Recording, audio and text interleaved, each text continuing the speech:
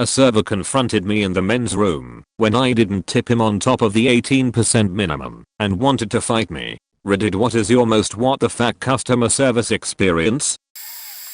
Chances are this shall get buried, but I shall post my tale nonetheless. I went to McDonald's a few years ago in Alberta. I went with a friend of mine, and we just both happened to be gay. In a laughing sort of situation he said that we should pretend to be dating. I asked if he was suicidal, and he said well it'll be funny to see the reactions. He held my hand and put his head on my shoulder. We shuffled up, and I ordered my food and I also said, and my fiance here will have a insert insanely fattening meal here. My friend, Jake, put this massive dopey grin on his face and reached up and kissed me. Me, being fairly good at improv, kissed back. The server, who before this had already seemed ill at ease, refused to serve us. He stood there with a defiant look on his face, refusing to fill our order. When I asked what was wrong he looked at me and said I'm not letting some filth-sucking homo faggots get the right to eat here. I, taken aback, immediately responded with telling him to go get his manager. He refused. I asked again. He refused. Jake decided it was time to drop the charade and tried to explain that it was a joke. The server said no, you're both fags. I watched you kissed, and I can see you both have a harden for shoving it in each other's ass. I had no boner. We stood there for a few minutes, trying to argue sense into this moron, and we saw a flash of a manager's shirt outside. I told Jake to go get him. Jake runs out, gets the manager, and hauls him back in. The manager is standing there on the floor with me, and Jake and I'm trying to explain to the manager how server is being a massive factor. By now we've gathered a small group of people watching, including a couple of other servers. The manager looks at me and says I don't see what the problem is here. You don't deserve rights, and walked away. One of the people in the audience comes over. He's dressed in a suit and he says he's going to sue the place on behalf of us if he doesn't serve us.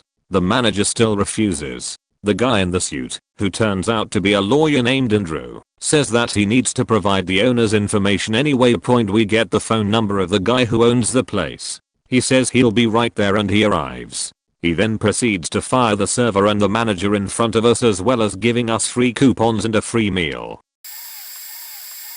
Well, I have one from the opposite side. I used to work at the cancellation dept of a major ISP, who shall remain nameless. Our stick was basically they try to cancel. We either talk them out of it, or bribe them out of it with free time, or refunds, or whatever it takes. Now, it was a stressful job, because this ISP sucked, and because it was lower end and the customers tended to be not on the more technical side of things. So we got a great variety of calls that made us feel like shit on a daily basis. Once, when the servers were down, I spent 12 hours getting screamed at by people because I couldn't cancel their accounts. One man put every single member of his entire family of 5 on the phone to scream at me. Anyway, this one time, I get a woman, she sounds young, and she has a cute as the email address. I go into my shtick about her bill and how it's important to have internet. I hear kids, so I go into the whole important for school thing. So, I try that. She's pretty nice and tells me that she would love to keep it, but she can't. So, I go through the whole, well, if it's something we can fix yada yada. No. She tells me that her and her 2 sons are just moved into a homeless shelter and that her husband died.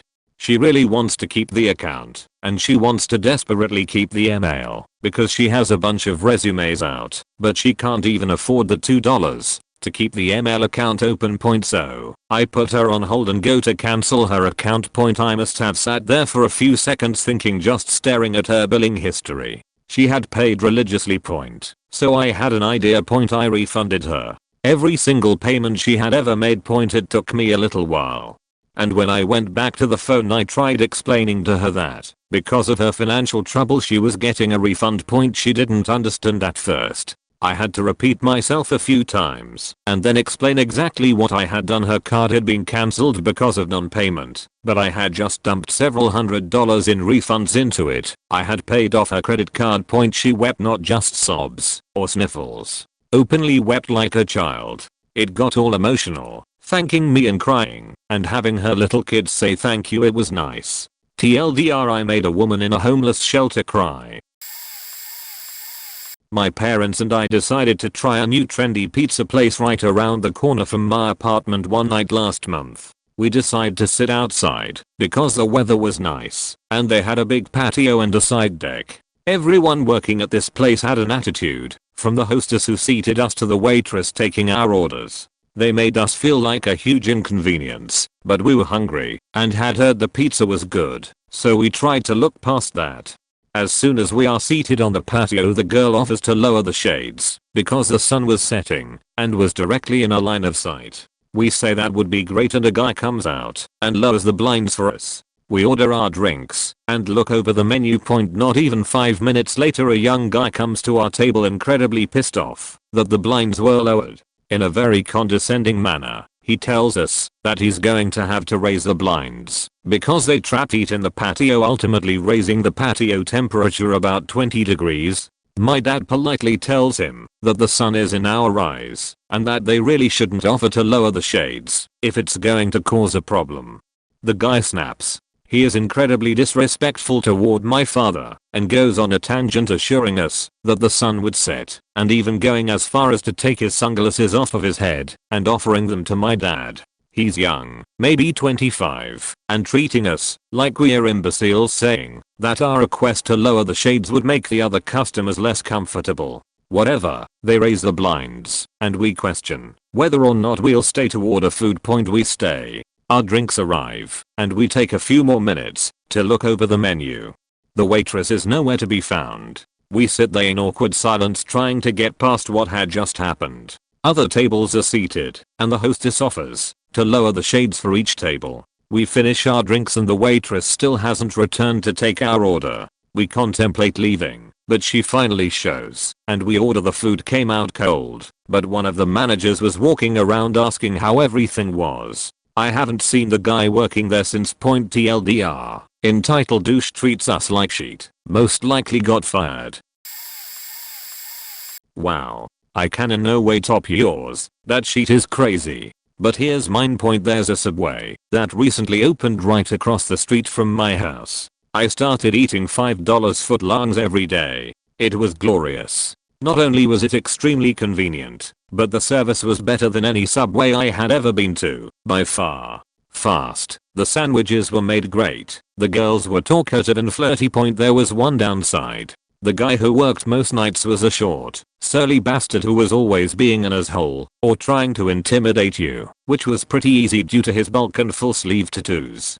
Also those teardrop tattoos, which if I'm not mistaken are prison tattoos. Every time I'd go in there, I'd say, "Hey, how's it going?" He would answer with a grunt or just ask what sandwich you want. I'd get through my order as he threw meat and veggies around all willy-nilly, creating the most disheveled, sad-looking sandwiches I've ever seen. After going there a few times with this experience, me and a girlfriend of mine go in one night. I go through the same routine. My friend asks a question about the gluten-free sandwiches and dude drops his mop to the ground. He had started mopping right after my sandwich was made without asking girl if she wanted anything, and says, "Are you serious? Can't you see the picture?" and gestures toward a picture of a gluten-free sandwich. My friend is shocked and says something like, "You know what? Fuck you, man. You're a prick," and storms out. I say, "Wow, great customer service, man." He answers, "What? You asked a question and I answered it." He was doing the "come at me bro" stance and had a fury in his eyes, as if I had just insulted his entire immediate and extended family. As whole. In America there is a place called Denny's, and it is always open. The food is so-so, the service is usually good.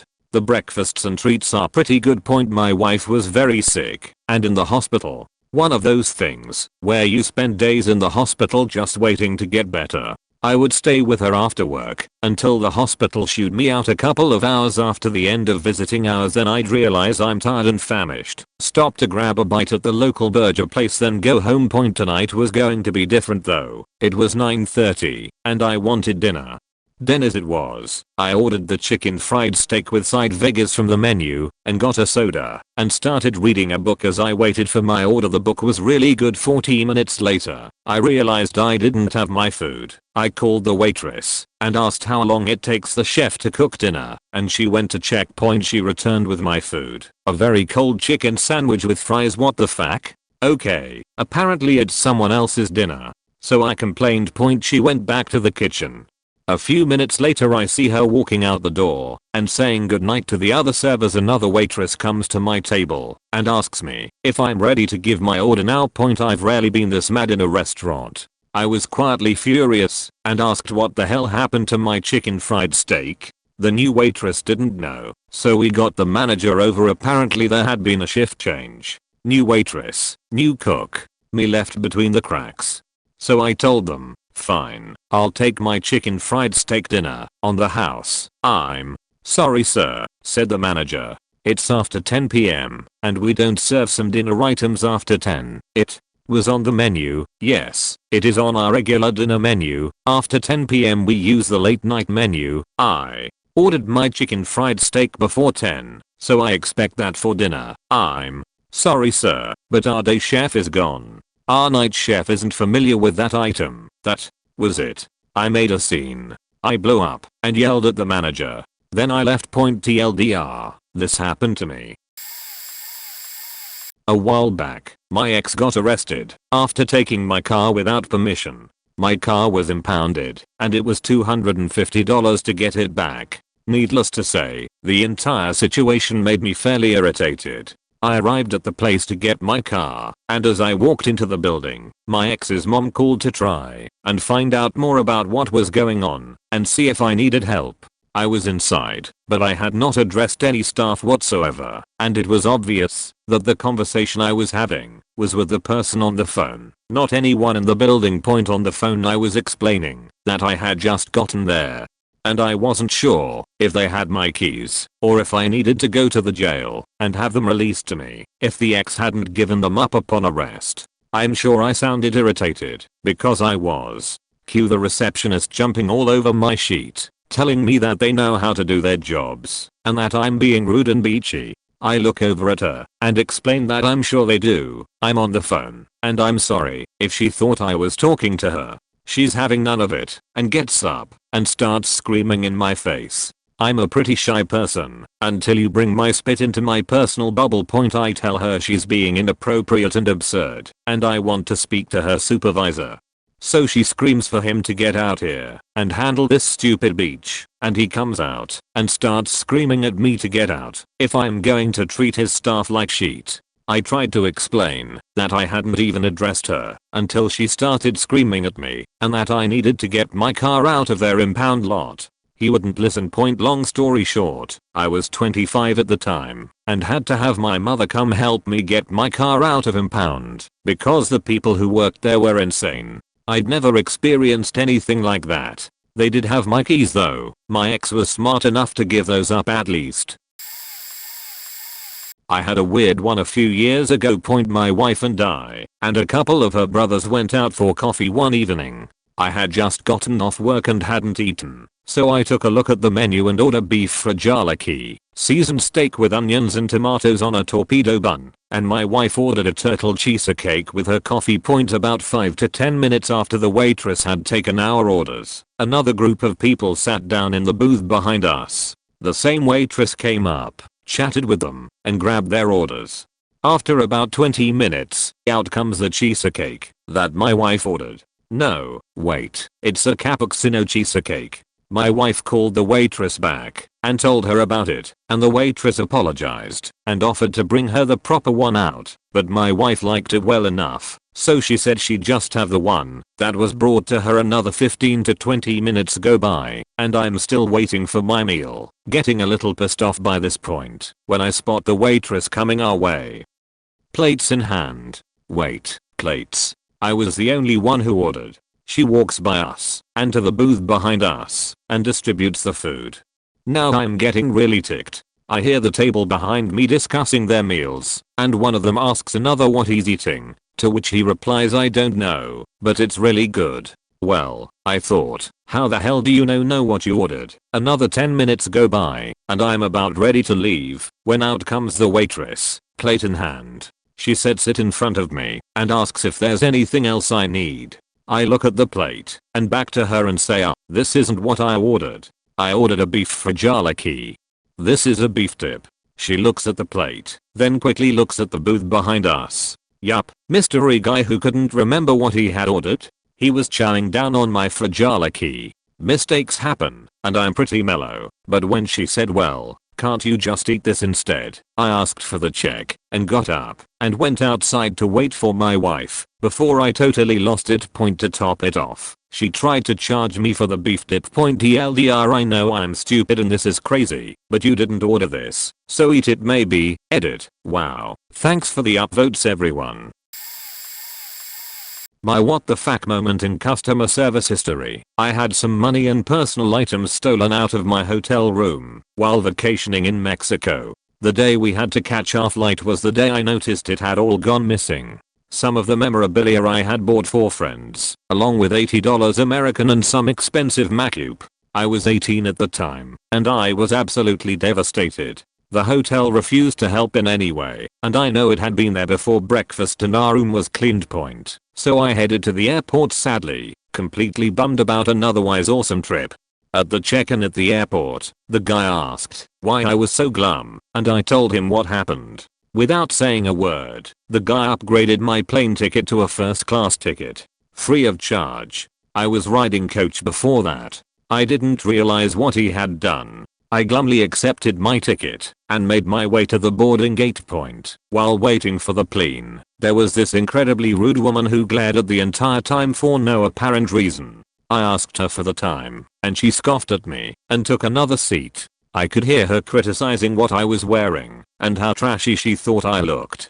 Jealous beach. Anyways, when they started calling up passengers by class, I looked down at my ticket and noticed that my seats were being called for first class. Dumbfounded, I grabbed my bags and sat my ass down in first class. I was ecstatic about the twist ending to my vacation and the beach that turned up her nose at me. I had the pleasure of staring her down as she walked by me in first class and sheepishly avoided eye contact as she shuffled back to her coach seat. TLDR, stuff got stolen from my hotel the day I was going home from Mexico. Kind agent at the airport upgraded my ticket to first class without telling me. I found out what he did when I was boarding the plane.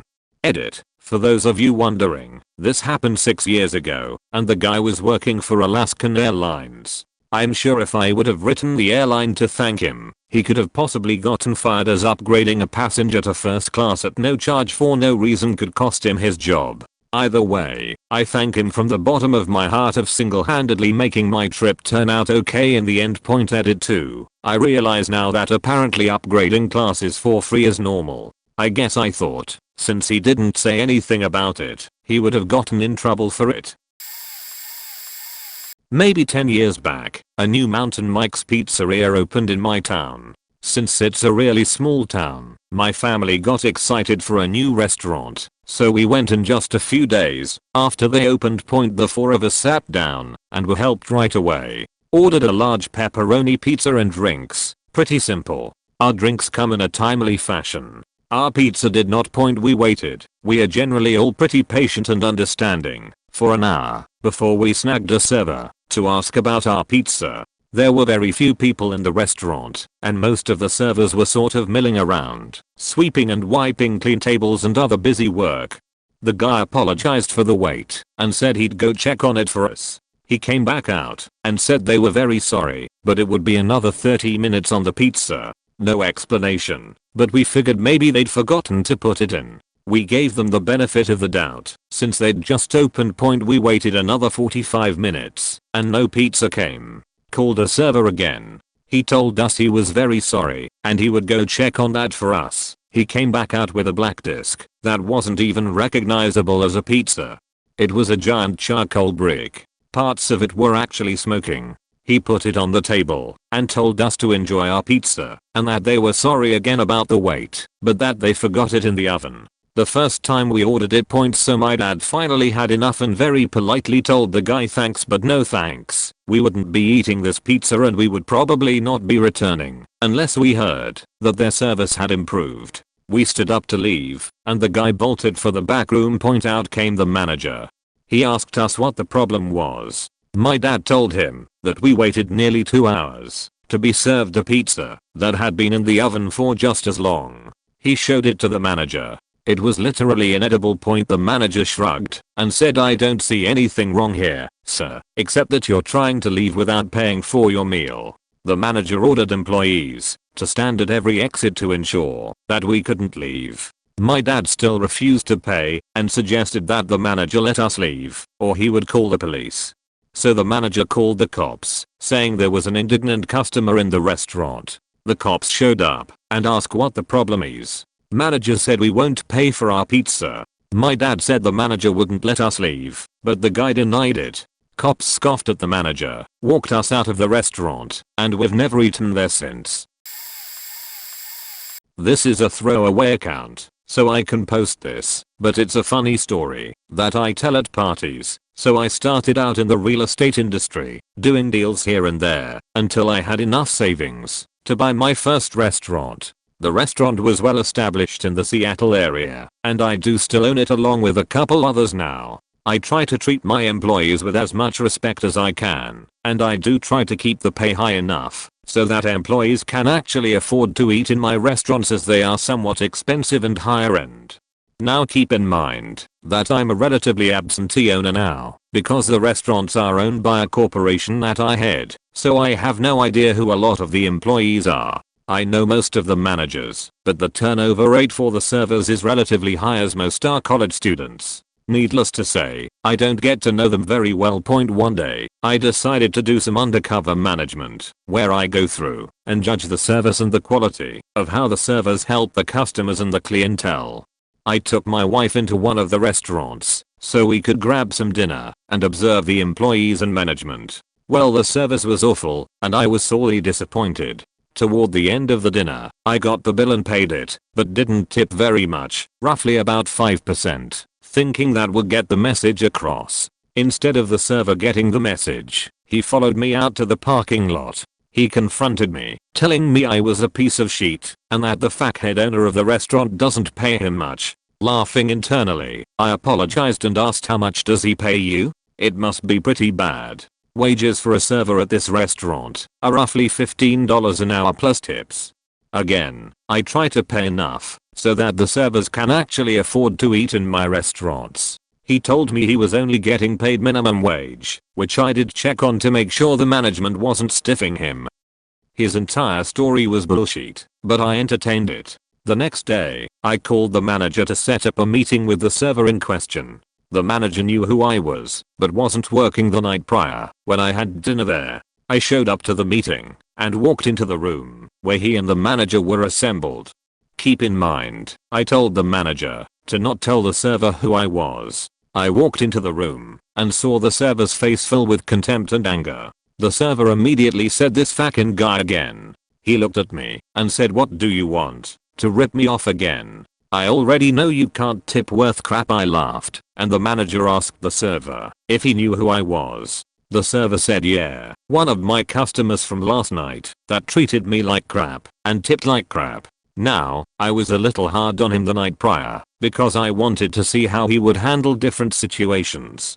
I laughed at his last response and told him he was fired. He asked me, "Who the hell do you think you are? You can't fire me." I calmly explained that I was actually the owner and what he did was in terrible form, and he is not fit to be a server in the restaurant, because not only did he not treat a customer with respect, he tried to guilt a customer out of money. I saw the blood drain out of his face after it sank in that I was the owner. He started tearing up and apologizing, explaining that he was under a lot of stress with his wife and daughter, and he is suffering from PTSD from his time in Iraq.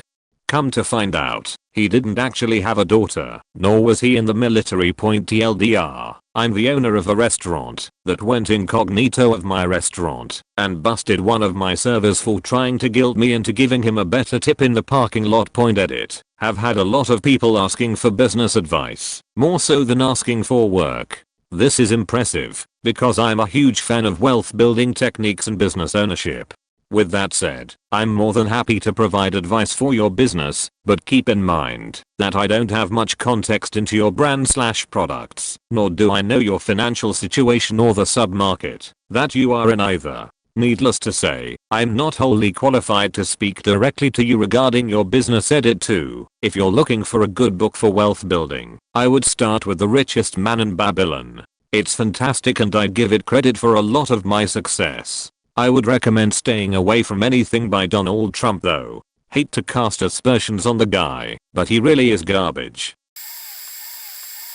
I had a cashier at Target ask if I wanted to sign up for their credit card, to which I declined. She then asked to see my ID, which made sense as I was buying beer, and she used it to sign me up for a Target credit card. I was faking furious, because I don't see how that isn't identity theft, and told her I wanted to talk to the manager. Only time in my life I've uttered that phrase. She got really angry and defensive, started insulting me, including calling me a faggot, and refused to call her manager. I got another cashier to do it, and then the woman flat out lied to her manager about what had happened.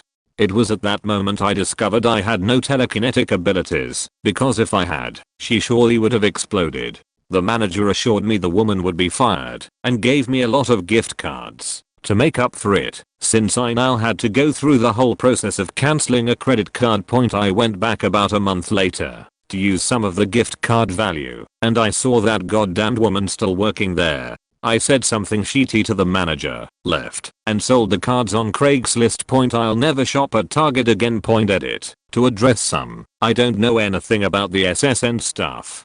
I'm not a credit card registration engineer, and you probably aren't either. I know it seems like one of those things that must be, but I didn't give mine, and I was still issued a card. It's just a thing in life. That is, it was in 2008 or 2009. For anyone involved or concerned, it's a non-issue. It did take some time to clear it up in terms of my credit, but there's nothing anybody can do. Time heals all. Point I haven't shopped at Target since. Nor will I. I know it was to employees at one of many locations, but I won't give them my money. Petty grudge or not, it's my petty grudge, and goddammit I'm taking it to my grave. 4 AM is a stupid time for me to still be thinking about an asshole who worked at Target several years ago. I went out to dinner a few months back with some friends at a pretty typical chain restaurant. Point me, I'll have a Diet Coke please. Waitress, oh, we only have Pepsi, is that okay? Me, sure. A Diet Pepsi will be fine. I have my soda and a few refills over the course of dinner, and start feeling really shitty. Point right about here is where I should mention that I'm a type 1 diabetic, and, since I always just drink Diet Coke, don't know the difference in taste between Diet and regular Pepsi. Point I checked my blood sugar, which had been perfectly on target before the meal, and my meter just read high. Meaning that the value was so high that the meter actually couldn't process it. What I had eaten for dinner couldn't possibly have put me there, and I dosed with an appropriate amount of insulin to cover for it. So we flagged down the waitress, and I asked, this isn't Diet Pepsi, is it? She responded by telling me that it wasn't, that the Diet Pepsi fountain was out of syrup and she didn't think I'd mind, and besides, I'm plenty skinny, and don't need to drink the diet stuff. Point I started cursing, pulled out my insulin syringes to dose for the 4 full sugar sodas that I'd drank, and told her exactly what I was doing. I then told the manager what had happened, and that I wasn't planning on paying for the meal, but would instead put the money toward the air bill that I was about to incur. Went to the hospital where the lab determined that my blood sugar was still in the 700s even after I dosed, and I ended up staying overnight because my glucose level stubbornly refused to come back into range. TLDR, waitress almost killed me because she thought I was too skinny to order diet soda. Edit, moved the TL doctor to the bottom for those of you who hate spoilers. Was at a Shell's in St. Pete Beach, Florida with my parents, sister, wife, grandparents, aunt, uncle, and cousin. So 10 people in all. We sit down at a mostly empty restaurant and order a couple drinks around the table. Waiter comes to take our order, but doesn't have anything to write with. Okay, some fancy restaurants do that. Didn't expect it here, but whatever. Jude has to come back 3 times over the next half hour to ask people what they ordered because he forgot. 45 minutes in, he comes back to say that he forgot to say that they were out of tuna, so 4 of the orders can't be made, and they need to order something else. Something like an hour and a half after we order, the food comes out. Almost half of the orders are wrong, or have the wrong sides. Mine is supposed to be salmon on a bed of spinach and risotto. I got a piece of salmon that was about 4 normal bites big, an ice cream scoop of risotto, and no spinach in sight. When I asked him about the spinach, he said it's under the salmon, which I found hard to believe, since it only occupied about 5 square inches. Lifted the salmon and found about 3 wilted spinach leaves stuck to the bottom of it. My dad, who was paying, complained to the owner, who simply said, "Oh, I'm sorry, we'll try to do better next time." To which my dad said, "You're going to count me half the bill or more, and maybe there will be a next time." Dude shrugged and gave my dad the drinks for free, which was only about $15 worth. Needless to say, we never went back. Edit. Cousin was accidentally plural at first. My wife and I needed some furniture for our new house, so we went couch shopping a couple of months ago. Now that we are in our 30s, we are looking for pieces that are a little better quality and will last longer, so we went to a nicer store. Before our visit, she had gone in with her folks to scout the place out and had been helped by a very nice salesman. This time when we walked in, that salesperson was not around, and we were approached by someone very pushy and quite unfriendly. We politely told him we did not need any help as we were just looking. As we made our way around the store, it was clear that this new rep was keeping a close eye out. He came over to offer his assistance once again, at which point I told him that we would not be needing his help today and continued shopping. After about 30 minutes, the wife and I had narrowed our search to a particular couch. As I was testing it out, my wife happened to see the salesman who had helped her and her folks. She walked across the store, where he was just finishing with a customer, and asked if he could help us. He recognized my wife and told her he would be over there in 1 minute to give us a hand. All of a sudden, out of nowhere, the second salesperson comes up to my wife and says, "What do you think you are doing?" My wife was surprised, so she asked him what he meant. He said, "You are supposed to be my customers. I haven't taken any other ups since you walked in, so how dare you talk to another rep?" Well, at this point I got up from the couch and walked over, asking who the hell he thinks he's talking to. He began arguing and telling me that I was supposed to be his commission and that I was cheating him out of money. At this point I just about lost it, and thankfully the nice salesperson came, took me by the arm and defused the situation. Needless to say that the manager and I had a nice long chat. The rest of the staff could not believe what he said to us, and we could see them arguing with him at the other end of the store. I think he was just a bad salesperson who saw everyone else get sales, and that was the day he snapped. TLDR salesperson, though it was my job to provide him with his commission, I had to inform him differently. I needed my hot tub repaired, so I called a repair and cleaning service in a nearby town. I live out in the Bohemians, but the company's website said they offered repair service to all cities in my county. The two towns are about a 1.5 hour drive apart. The phone representative made an appointment for the following week. I was planning on taking time off work to drive home to meet him, but got a call an hour before the app from the phone rep saying the driver had driven around my town and couldn't find my address. His GPS wasn't working, so they were cancelling the visit and taking my town off their service map. I was annoyed that they had delayed the repair process for me by a week, so I posted a 1-star review on the Google page for their business. I got a voicemail 2 hours later from the phone rep, politely saying that he felt the review was unfair, that he tried to explain their reasoning for not showing, and asked me to remove the review. A few minutes later, I got a call from the driver, who was verbally abusive right off the bat. "Driver, do you have any idea how far is from 30 County? Me. Well, it's in 30 County. Driver. Do you have any idea how far it is from civilization? Me. Well, I drive to civilization every day for work. So not that far, driver. It is when your truck gets 12 miles per gallon." This continued for a minute or two, and eventually I offered to change the review to 2 stars because I was still disappointed in their service. Driver refused my offer, demanding that I delete the review completely. I said I was done discussing it and hung up. He rang my phone 6 more times in rapid succession, and I posted another review saying the guy was currently harassing me over the phone. Then, I started getting text messages. "What time will you be home tonight? $268K. home, works for driver was making it look like he had information on me, although some of his data was incorrect. A little while later, I got this call. Driver, so I know two of your coworkers and the real estate agent who sold you the house. Not the right realtor. Me. So you're stalking me now. Driver. Oh, I haven't even begun to stalk you. This is the last time I'm going to ask you to take down the review. Hung up. The next day, I get another text. Hey numbnuts. Was never on our service map. You will be sued if you do not remove your review. Final warning, I got a phone call from the phone rep, who relayed the same warning from the driver. I asked him if the driver worked for him. Turns out the driver was the owner and boss. I eventually took down the review, not wanting to call the guy's bluff, or worse, having to go to court. A few days later I noticed a $20 charge on my bank account for a credit report. Had to call the 3 credit agencies and get the charge reversed and fill out forms for identity theft.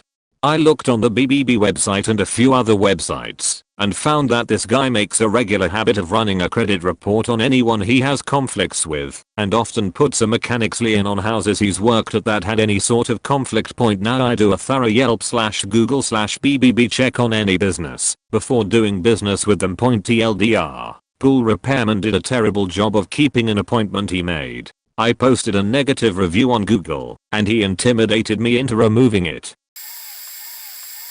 At a Mexican food restaurant with a girl I'm getting to know. It wasn't a date, really. It was just like hanging out and getting to know each other, and we decided to go grab a quick bite. Anyways, I've kind of gotten into this horrible habit of only paying with my debit card and never having cash on me. As you probably know, a lot of times when you pay using debit/credit over a certain amount, I believe it's $5 or $10, places have you sign a receipt that they keep. The receipt the guy at this place handed me had a place to leave a tip point. Since I've been to this place a couple of times before, I know how the service works here. You order at the register, go and sit down, they call your number, and then you go up and receive your food. So I didn't leave a tip. I'll tip at this place/places like this if I order something specially made or something with extra toppings on it and they don't charge me. But other than that, I really do not see the need to tip. They aren't bringing your food to you. They aren't doing anything out of their way. They aren't bussing tables. There's simply no need to tip. Point anyways. I don't leave a tip and the guy just says, wow, big spender here. I look up at him and I'm like, what? Because at this point, I honestly have no idea what he's talking about. It didn't even register in my mind that he could possibly be upset that I didn't tip because he's doing nothing to warrant a tip. He just stands there and takes orders and calls them out, a job that he is paid an appropriate wage to do with no extra effort needed to be put in. It'd be the same as tipping someone working a register in a grocery store or at a McDonald's. Well, back on topic, the guy ignores me and says to the girl I'm with, glad you're dating such a big spender. He can't even afford to tip. How do you think that's going to go further down the line in your relationship? She's just kind of baffled. I'm just kind of baffled. And at that point I just decided it was best to ignore the dude and go sit down. So I shrug it off with a whatever. After a bit of an awkward sit, our food comes up. So I go up to get it and decide to just get it to go. We grab our drinks and our burritos and walk out of there while the guy gives me dirty looks and keeps calling me big spender, only to sit down on a bench near the restaurant and find our orders are completely faked up and nothing near what we ordered at all, as well as the drinks only being filled halfway. I'm normally not that picky and would have just said fuck it and eaten it and wrote it off as more trouble than it was worth to fix the order, but I'm here with a girl and didn't want to look like a bussy. Point we take our food into the restaurant where I explain to the guy that our order is messed up and our drinks are only half full. He says, oh, complaining about your order and couldn't even be bothered to tip? Now you're putting me through all this trouble and can't be bothered to tip. And just keeps rambling on with shit like that while a line forms behind us and he finally goes to fill up our drinks. He comes back and says whoops before he pretends to trip and sends our drinks flying all over me and the girl I'm with. I demand to speak to his manager and he immediately stops playing his little game, saying shit like that he realizes he was being an ass before, but that he really did trip and shit like that.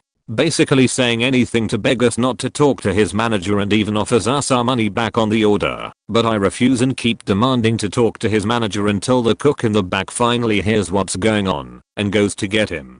The manager comes out, the girl I'm with, and I both explain what happened, and the kid keeps babbling that it was an accident. The manager takes me and the girl I'm with in back to get us cleaned up, and, after that's done, invites us to watch the CCTV footage of what happened along with the kid who spilled sheet all over us. The kid clearly trips on nothing and deliberately sends the drinks flying onto us. The manager fires the kid on the spot, explains to us he had only hired him on for the summer since he was a longtime friend's son, and that the kid had been acting like a total as the entire time he was employed, but the manager regrettably turned the other cheek since it was his friend's son.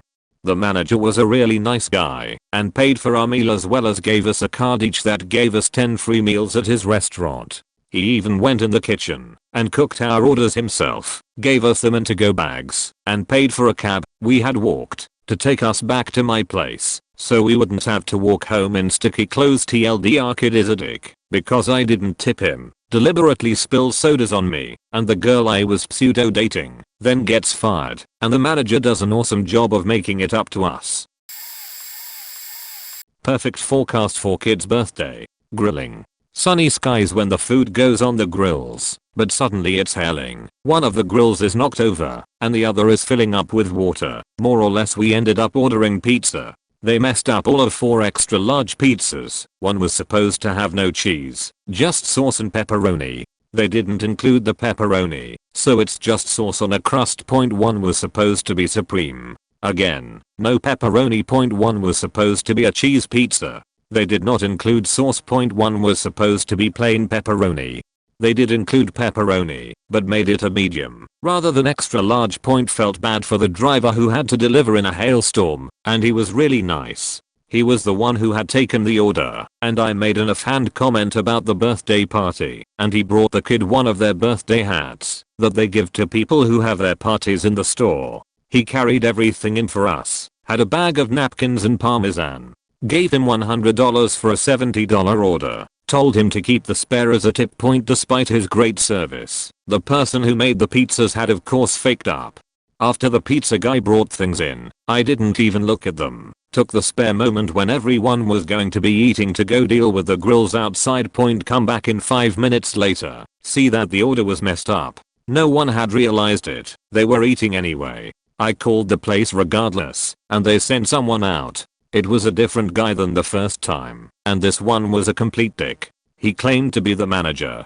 Said he knew our orders left in good condition because he made them himself, and started swearing about how the delivery driver must have picked off the pepperoni, etc.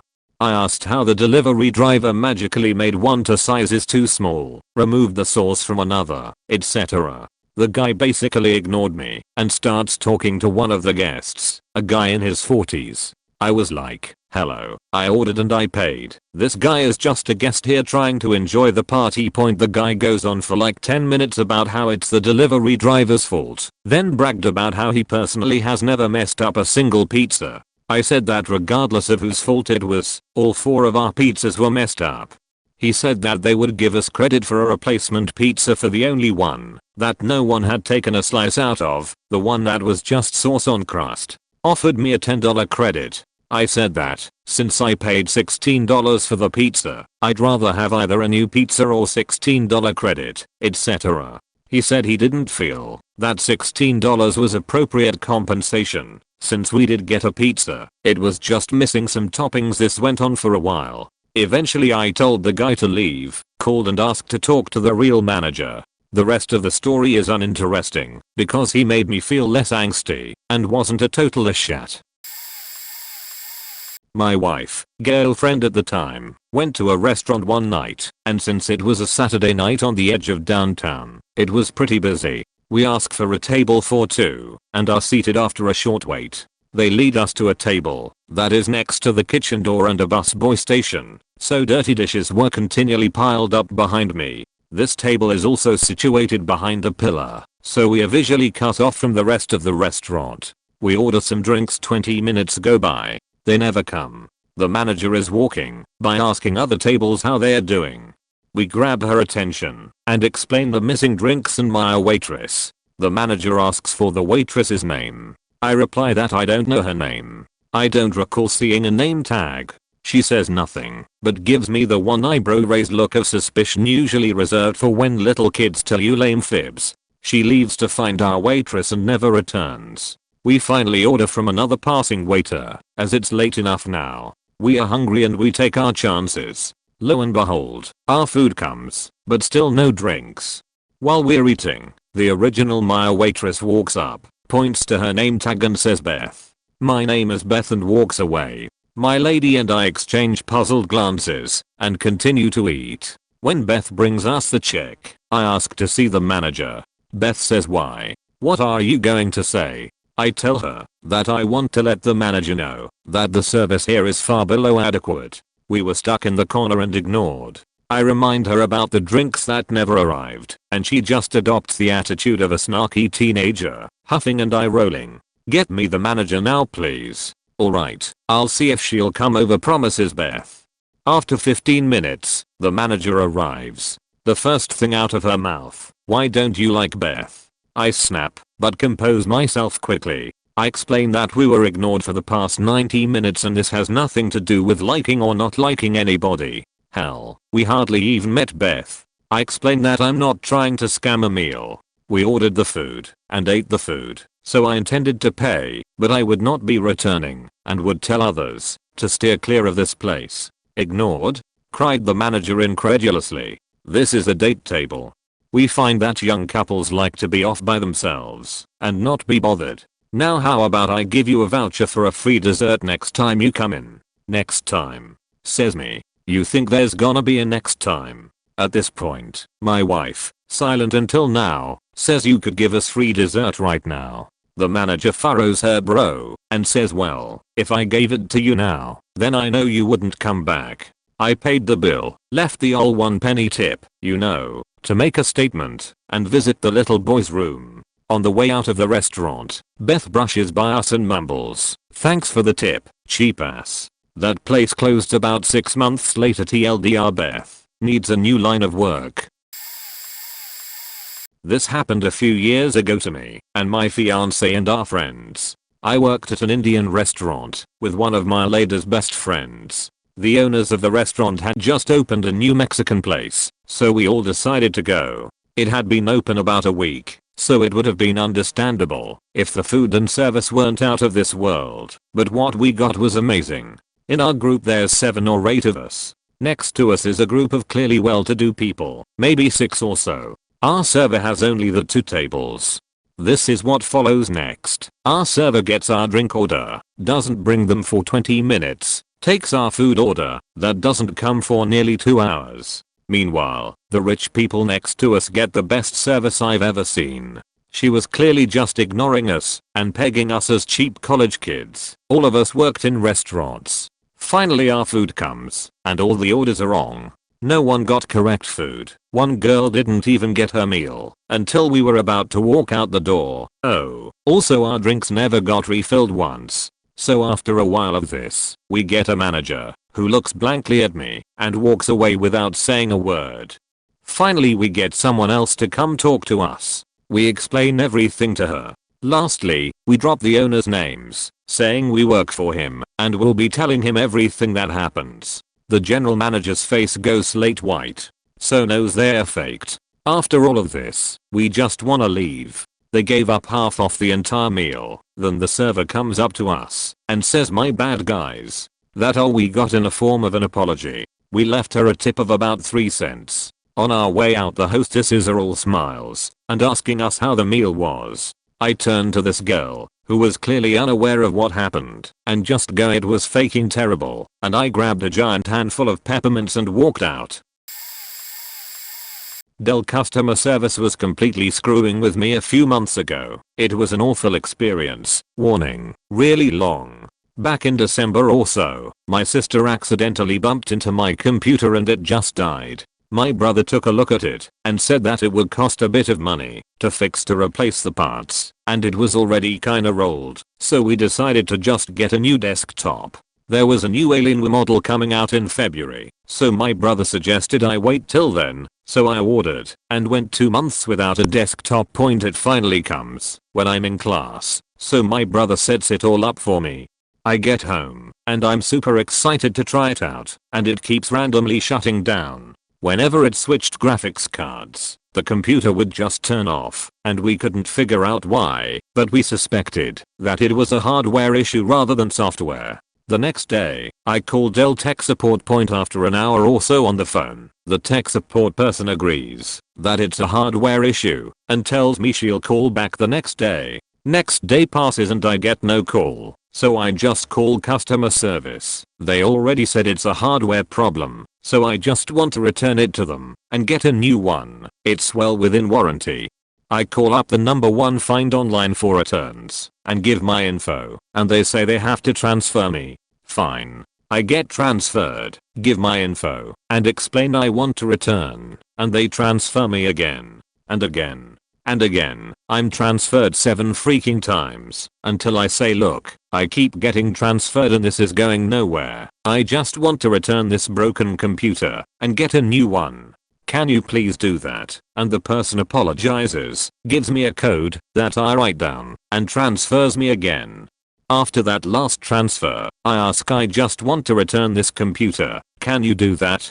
And she says yes, I can do that. So I'm thinking finally, I can get this over with. She asks me for a code that someone else would have given me, and I say yes, someone just gave me that code. She pauses for a secretary and says that's not the right code, that's a code from customer service. I need a code from tech support to prove that it's broken. I try to explain that it's definitely broken, and I talked with tech support the day before, and they gave me no code. So she says that I either have to call tech support again and get a code, or I can return it without the code, but it'll be a 15% stocking fee, as in 15% of the total cost. By this point, it had been another 2 hours on the phone, and I had to go, so I was getting extremely frustrated. I just said I'd call tech support again, and I hung up. So I go to class, and a few hours later, my brother calls me and said he took care of it. Another 2 hours on the phone, and someone would come by to pick up my broken computer and ship a new one. I'm really happy that it's taken care of. 2 weeks later, no one's come to pick it up, and I'm still without a computer. And then Dell calls, and this happens. I wasn't home. My other brother answered the phone and told me what happened. Dell, are you enjoying your new computer? Brother, no, we still only have the broken one we got first. We never got the new one. Dell, oh yeah, that's right. We didn't ship it yet. Brother, what? Why would you ask that then? You just lied to me. Dell, I'm sorry. Anyway, we are waiting for a part to come in for your refurbished computer. Brother, excuse me? We didn't order a refurbished computer, we ordered a new one, and we paid full price for it. Dell, oh yes, it looks like you're right. Brother, what the hell are you talking about then? Is my brother getting his computer? At this point, my mom, who had been listening, intervenes and tells them to cancel the order completely. We are done with this crap. So I get home and find that after nearly 3 months without a computer, I'm now in the exact same situation I started in. I was not happy. We finally just went and bought a desktop in person from, of all places, Costco. The funny thing is that every person I talked to on the phone was unfailingly nice and polite. They were just extremely incompetent and did not help me at all. TLDR, Dell sends me a broken computer and puts me through a lot of crap as I try to return the defective one and get one that's not broken. This was back when I was in my 3rd semester of college. Finals had just finished, and I was in a strange funk from lack of sleep and not seeing friends for about 2 weeks straight. I was tired and nervous cause, fuck man, finals. Anyways, to relieve some stress I decided to go out with friends and eat some Martha faking hot wings. I gather a few of my closest friends, and we head off to a certain owl-themed hot wing establishment. We get our menus and start chatting, looking at the menu and just chilling. Then our waitress comes over and does nothing. She smiles, kinda leans in, and rests her arms and just stares at us. We were thrown off, and after a good few minutes or so she finally asks us what we would like to drink. When she comes back with our drinks she does the same thing, so we just starts ordering, because if she's not gonna do her job we may as well do it for her. We get our food, fried pickles and a ton fuck of wings, and we thinks things resume to normal. Nope. This is the what the fuck moment. Remember, she hasn't engaged us the whole time we were there, but she comes over halfway through the dinner and does her little routine.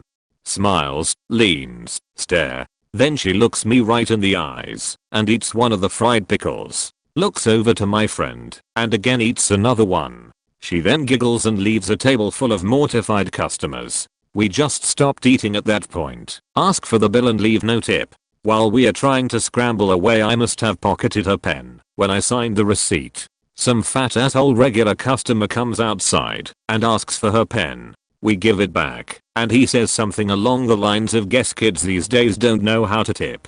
And I respond with, not for shitty service I don't. I don't expect much when going out. I always tip a decent amount, even if service is slightly subpar, because I know too many people who are servers and I know for a fact I could never deal with so much shit. But some things I expect is 1. Being engaged by the person serving me, not staring at me, and 2. Not having them eat my faking food with hands that have been God knows where. TLDR, waitress ate food off our plates. About 2 to 3 years ago, my husband, who was my boyfriend at the time, and I went car shopping. He was divorced and wanted to get rid of his 4Runner because his ex-wife picked it out and it wasn't the car he wanted. So we decided to stop by a Lexus dealership down the street where he lived and check out the SUVs. Now, I have to say we weren't dressed to shop at Lexus. He was sporting a scruffy Irish beard and wearing long board shorts, faded tee, and flip-flops, and I was in a frayed denim miniskirt, a vintage tee, flip-flops and my hair in a messy ponytail. Anyhow we walk around the lot looking at the sedans first, but he really has his heart set on another SUV. We were then approached by this silver-haired white guy that reminded me of Roger Sterling from Mad Men, but a much bigger asshole as we later found out. My husband's first question to the sales guy was what's the difference between 4WD and ORD? The sales guy answers for someone who is looking to buy an SUV I would expect you know the difference. What the fuck? Strike 1. My husband goes quiet and I can see in his eyes that it's on like Donkey Kong. He's going to take the piss out of this guy. Then my husband asks about the different specs for the recipe. The sales guy goes on saying that they can't customize them and that they only have what is in their inventory. Strike 2. So you're telling us we can't customize a $50k plus SUV and it only comes in 2 pre-configured specs that happen to be at the dealership. Anyway, my husband then asked him does Lexus have any deals or specials going on at the moment? To which the sales guy replies, if you're looking for $10,000 off or something you might want to go across the street to Chivy. Strike 3.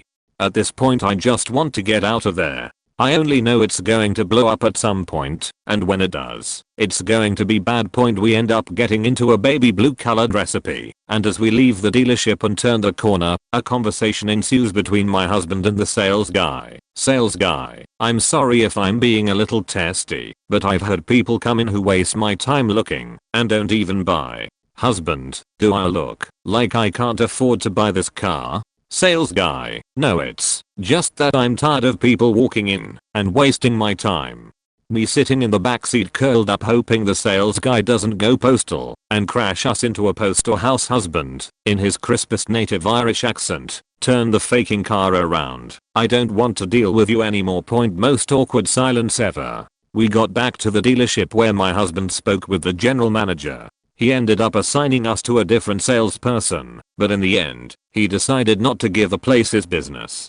Apparently the guy who helped us was new, and from the BMW dealership down the street. He had sold like 1 car since he started there 2 to 3 months before.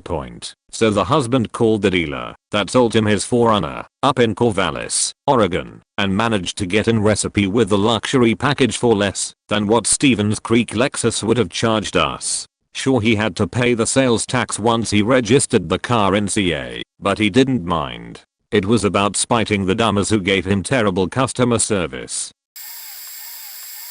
This happened to me just a couple weeks ago while at the beach point. We went to a diner in Spring Lake, New Jersey. If you've never been there or are convinced that the NJ beaches are only filled with kiddos, know that Spring Lake is an older, cleaner community where kids barely require adult supervision for anything. So, I expect that any place I go will be, at the very least, nice. Point. The group was 2 couples and myself. The waitress seats us, or should I say the 4 of them. She didn't grab me an extra chair. I had to find my own. No big deal. I'm not a douche.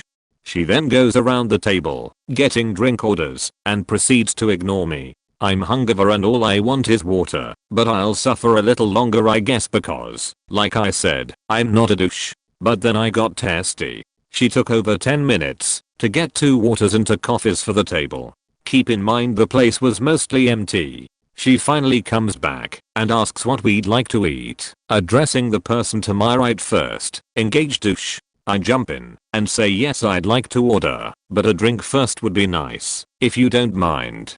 Looks at me as if I have 2 heads, like who the fuck am I expecting to be waited on by my waitress? Whatever. We order. Food comes. Not her fault, but to add to the issues, the food sucks. Not just mine, every owns.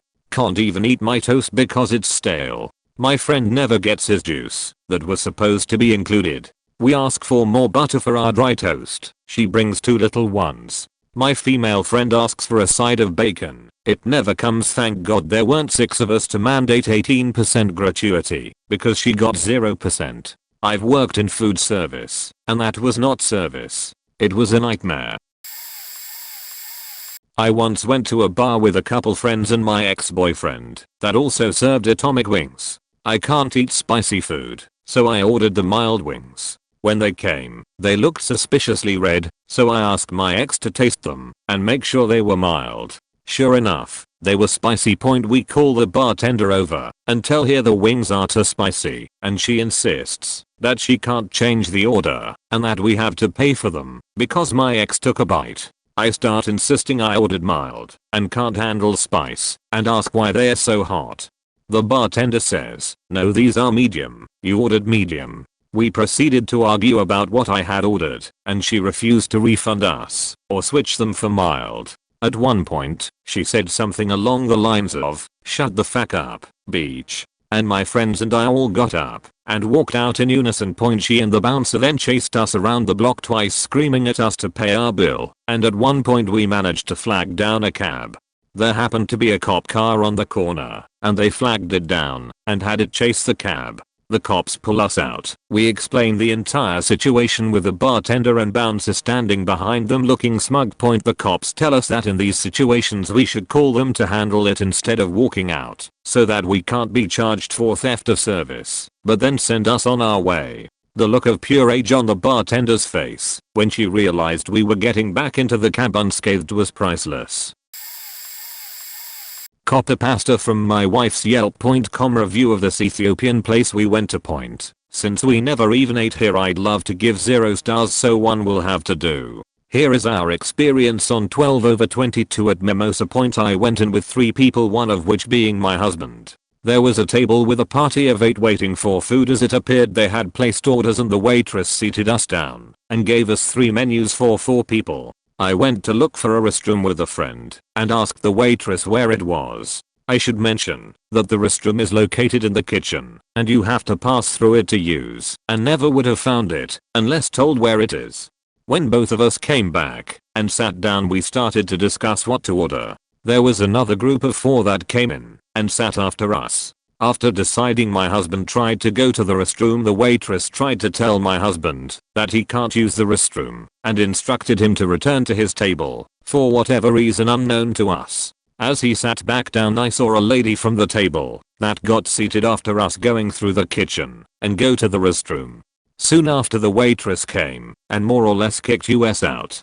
We were told us there was no food whatsoever, even though we had arrived before 9 PM on a Wednesday night and their stated closing hours were 10 PM. Food was being prepared and served to other guests as we were told there was no food. We tried to talk to the waitress a little and try to understand the situation, but she was unable to effectively communicate in English. Needless to say, we were all livid over the situation as there was no logical reason why we were refused service. The only reason we could surmise about why we were abruptly refused and denied access is because she don't want him to see they do indeed have food. While not communicated to us, we believe that we were refused as one of our party had placed a http restaurant.com gift certificate on the table and the waitress saw it and they did not want to honor it and tried to pass the situation off as there being no food available. The table that got seated after us did not get turned away as we waited outside for a moment to see if others were being told there was no food also.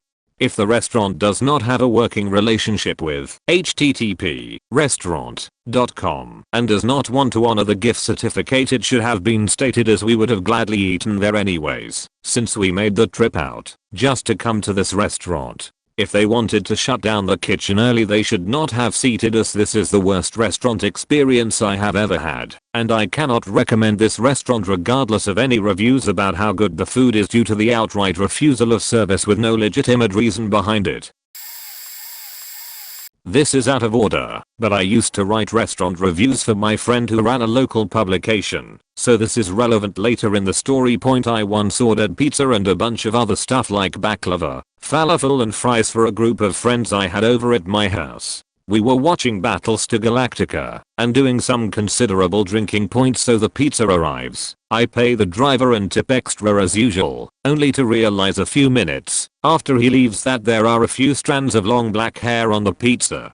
The baklava was like a month old, rock hard and stale. The falafel was cold and lacking that tzatziki sauce, and the fries were cold and undercooked. I've worked in the food industry and understand things can get rough, but this was a complete and total fuck up. I call the pizza place and ask for the owner, as he is always around. He answers and I tell him everything that is wrong with my order and how disappointed I am, because at that point in my life, I ate there at least 3 times a week, not just pizza, usually healthier stuff. Motherfucker has the balls to tell me there is nothing wrong with the order and hangs up on me. I call back and he must have had caller ID because he picked it up and hung up again. I called from my girlfriend's phone and he answers. I tell him it's me and to please not hang up. I explain that he is providing the absolute worst customer service I have ever experienced and that I'm a regular. He knew me by name and wrote for the local community sign. I had no other option but to tell him I would be forced to share my story not only with everyone I knew, but the entire community. I did not want to play that card, but again I had no other choice. At this point he totally freaks out and pulls a 180 on me, apologizing profusely, and said he would personally come over to my place and return my money with a personal apology. I reluctantly agreed, as I figured maybe this guy was going to come and attack me. After we ended the call, I ordered a bunch of food from a different place. 2 hours pass and I hear the doorbell. Everyone who was there came with me to the door, and as we opened it, there was the owner with what looked like $100 worth of pizza and appetizers, as well as a few bottles of soda. He handed it to me along with my money and apologized for his behavior, said something about family/business problems. We shook hands and called even Steven. I stuffed all of that food in my empty fridge and continued drinking with my friends and handed out full pizzas to them as party favors when they left. Weirdest pizza experience of my life. My friends and I went to this pizza joint near campus, and we were all 3 really hungry, but decided that waiting for a full meal would be preferable to fast food. So we get there, and the place is empty. We get seated, and the server lady hands us menus and such. So we figure out what we want, nothing crazy or difficult to make. The server eventually brought us drinks, and another small group came in. Soon after, they ordered. About maybe 20 minutes later, the other table's food arrives. We are starving over at my table, so my pal walks up to where the register is to check up on our stuff. They say, oh, right. It shouldn't be much longer. Kind of iffy, but we are optimistic. Half an hour later, the other table is almost finished. We are angry, but so far we had stayed because I was really craving potato skins and they were the only place within walking distance of campus with them. However, when my friend went up to ask again, still no concrete time frame on our food. We decide that if it isn't out by the time the other table leaves, we are gone. Sure enough, when that table leaves, still no food. It's been at least an hour 20 since we ordered. Our drinks were never refilled, and we are pissed. I just wanted to get out of there, though my friend ended up writing something small about shitty service on the table in mustard. Sort of petty, but we get in horrible moods when hungry, and it's hard to feel bad when the server was not nice, and the service was just so awful. Eventually that restaurant closed down, maybe a year later, unsurprisingly. I was vacationing in Italy about an hour or two from Rome on the coast. My family and I just flew in, and were dropped off at our beachside hotel at around 6 p.m. Naturally we were hungry and tired, and since we've never been to Italy, we decided that real pizza would be the best option. We walked along a road for maybe a mile and eventually found a pizza joint that was semi-busy. We walked in and I asked the hostess where we order in passable Italian. She was helpful and pointed us to the server window where we could place our order. I ordered their largest margherita pizza to go, paid, and we all sat down to wait. We sat and watched while customers walked in, sat down, ordered, and received their food in 10 minutes.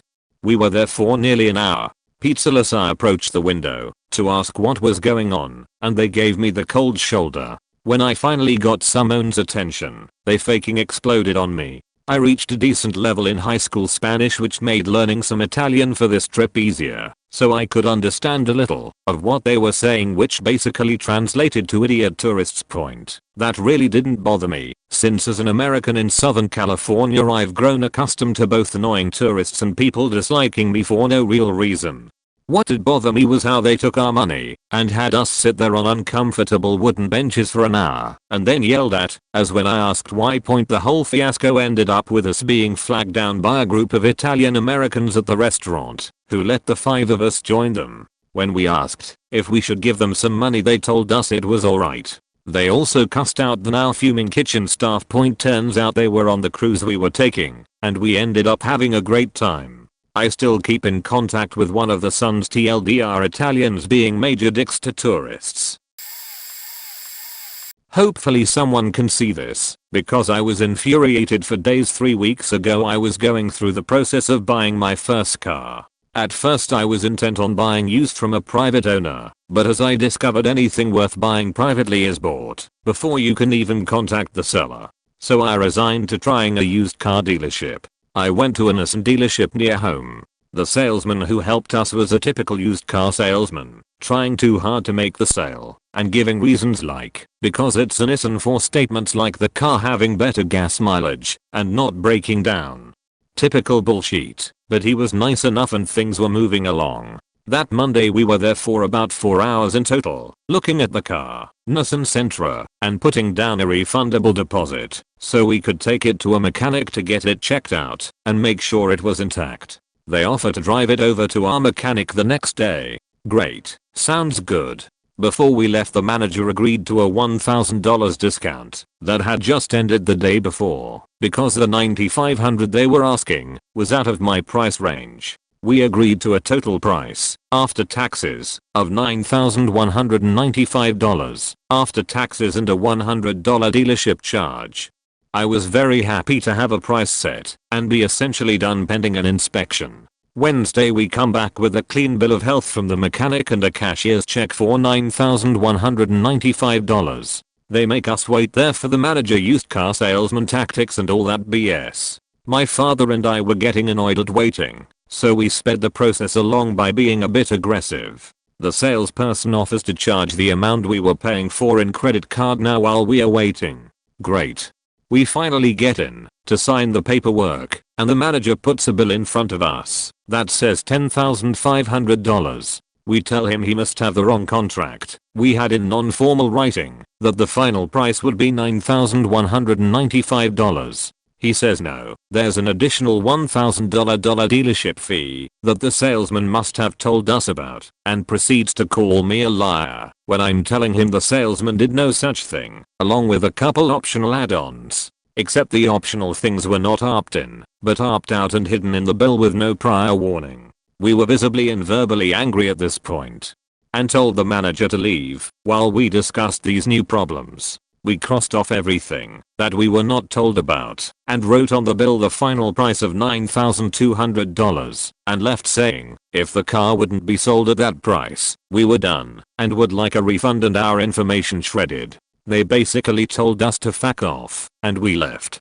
To this day we have still been harassed daily by phone, text, email, and mail saying various things like you must come down to the dealership to have our credit card refunded or that we stole the key to the car.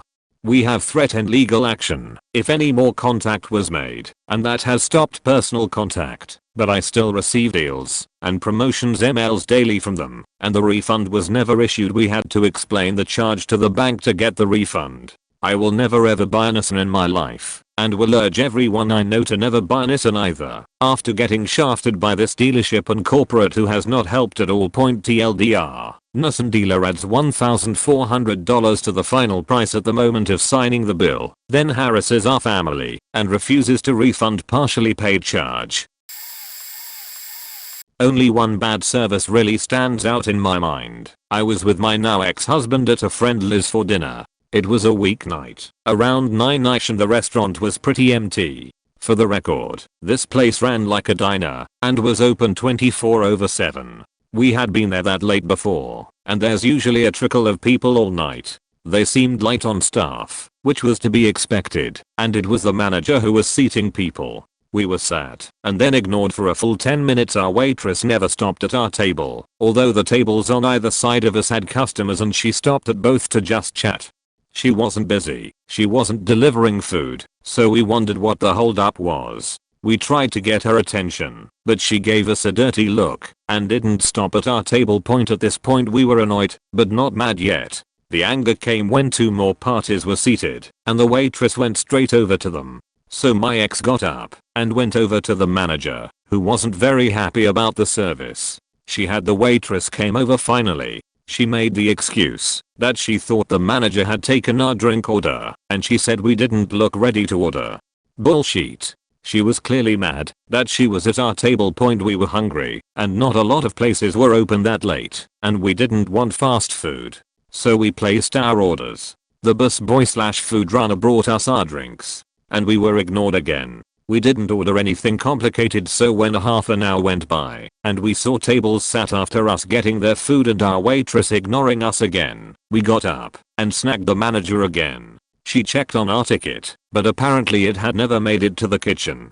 So she took our order and rushed it through. Then it came time to pay. We should have known better, but we were waiting for the waitress to drop the check. All she had to do was put it on the table, and then we'd pay at the register. All she needed to do was toss it down as she flitted past. But of course she didn't. We didn't wait long, because now the manager was paying attention, and she came over with ice cream for us and told us the meal was on the house. She also saw us out the door. I asked her what the problem had been, because I had a feeling she'd spoken to the waitress, and all she would say was some people have strong opinions around here about what kind of clientele is allowed in. I didn't understand. We were in nice, clean clothes. We are clean people, neither of us overweight. So we weren't homeless looking slobs or anything of the sort. We are polite, not loud or obnoxious. So really, I couldn't think of why we wouldn't be the proper clientele. It was a beat up old Friendlies, not some fancy place. As I was looking around, I realized that we were literally the only white people in the entire restaurant. I hate to think it, but I have a strong feeling that was the reason. And maybe at that point I was biased, but I felt like the other customers were glaring at us as well. It was a strange feeling. I was sitting in my house reading a book when I heard a window smash in the other room. Suspecting it was a robber, I got Switchblade off my table and walked into the other room. I saw a faking TV customer service person installing cable television and hooking it up to my computer monitor. When I told him what he was doing, he said he was installing the cable TV service I asked for. I told him I never ordered TV and I don't want TV. He just told me to STFU and GTFO. I didn't, but then he put a pistol in my face and told me again. I did, and he continued installing the TV I never wanted. Then when he was done he gave me a bill. I took it and he left. I then called the number of the company that was labeled on the bill and they just told me that I did order TV and hung up. I never paid the bill, but did pay for a new window. About 2 weeks later the same asshole busted through the window, and without saying a word he took my computer, monitor, and cable service. I called the company again, and they told me they took my stuff because I didn't pay the bill for the TV, that they took the stuff. My boyfriend at the time was a lawyer. I put him on the phone and he probably sounded quite threatening because the moment he said he was a lawyer, they said I could have the stuff back. And 3 days later, another goddamn window smash. The same asshole came in with all my stolen stuff and he put it all back except the TV and even hooked up all the wires for me. Once he left, I checked on my stuff and they got the stuff mixed up. Instead of my 720p monitor, they installed a 1080p one, and my computer was also replaced. Instead of an AMD Phenom 1, it was a Phenom 2, and instead of 4 gigs of RAM, it was 12 gigs. I was confused, but still happy about it. I researched into the company, Russia TV, and I couldn't find any info. I still have no idea exactly what it was. But the Russian mafia is quite common in my area, so I believe it may have been a scam operation done by them, and they just took a computer and TV out from a warehouse of the stuff they stole. Here's a few. I was hanging out with a friend at her house when we decided to order pizza. We ordered it with a bottle of root beer, paid with a card, and waited about 20 minutes for it. For context, the house was on a pretty steep hill. When the driver got there, he forgets our soda. My friend goes back out to ask him about it. He pulls it out and tries to make us pay more for it. She shows him the receipt where it says that the soda was already paid for and we got it. I open the box and see that all of the cheese is on one side of the box. My best friend and I went out to a restaurant in town and things started off normal. Got drinks and food, but our waitress made it a habit to ignore our table. The restaurant wasn't busy. To put it into perspective, our drinks would be empty, and we'd try to find her to ask for refills. She'd inexplicably disappear. A table with people she knew sat near us, and she spent 15 minutes talking to them instead of doing her job. She wasn't getting their orders. She was just bullshitting with them.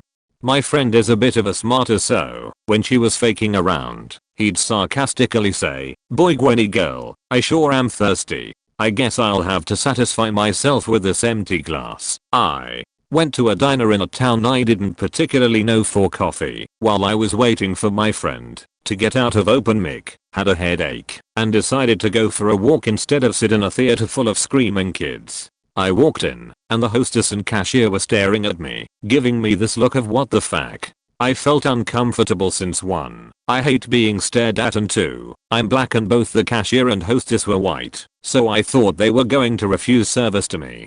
The staring goes on for a full minute before I realize that she wasn't going to ask me if I needed to be seated. They asked me what I wanted, so I approach the cashier and ask for coffee. She pours me some burnt coffee into a to-go cup, and after I pay, she ushers me out of the door. Let it be known that this was a 24-hour diner, so it wasn't like they were closing. My friend suggested going to the diner for dinner and I refused. My husband and I just went to one of 3 Mexican restaurants in our area. Upon entering we could tell right away it was probably a bad idea. The waitress went to take our drink orders and my husband asked what drafts they had. She said everything, then retracted her statement and said they had no drafts, only bottles. It seriously made no sense. My husband opts to get a bottle, only to have it arrive 15 minutes later and warm. There was one other table in the place. We look over the overpriced menu for 25 minutes before we made our selection. Ordering our cart was roughly $3-4 cheaper than anything off their dinner menu.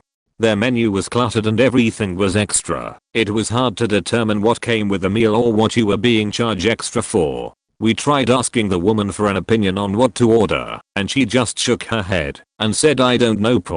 When our food came out it was not what I ordered, or even close to what I had asked for. My husband points out I was missing a taco and the burrito looked like an enchilada. She brings out my order. Our entire meal was bland.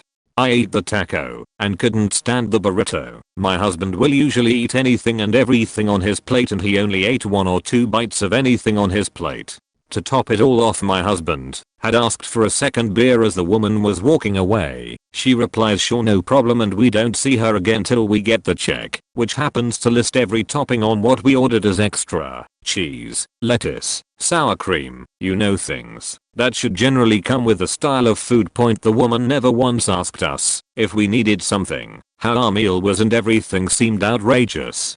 My husband flat out refused to leave a tip, which is out of character of him. I'm usually the one saying I wouldn't tip anything, and reminds me how important it is to tip. I felt bad he had a really horrible experience. I'm from New Mexico, where I grew up, knowing Mexican food as this amazing genre of food that I crave. It's just really disappointing now living in the Midwest, where it's impossible to find anything of good quality. So once we got home, I brought him his second beer and gave him a BJ. He said he'd eat 1,000 horrible dinners if it meant this was the end result every time. Kinda late on this, but man, I was working at a back a couple years ago on drive-thru on a Friday. It's pretty busy, and because there are only a few of us on shift, the lines were long and people were understandably upset. So I'm handling an elderly couple's order. They seem to be upset as well, so I try to finish their order as fast as I can. When I came back to the window to hand it out, I noticed the husband's hand was bloody. He asks me for a couple napkins, so I oblige, wondering in my mind how it happened.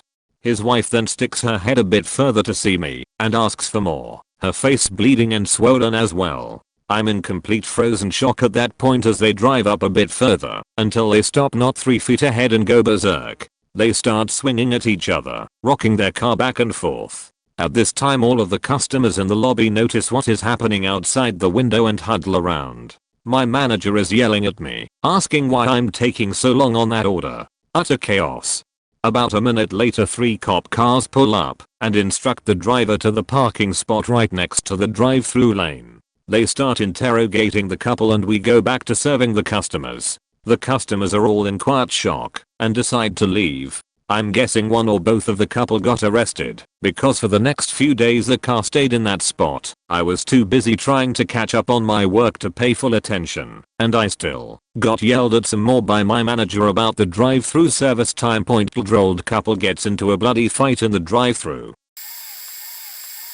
I'm not sure my story is as good as some of the others here, but here it goes. It was my 18th birthday, and that year it was during the middle of the week. During this time, everyone in the family, 6 people, all had something major to do that week.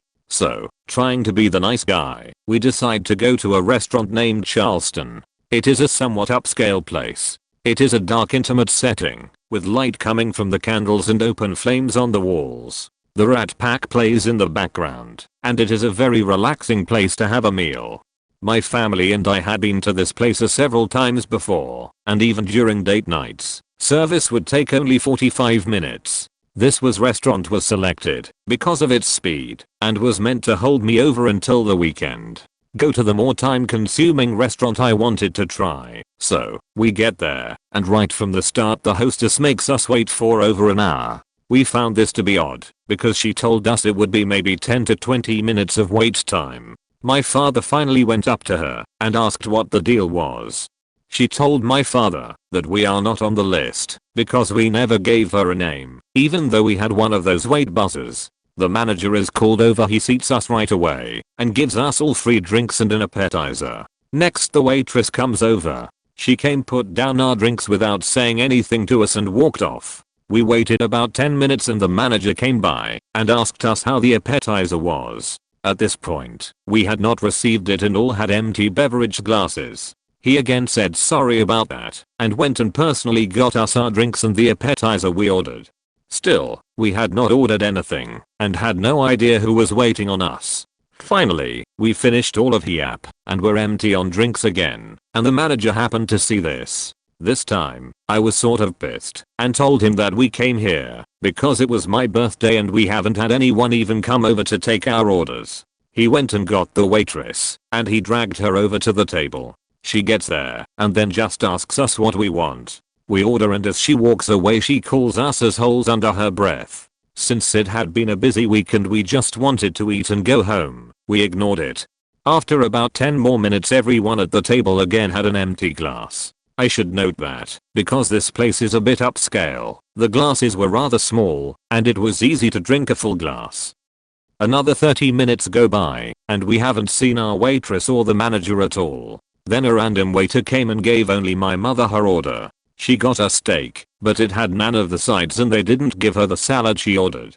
He said he would be right back, but he never came back. So again, we waited another 10 to 15 minutes before the manager comes back and asked us how our dinner was and if everything got back on track.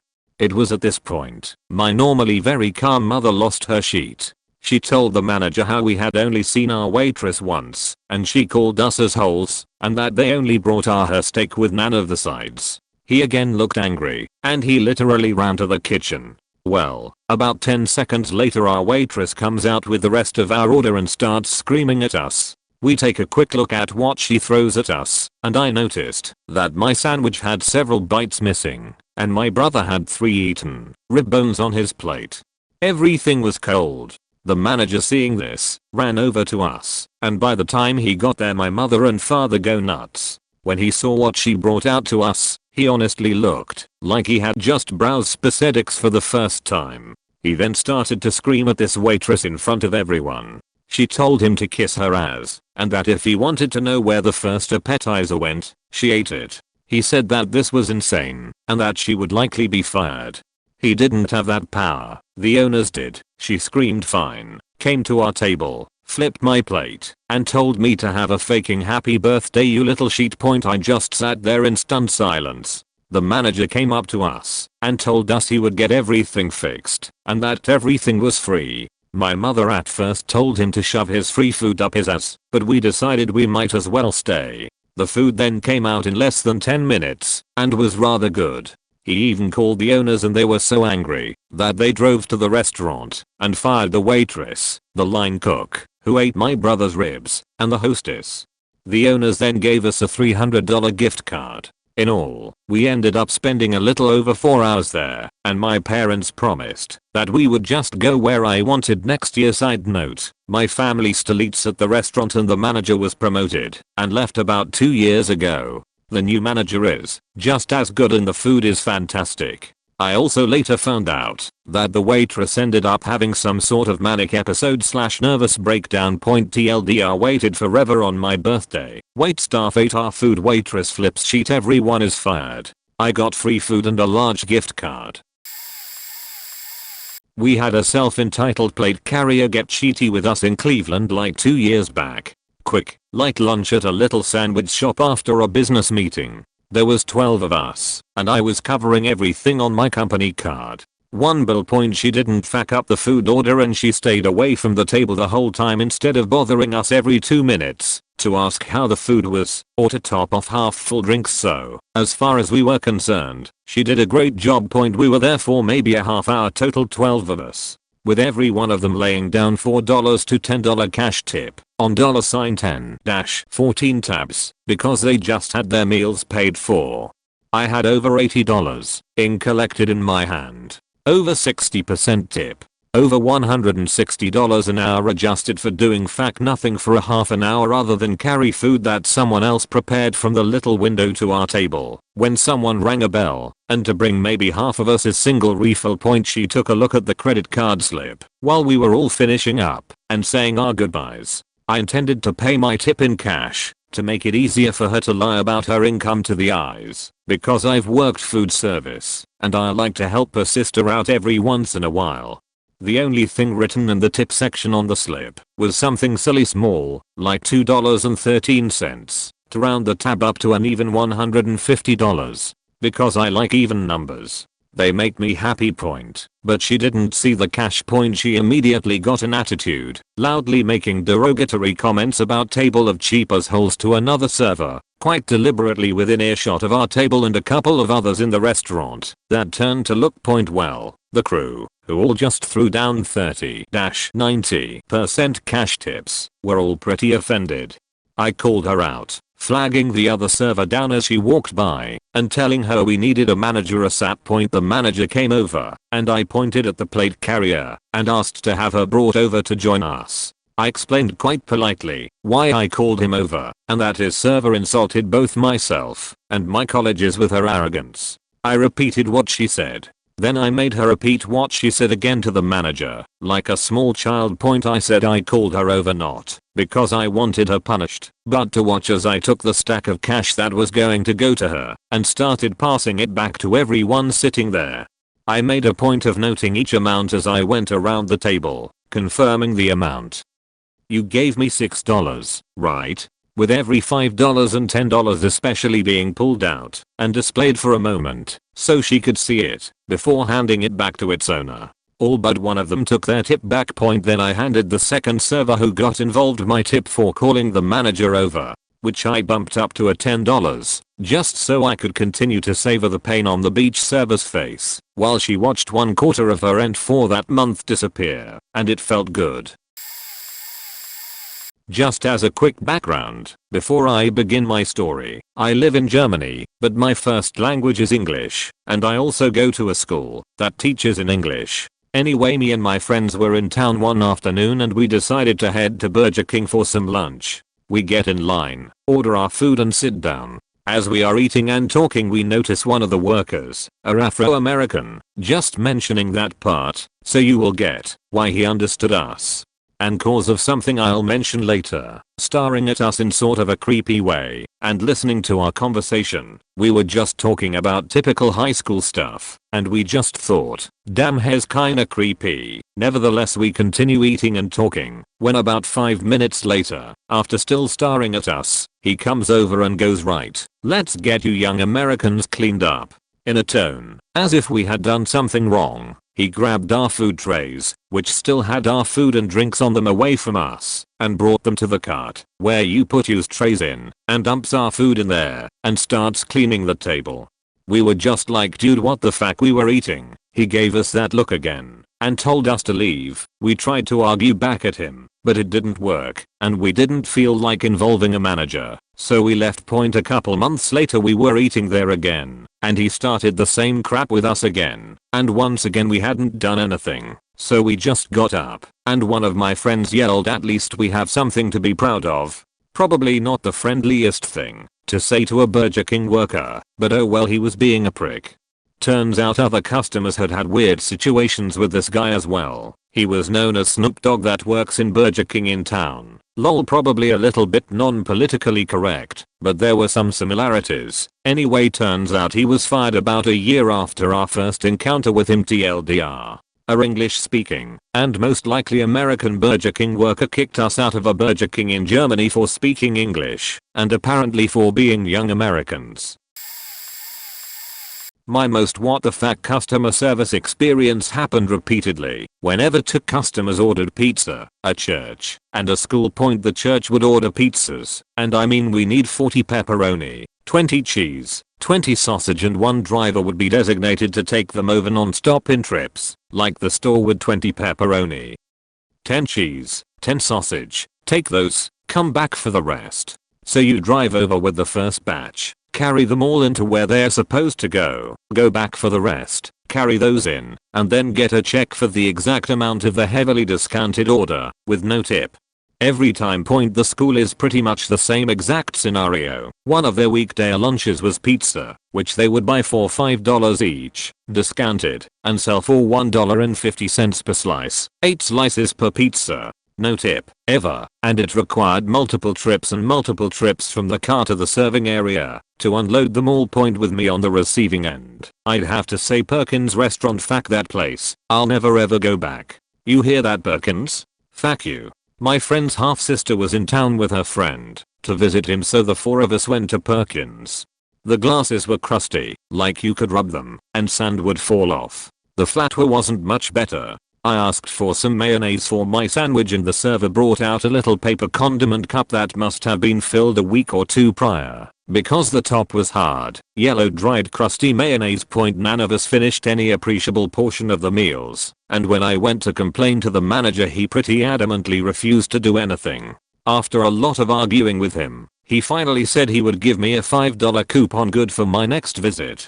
I told him that was no good, because if that was the solution, there would be next visit. And there hasn't been, and I've told everyone who ever mentioned Perkins about this. I wish I had known then what I knew now, then I would have just flat out refused to pay the bill, period. We didn't get what we ordered, the implements and dinnerware and flatware were all dirty, and the entire experience was just poor.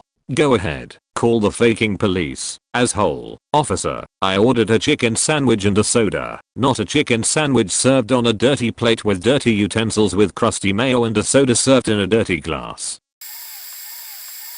This is probably gonna get buried this late in the game, but oh well. Here goes. Right before Prometheus came out, I hadn't seen Alien or Aliens yet, so my friend and I were having a movie night. Nothing says movie night like a good pizza, so we order. My friend was in the mood for a Hawaiian pizza, and I'm okay with it, so he puts in the order for one. It shows up about 45 minutes later. We pause the movie to answer the door, pay the delivery guy, no big deal. We open the pizza box and it's a white pizza.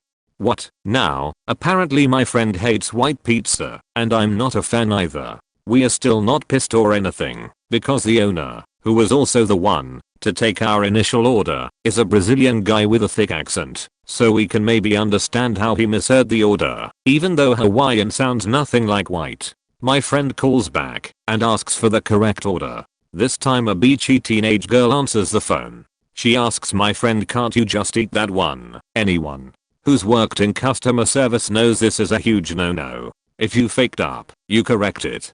For most customers, you're still gonna be in the sheet, even after you correct it. We're already being really understanding so far. My friend sums up the most authoritative voice he can muster, and says, I'm sorry, we don't eat white pizza at this house. She's obviously giving him attitude, although I can't hear her side of the conversation, and tries to tell him that we need to pony up the $6 difference between a Hawaiian and a white pizza. He says that's pretty ridiculous considering we now have to wait twice as long to get our food, but whatever. We'll take it. About 10 minutes later they send another delivery guy. This guy comes and faking picks up the first pizza and takes it back home. I'm sorry, what? When you deliver the wrong order to someone's house, you don't send a guy to collect it?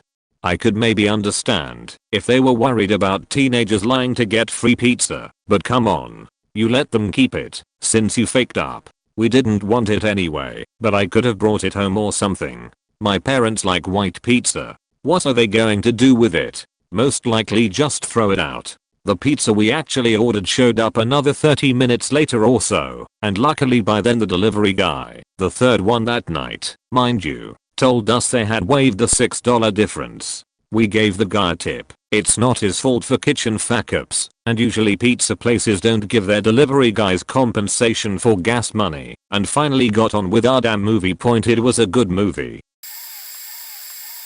There is a BJ's restaurant in Fremont, California that my cousin and two friends went. This was around 10 PM on a Thursday. The restaurant wasn't really packed, and so we were seated almost immediately. Our waiter came around and greeted us and so on. He took our drink orders and left. 10 minutes went by and we still didn't get our drinks. But we weren't mad or anything because we were already having a good time chatting and stuff. Anyways, he finally comes around and gives us our drinks and took our orders. We had to wait about half an hour for our food. We thought it wasn't acceptable since the place wasn't even packed. Not even half the restaurant was filled. When we finally got our food we just sat there and ate and talked about how the cooks were slow and so on. We didn't blame the waiter because we were pretty sure he wasn't the one cooking our food. So as we ate we needed refills on our drinks. The waiter wasn't around. Instead, he was a few tables over chatting it up with some girls, and yes, the girls were pretty hot. But come on, he cold done it if that was his only table. So we finished our food without him coming around to grab our drinks and refilling them. When he finally came around he asked if he could take our plates. We told him he can and asked if he can refill our glasses. He said yes, and guess what? He didn't freaking come around. So we just sat there, pissed off at the sucky service. When he did come back he just dropped off our check.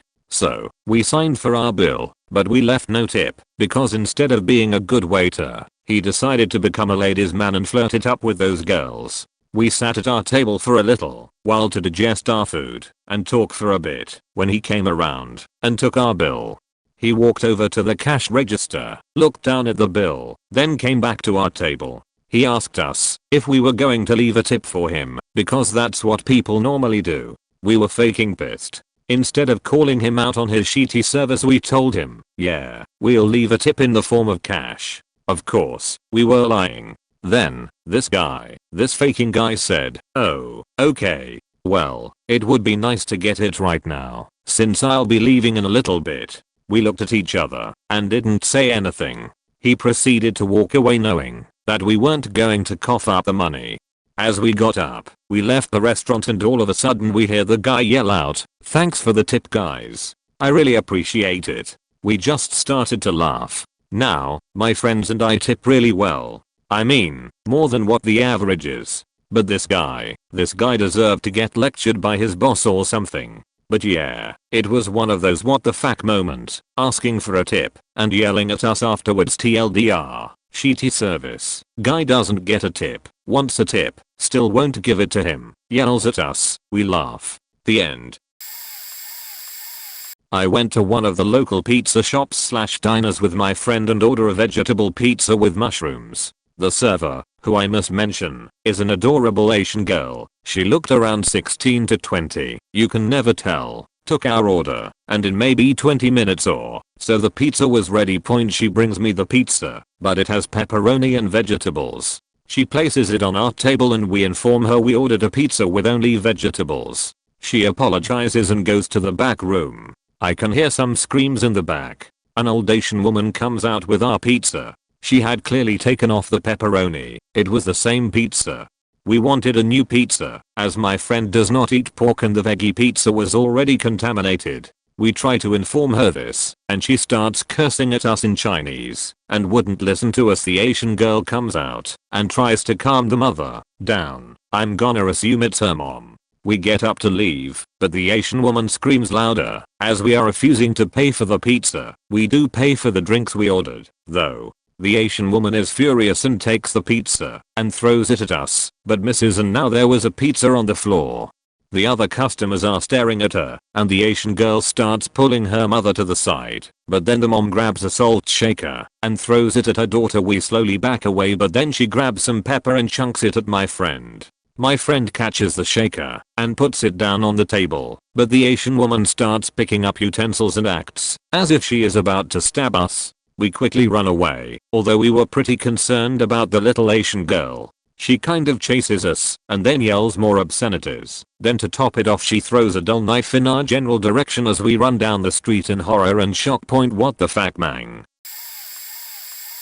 I don't care if this gets buried, I won't forget this horrible experience that wasted 3 hours of our day off. Okay, our HDTV my boyfriend and I got for Christmas broke. It happens. So we pack it all up and get a lift from his mom and drive out to Canadian Tire, where it was purchased. We unload the TV from the car. It's a 40 inches, so no easy task, and haul it into the store and await customer service. It was horrible slow. One of the people there tried to return something that their computer said was already returned, and he put up a little fight before leaving in a huff. Anyways, it's our turn. Right away the girl said they do not do TV returns and we have to send it out to be repaired. We said we knew that, but needed to know where. She had no faking clue, and this is where the headaches start. So she pulls out a manual on returns and tries to find the page with the television return information, and by we I mean my boyfriend saw and informed me later. He's got Sherlock Holmes eyes, saw her pass the page not once, twice, but 3 times. Finally she calls this other girl over, and she actually had an answer for us. She told us to take it to a location we knew of, but something seemed off to us. The location, we triple checked, was known for fireplaces, but the girl was 100% behind it, for the computer told her that was the place to send our brand of television to be repaired. So we reloaded our TV and drove off to the supposed television repair store. We get there, unload the television, and enter the store. First thing we hear from a worker there was, "We do not repair televisions here." Faking knew it. We talked to the about our situation, but they apologized, saying they never did TV repairs and probably never will, only fireplaces, BBQs and things like that.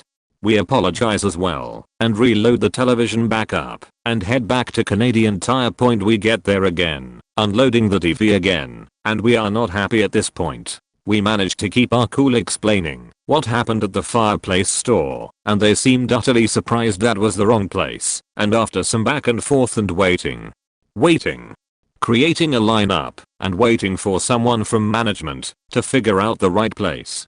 We get it. One more load up and off. We drop that TV off to get Sweet Holy Arceus repaired. Point, and that is my story. Point edit. Must add, apparently our kind of TV rarely / barely / very low chance of breaking, and they had to completely replace the TV on the end because it somehow broke beyond repair. Well, if we're talking about stories related to work, let me share mine. Point, a few years ago, when I was 17, I was bussing for a seafood restaurant. I was walking around a empty place that had about 2 tables, and it was about 2 p.m. in the afternoon. I keep walking around, and a drunk old lady called me over. So I walk over to her, and she greets me with this: "You should smile more often." I apologize for I'm a little tired, and it is very boring here at the moment. I walk away, and she says she ain't done with me yet. So she begins knocking my career choices, and makes fun of me bussing. She asks if I go to college, and I told her I plan on once I save up some money working here for the summer. She asked what I wanted to do for a living, and I said I wanted to work in media with cameras and movies etc. It's what I did in high school, and I had videos on YouTube from that class. She laughs at me. At this point I'm getting more and more angry. I tend to be a calm person, rare and slow to anger, so I'm basically taking everything she says as it goes in one ear and out the other. She catches me looking at one of my co-workers, trying to get someone to come over and help me out, and says I'm not leaving a tip. I told her in a relaxed tone that only the cocktail waiters get tips, so it don't matter. She gets pissed at me and asks if I'm being a smartass. I said no, it's just the rules. She tells me I suck at my job and wouldn't be surprised if I didn't go to college cause I'm a born loser. I just stand there. At this point I'm just taking this verbal abuse because earlier in the conversation she told me she knew the owner and could get me fired, and since I was new I was trying to play it cool. She then asks me what my name was, and I proceed to point at my name tag and said it's Trevor, can't you read? And I walked off at this point, mad at how I just stood there letting her talk to me like that. I walk over the cocktail waiter's table, and one of the dude there walks up to me and gives me a handshake. He said he was listening to the whole thing and was waiting for me to punch her out or walk off way sooner than I did. Then Meg comes over. She is one of the owners, but works as a cocktail waitress just for fun. She hears the story and gets wicked pissed off.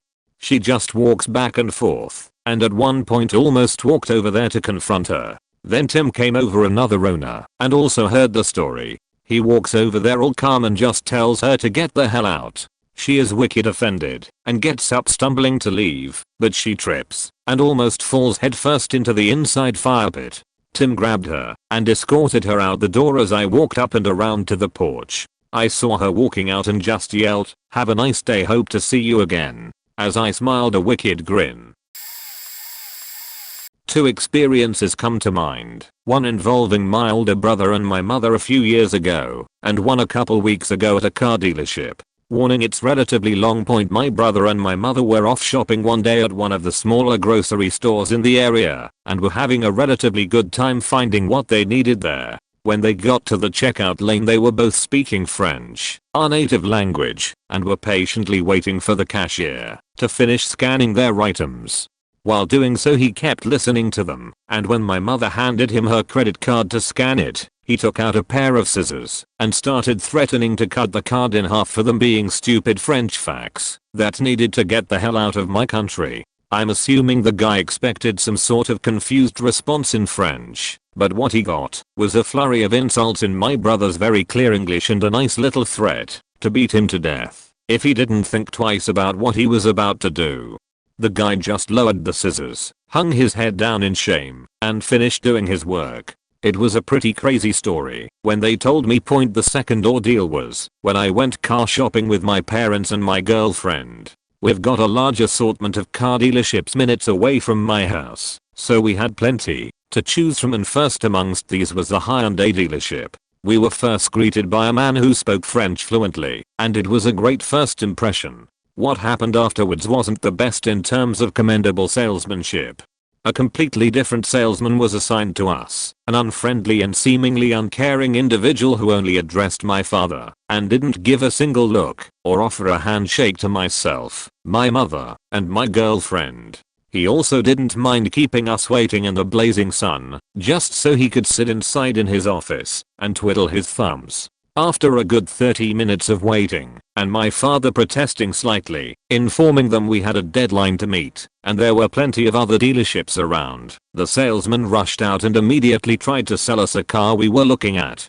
While doing so, he finally looked at me and told me, "Son, this car will be perfect for you. You can go out with it during those hot summer days and throw your girlfriend in the back of it." I really didn't know how to react other than looking bewildered and thinking to myself, I'm pretty sure you're supposed to treat your girlfriend in a gentlemanly way, not toss her in the back of an already small car. Needless to say, the poor service prompted us to look elsewhere.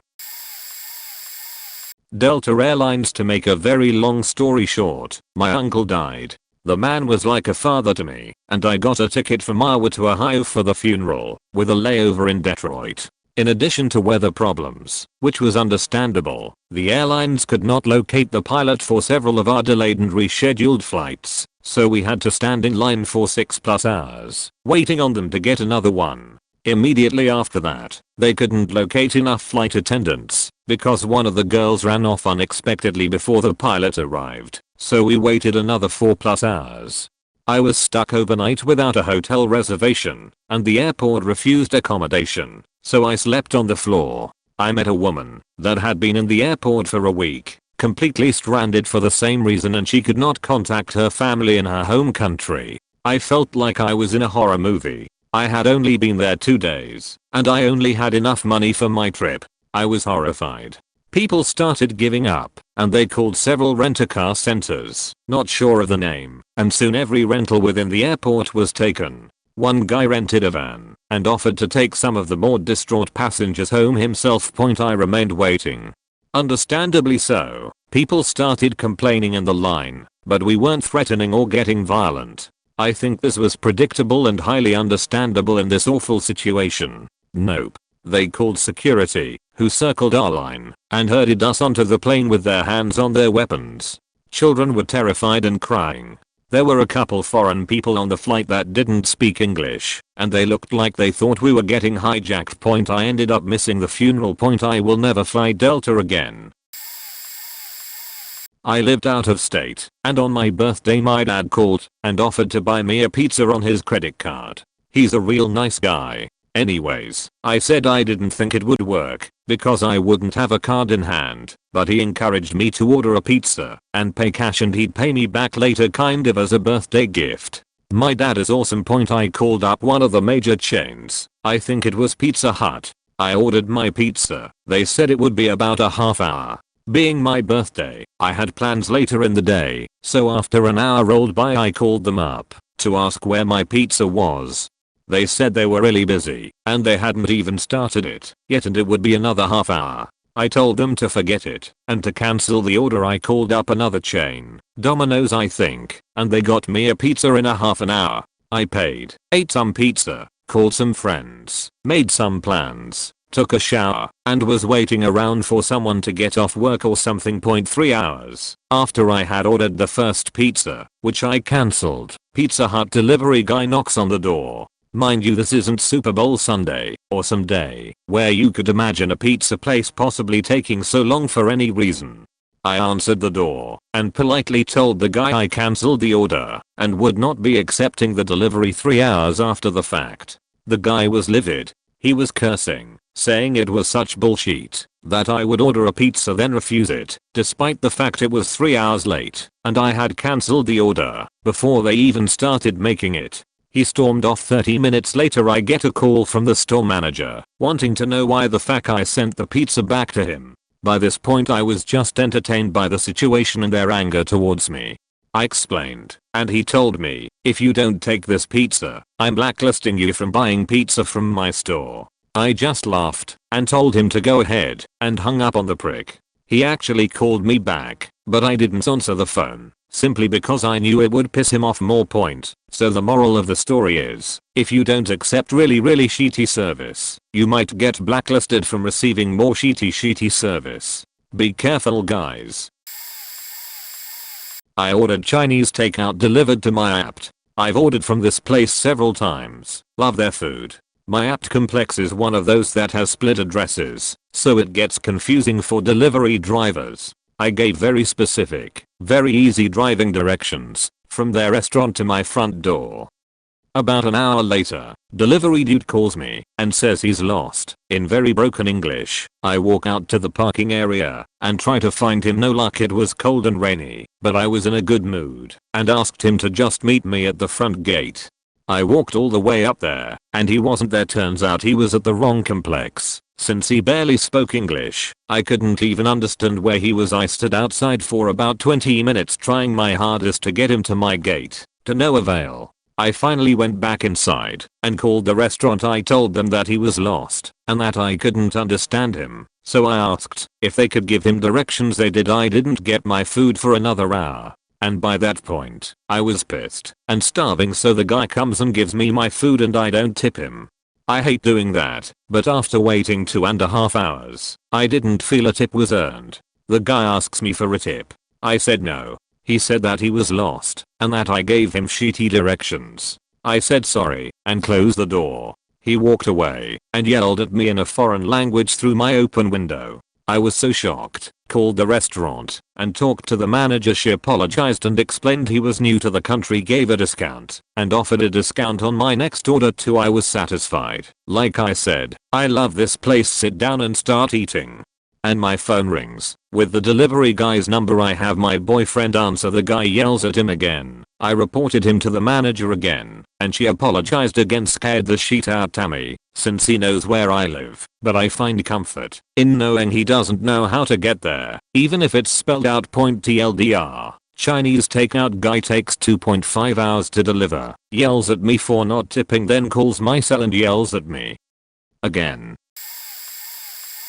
I went to a Frankie and Benny's with a couple of buddies recently, and it was kinda busy, so we had to wait a little bit for a table. The manager brought us to our table, brought us the menus, and asked what drinks we wanted. I asked for a beer, because BBQ wings and beer are a perfect combination, and the manager asked to see my ID. I showed him, and he said he couldn't accept my ID. Now, I'm 19 and I get served everywhere with my ID, so I asked him why he couldn't accept it. Apparently since my ID is a provisional driving license I couldn't buy a beer. I called him out on it, and he said it was company policy. I asked him to show me, in writing, where it was company policy, and he told me that's just the way it is now. I was tired, so I just dropped it, and said I'll have a Coke. When it was brought over it was warm and flat. Again, I put up with it, and was just talking with my friends. About 45 minutes later we hadn't ordered yet and the servers were literally ignoring us. They were mostly kids who probably didn't care about their jobs. So my friend said, wow, I'm getting pretty hungry. I'd kinda like to order sometime soon. Right as an employee walked past us, the guy sharply turns around and says, what did you say to me, cunt? I was shocked, and my friend just repeated what he said before. The manager beckoned the guy over to the back, and we were all thinking, what the faking fuck. The guy who called my friend a cunt brought our food over, which we checked for spit and whatever else, and apologized. And when things got quieter he had a chat with us, and turned out to be a pretty cool guy. The manager was looking at us really weird for the whole time we were there, and eventually I asked him what the hell he was looking at. He flipped me the bird, and walked into the back, absolutely dumbfounded as to what the fuck his problem was. At my local Chili's I was assaulted by a waiter. I was there with my girlfriend at the time and my friend. We ordered an appetizer and drinks. My friend's beers weren't the correct ones, and it was the wrong appetizer that showed up. Not too big of a deal, so we continued and ordered food. The food took an hour and 45 minutes to come out. Meanwhile 3 different tables around us had been served. Well, I see the waiter dicing around and finally another waitress asked how we're doing, so we explained what happened and she got our food.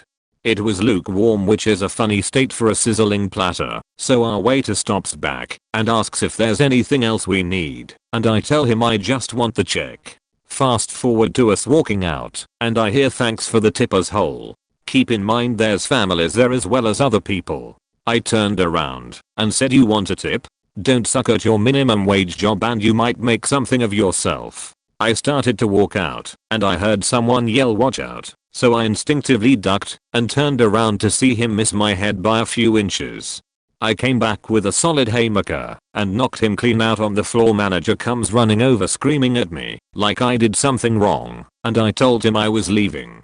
He said he was going to call the cops and have me arrested, so I told him to suck dick because his wait staff assaulted me and I was defending myself, and several people stood up and told him they saw the whole thing. I leave and file a claim about it. 2 days later the VP of Chili's calls me to apologize profusely and offers me like 3 free meals, and I told him I can't pay for my car in free meals, but a lawsuit might buy me a new Camaro. He says then how's unlimited free meals for the year? So I agreed to that because I was bluffing like a pro and had no end game. If he said see you in court. The card also included booze, nothing like getting drunk whenever you want for free at Chili's. TLDR, waiter picks a fight with me at Chili's. I knock him out. Free meals for a year. My car was having some engine problems one day resulting from having an unprofessional try to replace the O-rings on my fuel injectors. It was easy to see cause and effect. So the next morning, I take it to a proper mechanic shop. I ask them to look at the fuel injectors after explaining what had happened, and after having a look, they give me an estimate for $275. At some point I have to leave for work and I call from work later to ask if my car is done. They say it is, and that my bill would be $600. At the time, I couldn't afford $600, but I could have afforded that $275 they originally quoted me, plus a little more. So I call my dad and explain the situation. He tells me that this place had given him a shoddy alignment not 6 months before and had refused to fix their fuck up. He says we'll go down there in the morning to sort things out. So we get there in the morning and my dad is going into this situation with a level head. Just gonna talk to the guy. My dad says we need to talk about my son's car, and the guy responds by yelling there's nothing to talk about. Where's my money? Apparently, this guy didn't know my dad's temper at all. I should add that this guy was the manager of that location. They're a national chain. There are customers in the waiting area too, so my dad starts yelling right back. The guy presents 2 invoices to my dad, one for $1,100 and one for $700, trying to say that the $1,100 is what they should be charging, but that they're gonna be nice and only charge $700. The yelling goes on between them for maybe 5 to 10 minutes before my dad says something along the lines of alright, we can't settle this. I'm gonna call the district manager and let him know about this and the shoddy alignment you gave me. That shut the guy up in a hurry. He put on a sullen face and asked in a defeated tone, alright, how much are you gonna pay? I only paid what I was quoted. Turns out they'd done a lot more work to my car without getting me to sign off on it or asking my permission, and then expected me to pay for all of it. Shady as hell. But hey, this was maybe 5 years ago, and my car is still running today. Here's a story where I gave really shitty customer service, although it wasn't on purpose. A minor miscommunication resulted in a near fiasco. I was working behind the customer service counter at a big box retailer. Think Walmart, Kroger, that sort of thing. We constantly had a line of customers waiting for things: Ticketmaster, Western Unions, money orders, cigarettes, returns, payroll check cashing, lottery tickets, you name it. It was during drive time, which is sort of like rush hour for retail. It was late in the evening, and we had a ton of customers in the store buying groceries on their way home from work. I took the next customer in line, a middle-aged woman, and she said she needed a gift card point. So I asked her, for what dollar amount should I activate this gift card? Her reply was do 70, then. I said, $270, and She said, yes, do 70. I activated the card and then had her swipe her debit card on the pin pad. Then I told her to confirm the amount on the screen, which she did. I handed her the receipt and her gift card and took the next customer in line. She walked a few paces, looking down at her receipt, froze, and came straight back to the desk. She immediately started flipping out because the gift card was for $270 and not for $70 as she had originally intended. Realizing the miscommunication, I tried to explain what had happened, but she just kept freaking out and admitted that she did not have that much money in her checking account, so she was afraid she would overdraft. Meanwhile, the line behind her keeps piling up and customers are getting pissed because they are not getting helped. One problem, since gift cards are non-refundable, I did not know a way to remove funds from a gift card, much less transfer it back onto a debit card. So I had to call customer support, which took forever, and after 20 minutes they walked me through a lengthy process to put the $200 difference back onto her card. Then my second fuck up. In the part where I entered the amount to be refunded, I put $200. That amount was supposed to be represented as minus $200. A negative, not a positive. So I actually ended up charging this woman another $200, making the total $470. I thought the poor woman was going to have an aneurysm. I had to repeat the process again, this time crediting her the $400 she was owed. The whole thing took close to a half an hour. I ended up giving her a sheet load of gift cards, and she had to talk to the store manager. I never heard from her again, but I felt like shit afterwards. We don't always mean to give bad service. TLDR accidentally charged customers debit card for $470 instead of $70. Took 30 minutes to fix during peak hours of business. Was bad for everyone. Okay, so I might be breaking the rules by reversing roles. Who knows? I was the service provider. I work at a local retail clothing store called Peebles. It was a pretty slow day so far and nothing much was going on. I was helping cash out customers and straighten racks around my register, mostly with a cheery attitude because I like my job. Strange how I get this customer that walks up to my register and I greet her and ask if there's anything I can help her with. She's got a return and says she hopes I can help her. I told her that I'm willing to try my best and help her. She places a bag on the counter with a pair of shorts in it. Apparently the metal button clasp in the front broke, which is very reasonable for a return.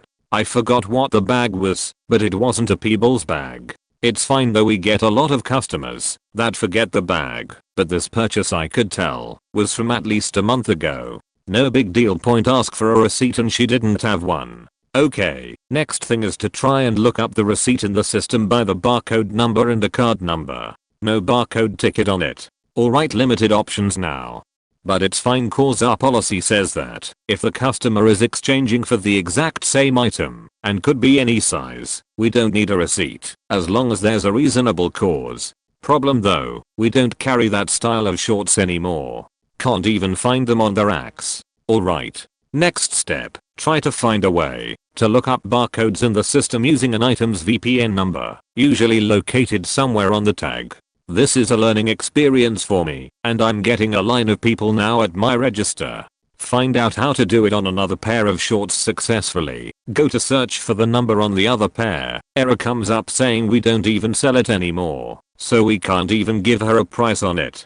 She starts arguing with me about how any other store just gives them whatever it is on sale or however the lowest it's been on sale was. Well, for her sake I didn't want her to lose money, and for mine I couldn't even find the prices of it. If I wanted to point, this lady is getting upset saying things like, "Are you freaking kidding me? Is this going to take long?" All with an intimidating attitude. I'm not one to get angry, but I like helping people and don't enjoy seeing people get upset.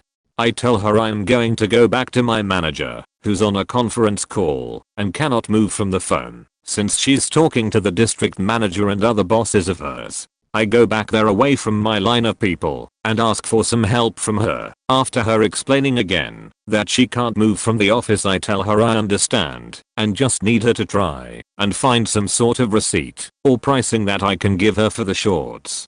It's an own brand in the store, and no doubt we've sold them there before, but we might still be able to give her some sort of credit. I go back to my crowd of customers and tell the lady that my manager is back there basically multitasking her ass off trying to help me, and there's no other employees in the store besides us two since the other manager who was working out front is now on lunch and had no clue this would happen. So she reluctantly starts looking around the store while I assure her that my manager will call me back when she's found something or nothing. I continue to help other customers as fast as I can so I can get this line down. After probably 10 minutes and my line finally empty, the lady comes up and asks if she's finished yet, as it's so easy to look for literally thousands of receipts for one sale on one pair of shorts most likely 3 to 6 months ago. I tell her I'll go get a status update and see what I can find out for her. My manager tells me that she couldn't find the receipt and couldn't find the old price on the shorts, but to give her the price for insert random same brand lookalike shorts here, and tells me that they're coming up as $17. I return to my register with more customers eagerly greeting me. I ask the first customer to please wait while I tell the other lady the news, and the customer smiles and says okay. But before the customer could even finish her small retort, the lady with the shorts claims with much assertiveness, "Yeah, because I was here first." I just blink and give an apologetic smile to the customer for the other's behavior. I go ahead and start with the return and enter in the new code for the shorts we have, and I'm stunned when I realize they didn't come up as $17 like I thought, but about 6 and some change. If a return is made without a receipt, there is a much lower price that we cannot go above giving them. I was under the impression that the 17 was that price, but in reality that's what they were being sold for in the store for. I assumed I was having a register error and quickly overrode the price to jack it up to 17, and her new shorts she was getting was priced at 16. Through the whole phase of panicky me trying to get everything right and helping to the best of my ability for everyone's sake, she's spewing off sentences like, "This is so ridiculous. Are you serious?" I gave her the dollar and exchanged the shorts and tried as hard as I could to muster enough strength to smile and say, "Have a nice day." Got scolded for jacking up the price of the pants, and later on my manager was even more pissed off that she had to stay in the back room when the conference call wasn't even that important and she would have been more help to me out on the sales floor. Fast forward maybe a week and a half later, I overhear another customer chit-chatting about the scenario to a fellow coworker, and I recognized it and chimed in explaining that it was I who was helping her. The customer was baffled at how calm I remained and how inconsiderate the lady was, especially since she had her daughter aged prob anywhere from 6 to 10 with her while she was arguing with me. Forgot to mention that. What I didn't know was that this customer that witnessed it also saw the lady start getting into it with another customer while I was away talking to my manager about the situation. Apparently the lady thought she heard another customer in line whispering to her husband about her, and the lady just dug into her. It was at that point where the current customer just left before things got ugly. TLDR customer tried to return broken apparel without receipt, got pissed when couldn't find it in system, and went through extensive searching to find it for her. I just spent the January to June portion of this year studying abroad in San Francisco. Some friends and I decided to take advantage of a 4-day weekend that we all had to rent a car and drive north to Portland. We took Highway 101 and the scenic route getting there. It took us 2 leisurely days to get there. When we did, we stayed a pretty seedy motel because everything else was booked out for some kind of citywide festival. But hey, we are all students and are not new to slimming it in some form or another. We spend our first and final night in Portland boozing up and having a fun time. Upon waking up, however, we all come to the unanimous decision that we are, in fact, hungover. As this is America, the land of diners and faking sweet breakfasts, we decide to mosey on down to a diner near us and get some breakfast, preferably something with bacon and grease and potato and egg. Anyway, we end up going to a place called the Zeus Cafe. Upon arriving, we get told there is going to be a bit of a wait, and if that's okay with us, we could go in and take a seat. We wait and we wait. The 15-minute wait we assumed we were going to have to endure turned into 25, then 35 and then 45. After an hour we called a server out and asked what the delay on our food was. She went and checked and told us that she was very sorry, but she could not give us an estimate as to how long the food would be and that it could very well be another hour. She camped us our coffees and teas and we promptly got the fuck out of there, went to Burger King and fled Portland, never to return. One night, a friend and I went out to Applebee's for dinner and drinks. We hadn't seen each other in over a month and had been looking forward to the evening out all week. There was a short wait once we got there, no big deal there, we were happy to sit and chat for a few. Once we were finally seated, our server came over and greeted us. We ordered a couple waters to start with, while we looked over the drink menu and made our choices. Roughly 7 minutes later, our server comes back with the glasses of water. That had been enough time to make up our minds on drinks and dinner. He stayed long enough to get our drink orders, then disappeared for another 7 or 8 minutes. When we finally got our drinks, they were mostly melted. We had gotten frozen beverages, and he simply dropped them off and walked away. We waited, and waited and waited. When our server finally made an appearance again, he walked past our table several times, and didn't so much as look at us. My friend, who I must admit, can be a bit of a beach if you get on her bad side, decided to mess around a bit. She made a tower with our menus, kind of like a house of cards, and it rose above our level when standing next to our table. Then our server stops by our table. At this point, we had been ignored for about 15 minutes. He started laughing at our menu tower and said, "That's interesting." My friend, in true beach mode, replied, "Yeah, well, since we apparently aren't allowed to order using our menus, we decided we had to do something to make this trip worth it." Our server asked, "Oh, you can't, why not?" My friend and I just kind of stared at him, wondering if he was being an ass or was just stupid. Turned out that he was just an ass. We stayed, but only saw him 2 or 3 times after that, once when he brought our food, another when he brought the checks, and didn't leave a tip. New Year's Eve 2010. Some friends and I went out to a fun restaurant that has some pool tables and dancing on the 2nd floor. Pretty happening place. We went there all the time for happy hour on Mondays because they had rock band night. We were regulars. We get our table and our waiter immediately vanishes. Finally, after 30 minutes our drink orders are taken. We are not incredibly happy at this point, but hey, whatever.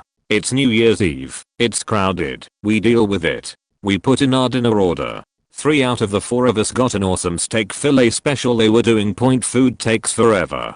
It had to be at least an hour. When it comes out, everyone's food is absolutely stone cold. I tried to take a bite of my steak, and it wasn't even slightly warm. It had probably been sitting out for 20 minutes or more. We tell our server. The server apologizes and says he'll get us fresh ones right away. 20 minutes later he comes back with our dinners.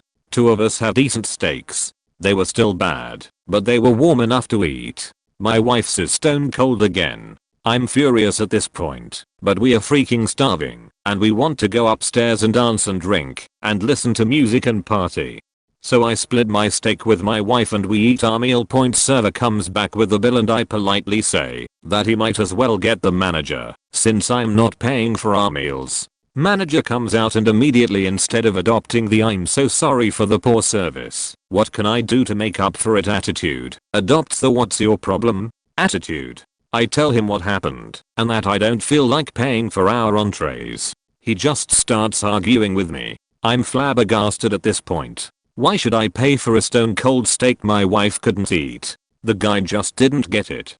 He started arguing that he couldn't write off our drinks because that's illegal. I had never even suggested not paying for the drinks. I told him the drinks weren't the issue. The issue was that he had 2 chances to serve us edible entrees, and he screwed up both times. In the end he agreed to half off our entrees and half-heartedly said something about giving us a free pitcher of beer upstairs. Yeah, like I really care about a $15 pitcher of beer when our dinners were awful, and instead of having fun partying upstairs, we were sitting downstairs waiting for cold food all night.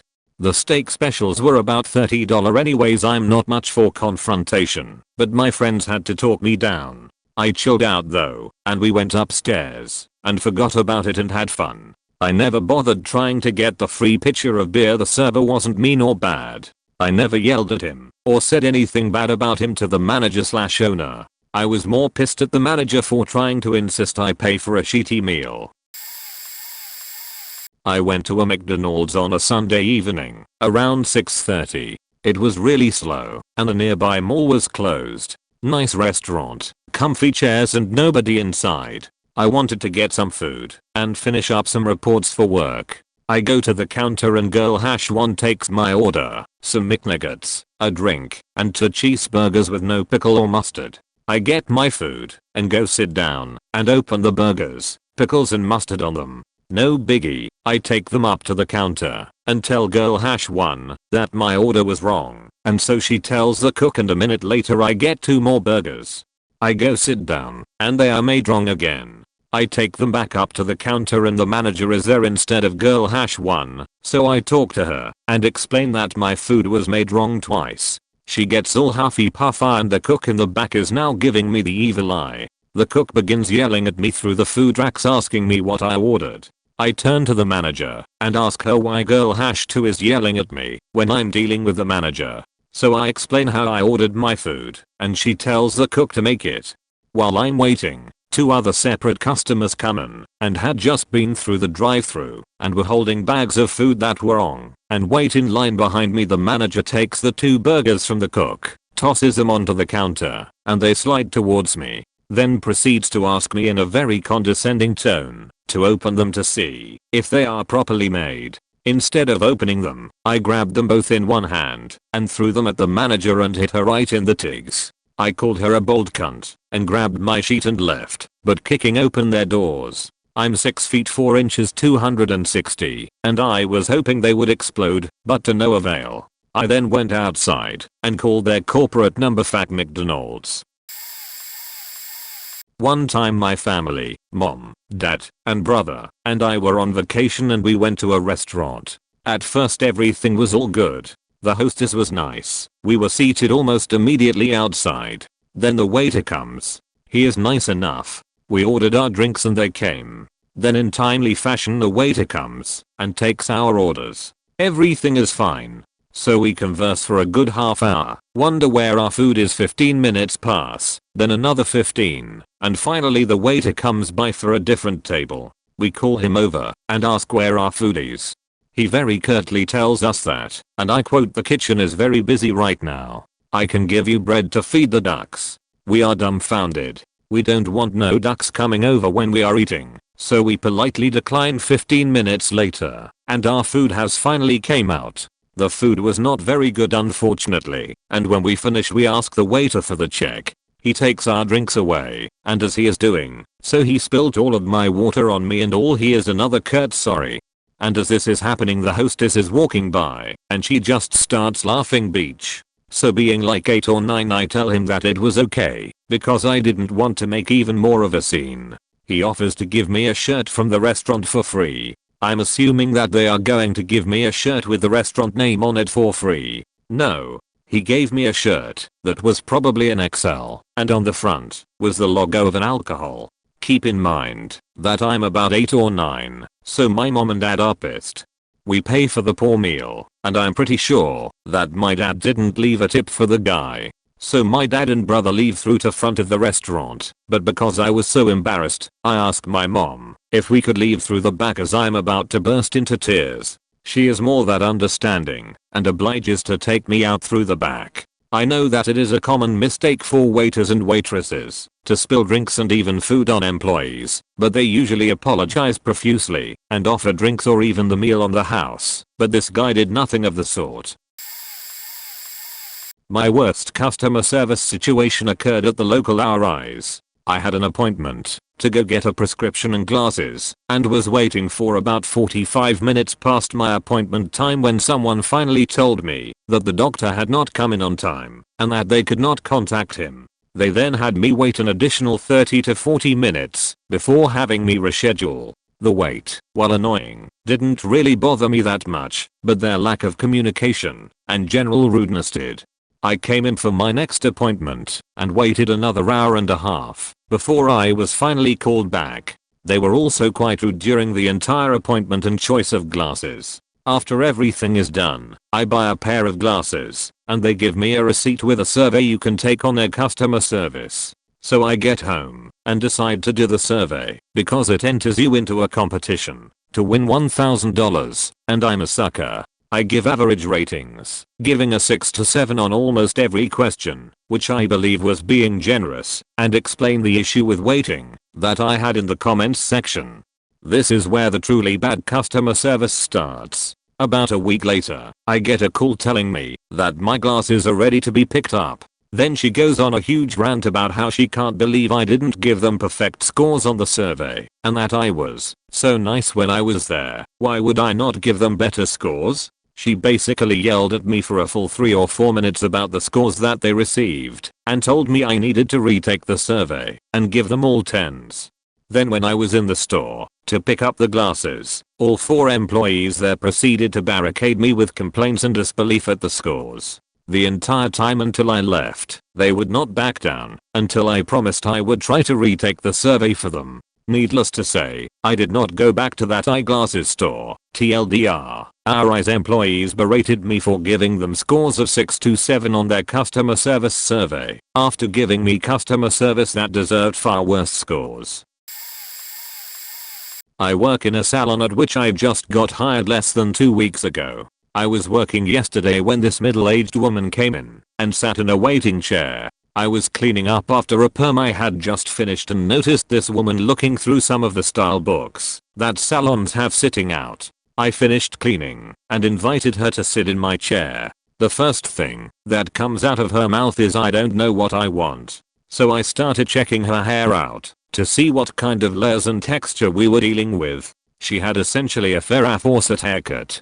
She said I just want it to blend when I blow dry it back so it flows. And I said something to the effect of okay, well, there are a couple things we could do. I explained the different kind of layers I could do, and she didn't really seem to respond to anything I was saying. So I just started cutting her hair, very layered and textured. She kept leaning forward close to the mirror and pulling her hair out in different directions and pushing it around.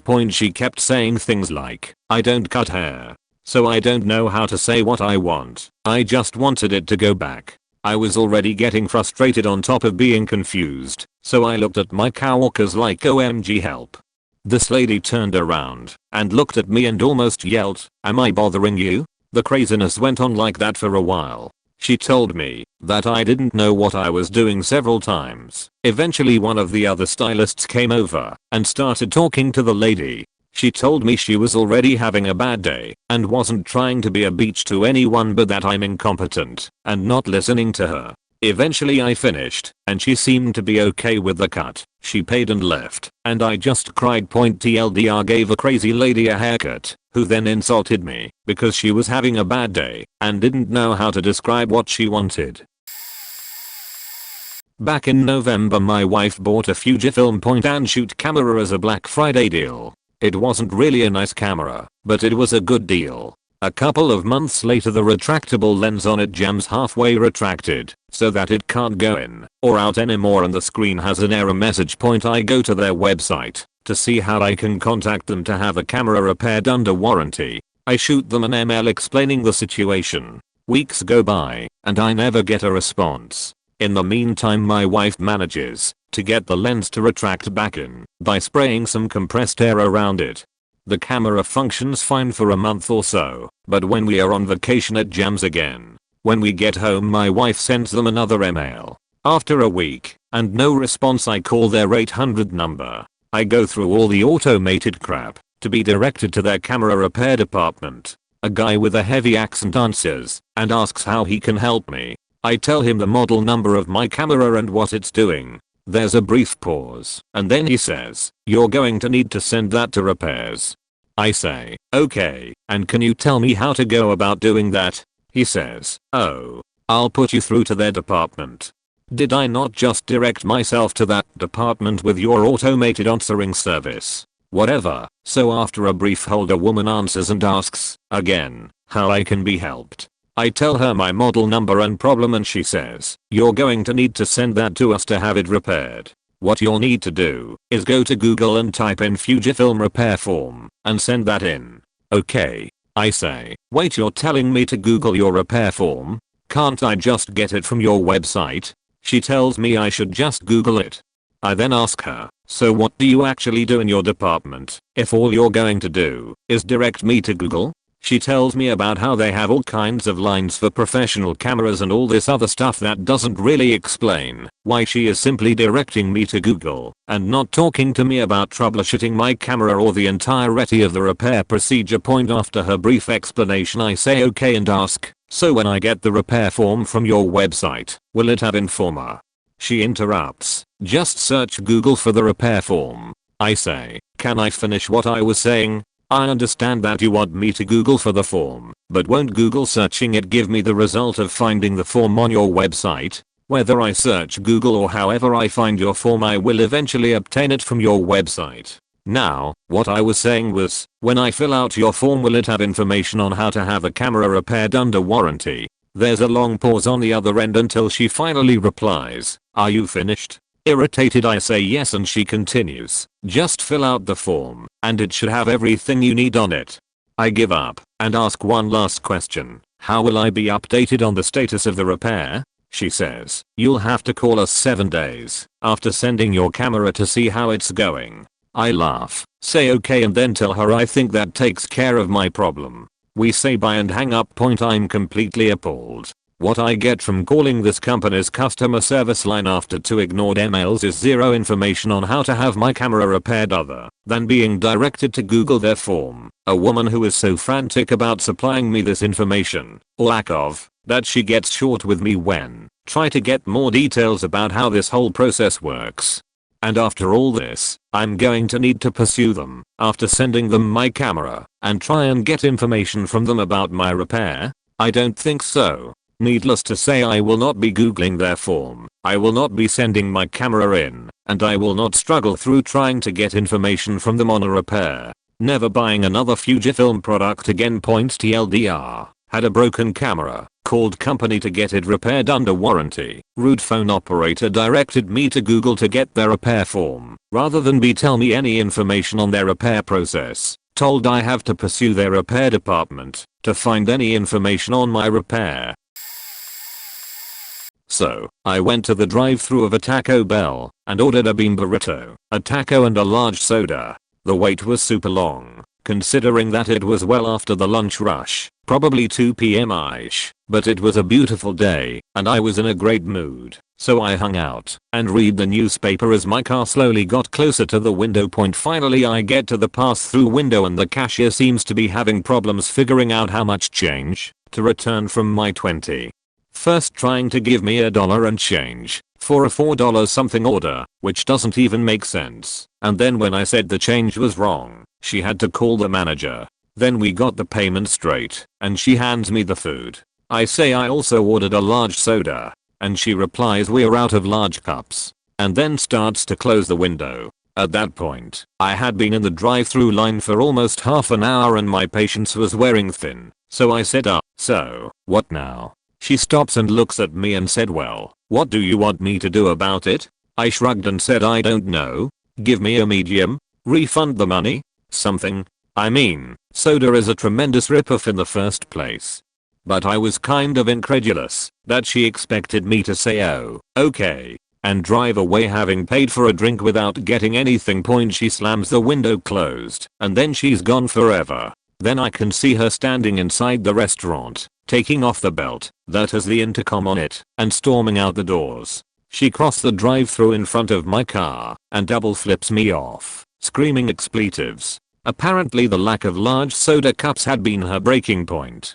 The manager then comes in, asks what I'm waiting for, and I said I ordered a large soda. He disappears for a minute and then comes back and says we're out of large cups. Yeah, I know. I suggested a medium and he gives it to me. As I'm driving away, the disgraced cashier, who has now walked about a quarter mile down the street, sees my car and starts screaming at the top of her lungs that I'm a beach, a c-word, etc. TLDR. Taco Bell runs out of large soda cups, cashier quits on the spot and flips me off.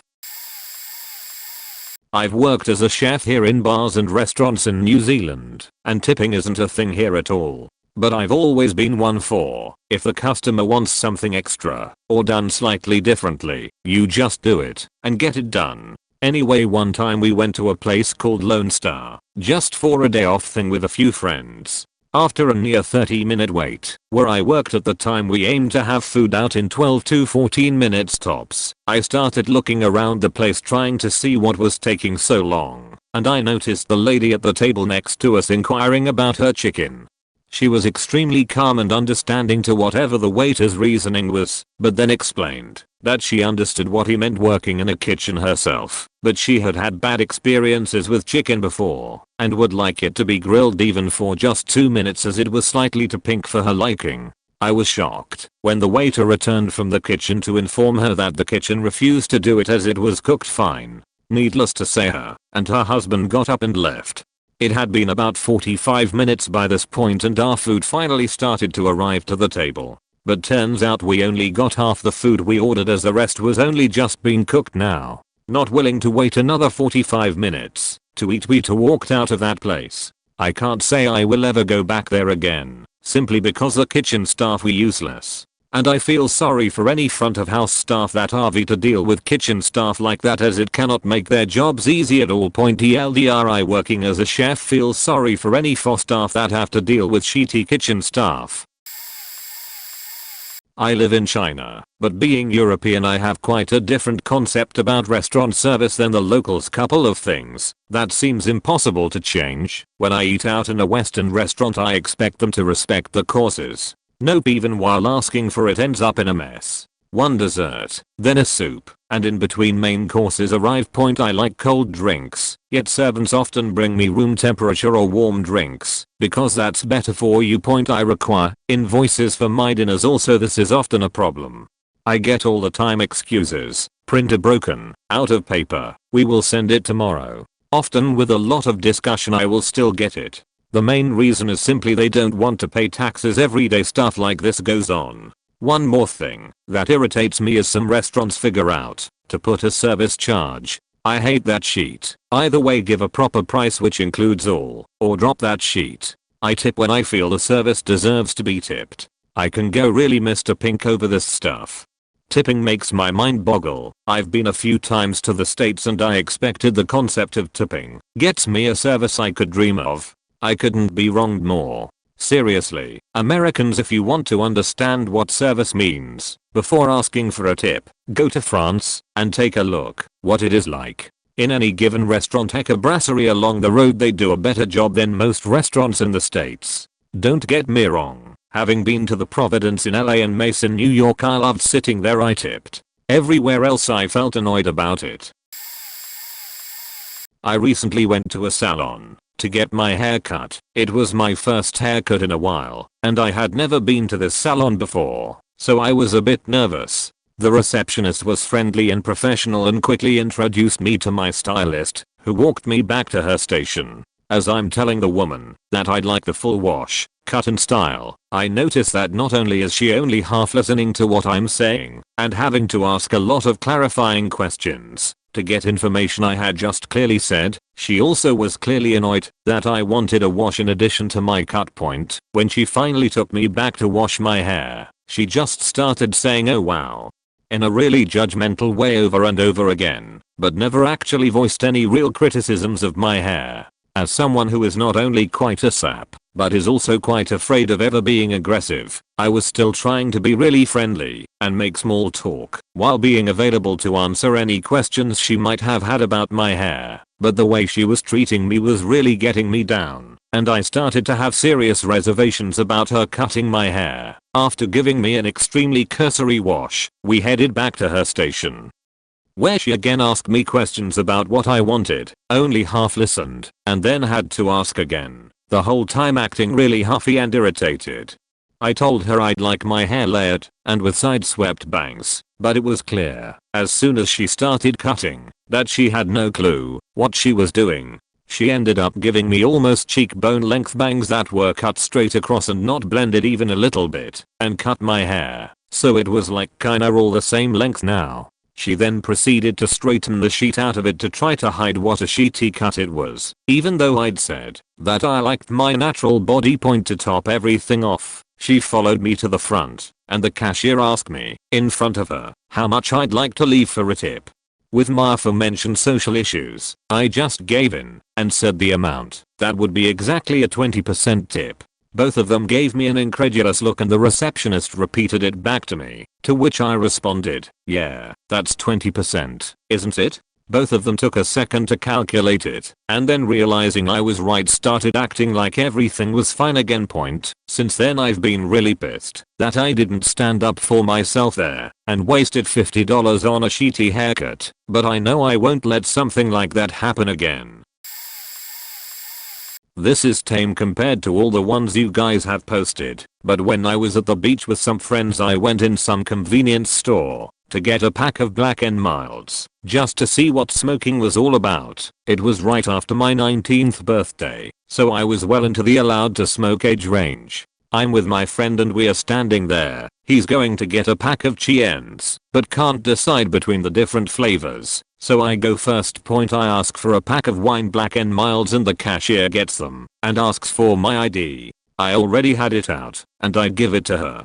She promptly hands it back and tells me that she can't serve me. I politely pointed out that I was 19 since my birthday was in 1993. She glares at me and starts explaining to me like I'm stupid that clearly this was a fake ID and the idiot left the red band on and she's not going to sell me cigarettes. I haven't renewed my license since turning 18, so I have this red band around my picture that says 18 on XX/XX/2011 and a yellow band that says 21 on XX/XX/2014. I look at her, hand a pack to my friend, and give him the cash, which is quite against the law if you're underage. She rings him right up because he waited until he was 18 to get his license and lets him pay, all the while glaring at me. So, being the bitch I am, I asked to talk to her manager. When the manager came out I explained that not only did the cashier refuse to sell me what I wanted, even though I was of legal age, the manager told the cashier that my ID was not fake and she shouldn't have refused to serve me, and that she then saw me hand the pack to my friend and allowed him to buy the pack for me.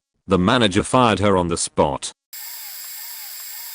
Several years ago, my friends and I went to a sushi place in Fort Lee, New Jersey for a girls' night out / birthday celebration for one of the girls. We had never been there before, and as we walked in, we noticed that there were regular tables as well as really low to the ground tables that allow you to sit on a pillow on the floor while you eat. We thought the latter would be fun and asked the hostess if we could sit there. There were about 4 of those low tables, and only one other one was being used.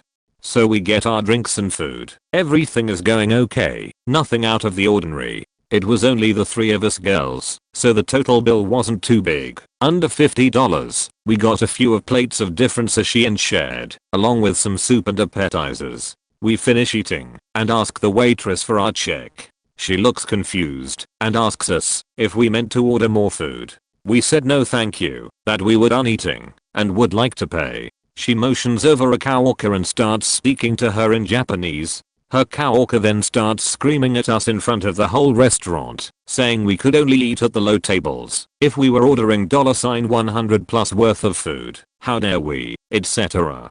Not just informing us, but screaming at us and causing a scene while we just sat there not knowing what to do. We had no idea that was a rule. Not to mention there were 2 other low tables that were empty and the restaurant itself wasn't very busy. We didn't know how to respond. We're probably about 16 years old at the time. This was 6 or so years ago, and we just took the check and paid it. I left a penny for a tip. My friends insisted that we leave an actual tip, but I refused and just put the penny on the bill along with what we owed for the food and left. That was probably one of only 2 times that I've left out a tip / tipped very little. This was at a hockey game. I was up in the stands with my friend, her mom, and my mom.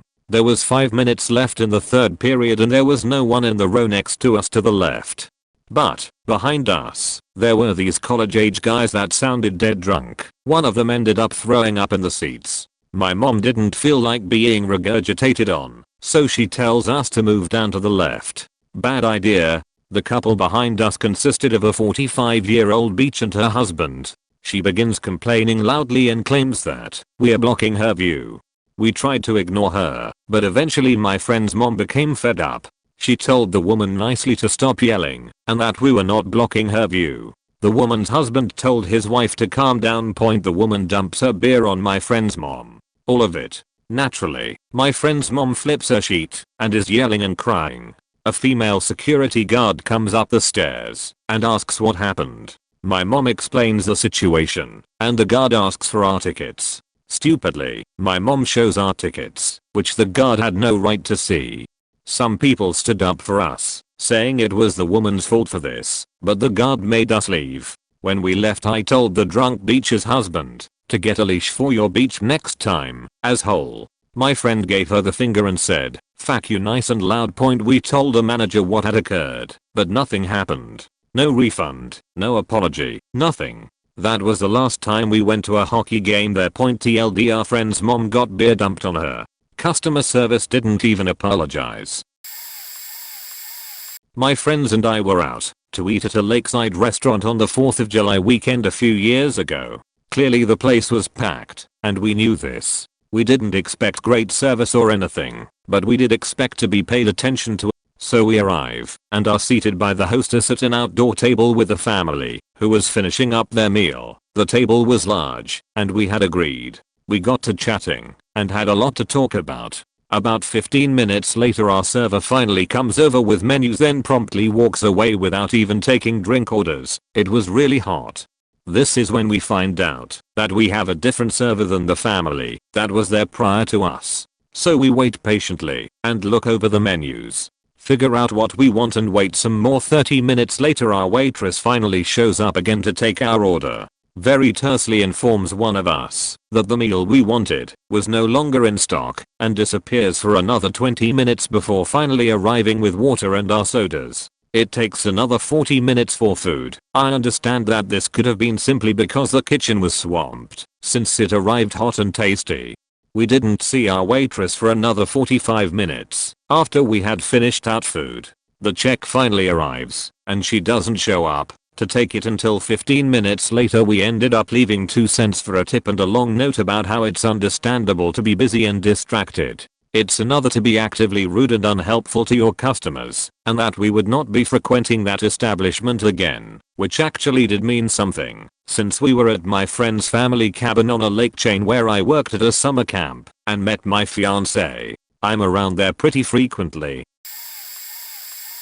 A few years ago, I would frequent a restaurant with my friends about twice a week because it was the place to hang out. Every time I went, or if I was with friends, we would tip very generously. After a while, we start to befriend most of the servers there, until we were on a first name basis with almost everyone. So after all this time of getting to know people and tipping well, one day, they stopped charging my friends and I. If I ordered something huge, they would have to charge me something, but it would be like $2.00 or something.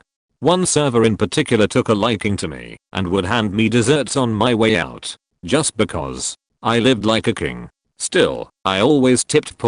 After about a year of this, there was a new girl waiting tables in the evening, which was when I usually went. I had her as a server and some of the people there explained who I was and how it's nice to get me or my friends because we are good customers as I'm eating. Some of my friends stop in and join me. They order as well. One of my friends who sat down wasn't a regular like the rest of us. He started to act obnoxious to the new server and tease her a little too much until I told him he needed to calm down. When I told him that, he pretended to flip out. He thought it would be funny to make a scene. The manager came out and asked us to keep it down or leave. I was furious with my buddy. So we pay for our meal this time and I waited for the manager to come out. I apologized for my friend, and he said it was no problem. He likes when I come in, but just to try to keep that kid under control if he comes in again.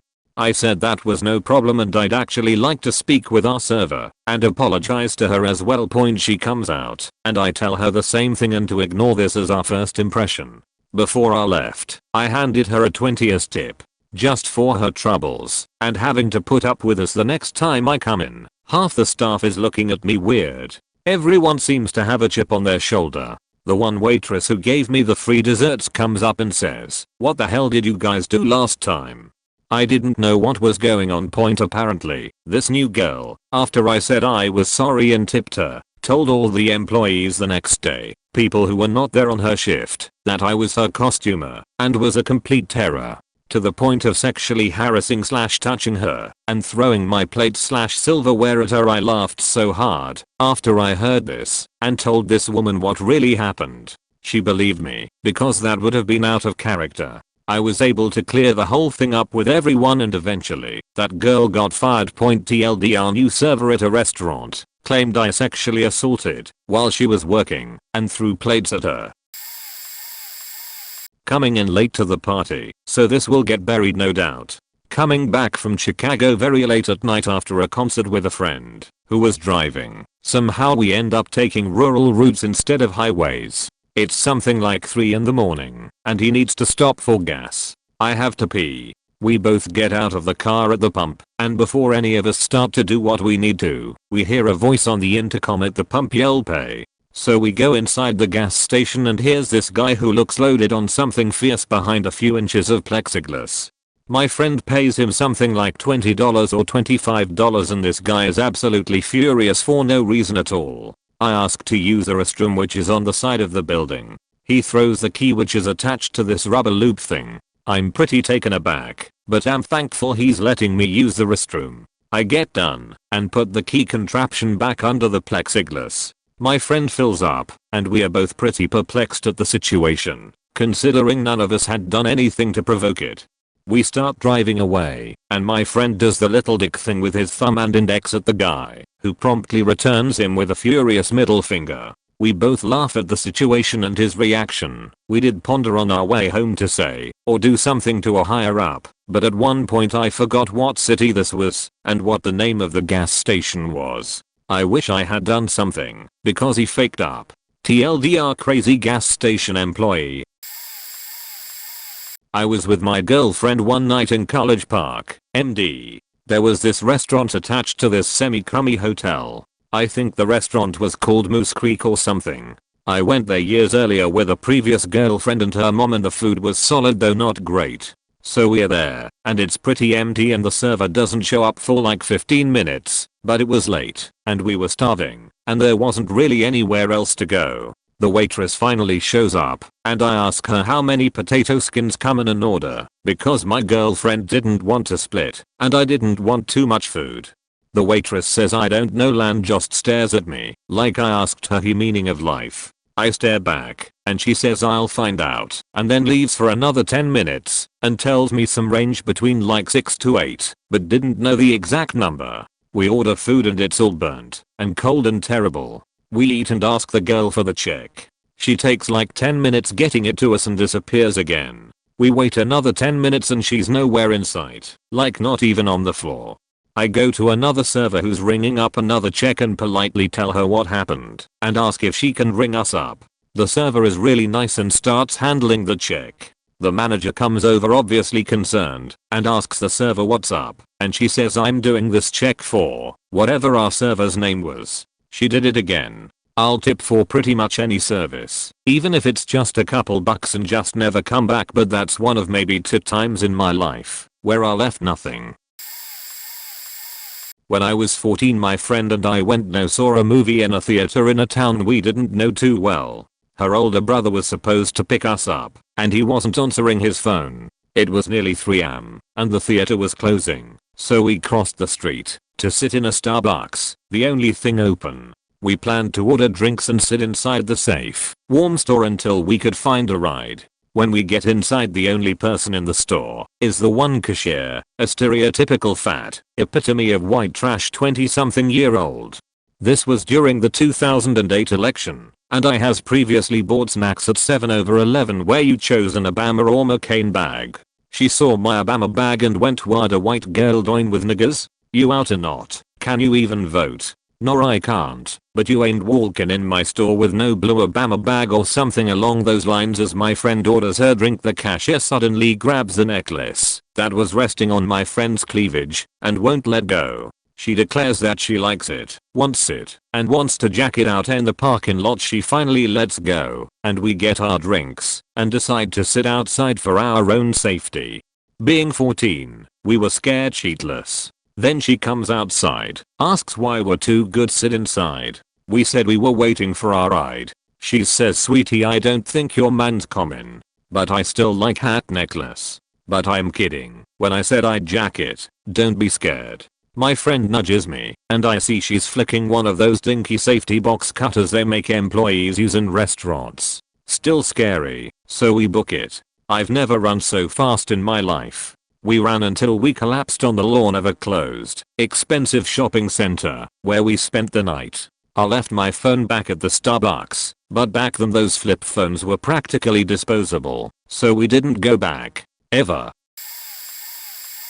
Went to the gas station a few blocks from my house, where I go pretty much daily for either alcohol, smokes, or both, so the workers know me. And I never ever have cash. Well, for the first time in 6 months I had cash, so I forgot to grab my wallet. Cash was in a bank envelope, with all my credit cards and junk in it. Point, the cute girl host normally working is there, along with the older, bearded funny as redneck guy, and a new girl. Point. So I grab a bunch of 4 lockers and head on up to the counter, and got 3 packs of smokes, discount if you buy 3, and the girl starts ringing me up. Point, well, new girl loses her faking mind, scolding the girl for not asking for ID from me.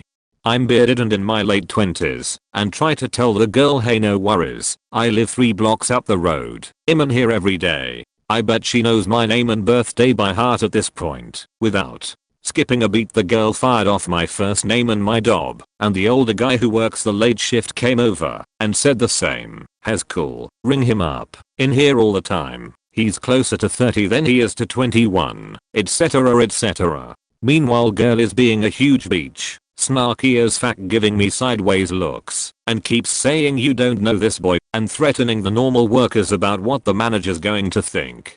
Went back in the next day for smokes on my lunch break, and it turns out the new girl had raised ungodly amounts of hell with the manager about it, who was in the building. Walked in and she points at me and loudly says, that's the guy right there, that's that guy. Everyone in the faking store turns and looks at me. Some of them are my neighbors who are staring at me like I shoplifted or robbed the damn place. The manager, who knows me, tells a newbie to go into the office, but the girl's not listening.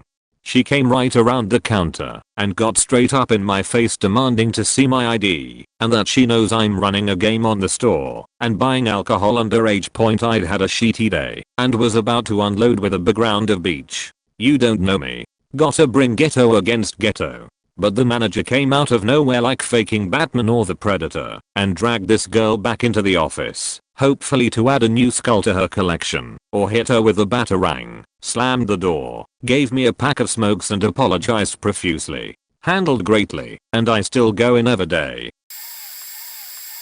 Years and years ago, as a server in a little sandwich and coffee shop, I had an opposite scenario. It was just me and the manager working. She was up front. I was handling the one table we had left before closing time. Point, the table was 2 women, obvious power shoppers. This was in a mall, and exhausted from their day of filling the credit cards, they ordered something simple. I brought it to them, and they immediately said that this wasn't what they ordered. Point, I apologized and said I must have misunderstood. Suddenly one of them gets extremely angry and asks if I was suggesting she had a problem with speaking English. I was at a loss for words. Then she demanded to see the manager, who had witnessed the whole thing from where she was. The manager walks up, and the woman proceeds to tell the manager that I had told them they were wrong in what they ordered and that if they didn't like it they could leave and never come back. The manager had clearly seen the exchange and knew this wasn't the case. Point, she bent over backwards anyways, trying to calm them down. She offered them free meals and drinks, but the women started demanding that they talk to the owner and that I be fired. The owner was called on his phone. He listened to them yell for 10 or 15 minutes. Meanwhile we had to close the shop down because it was mall closing hours. At this point the other woman grabs her cell phone and calls the police and says we are trying to lock them in there to force them to pay for food they didn't order. We hadn't locked the doors. That would be illegal. We just turned the open sign around and closed the doors. The police show up at the same time the owner does. There is a huge fiasco. My manager is now crying. She has never dealt with anything this insane. Ultimately the police take statements. The women threaten to sue and then start to leave. As they were leaving they demanded that we put the order that they claimed they didn't make into a dog jai bag for them to take home. The police officer chimed up with, "I thought you didn't want that." The woman said something to the effect of she wasn't going to leave empty-handed after all she had been through. The police officer responded with something along the lines of, "If you are going to take the food then you need to pay for it." After the two women had left, the officer then asked the owner if he wanted to file charges against her for attempted fraud. He said no. The women never came back, and from that night on the owner changed the rules so that there would always be at least 2 servers on duty at all times, to make sure nobody tried to pull that again without someone else there to witness it, because if there had been any other customers the manager would probably have been busy. Okay, mine is an opposite situation. Since I was the cashier here in Ontario, Canada, the legal age for tobacco is 19. I was working till 11 PM at a gas station when this guy comes in for smokes and throws a crumpled 20 on the counter. He was young. If I had to guess at that point, I'd say 18. I ask for ID. He doesn't have any. He gives me some shit about how he comes in all the time when that other guy is working. I tell him that's not how it works and what kind of fines are attached to selling smokes to minors. He leaves and I watch him go around the corner of the building. Less than 45 seconds later another young guy comes in, ID in hand, also holding the same crumpled 20, and asks for the same brand as the first guy. I tell him he can't just come in and buy smokes for his friend. He gives a Razzie-worthy performance at playing confused and says he doesn't know what I mean. I tell him his friend is outside around the corner waiting for him, and he actually tells me he's buying for his grandmother who is outside. I ask him if I'd see her if I looked out the door, and he says, "If you actually wanna go look." I tell him to go get her, and he just hesitates and then pleads, "Oh, come on man, does it matter?" I tell him to piss off. An hour goes by, and I'm just closing up my shift when the first guy comes biking up to the store. He knocks his bike over by getting off in a huff and storms into the store and slams his driver's license down on the counter. He wasn't even 19 yet. What the fuck? TLDR. Kid comes in to buy smokes from me. No ID. Sends in friend who is also turned away. Comes back later with ID. Still underage. I hope everyone is sitting down for this, but my horrible experience came at the hands of Comcast. My service was constantly interrupted. I had to call so often that I ended up plugging the customer service number into my phone, and I was calling to once again figure out why my TV wasn't picking up any channels. I was already in a bad mood about having to call them yet again, but the ensuing call was baffling. When my call was received by an agent, I heard nothing but silence for about 10 seconds before I heard the agent say, not quite out of earshot, "Oh shit, I don't think I turned this off. Shoot, I didn't want another call. Should I answer?" For those of you who have been lucky enough to avoid employment at a call center, there is a button that you can push on your phone that either blocks all incoming calls from coming in or releases your phone to the queue of incoming calls. Clearly, this guy forgot to click the button. Anyway, I can hear him debating whether or not to answer, so I shout into the phone, "You answered, so please stay on the line." I told him that I was having trouble with my connection, and he informed me that I shouldn't worry, there is just some service being done in my area. This could have been a reasonable response, but he had been in such a rush to get the call over with that we never went through the part of the call where he confirmed my name or account.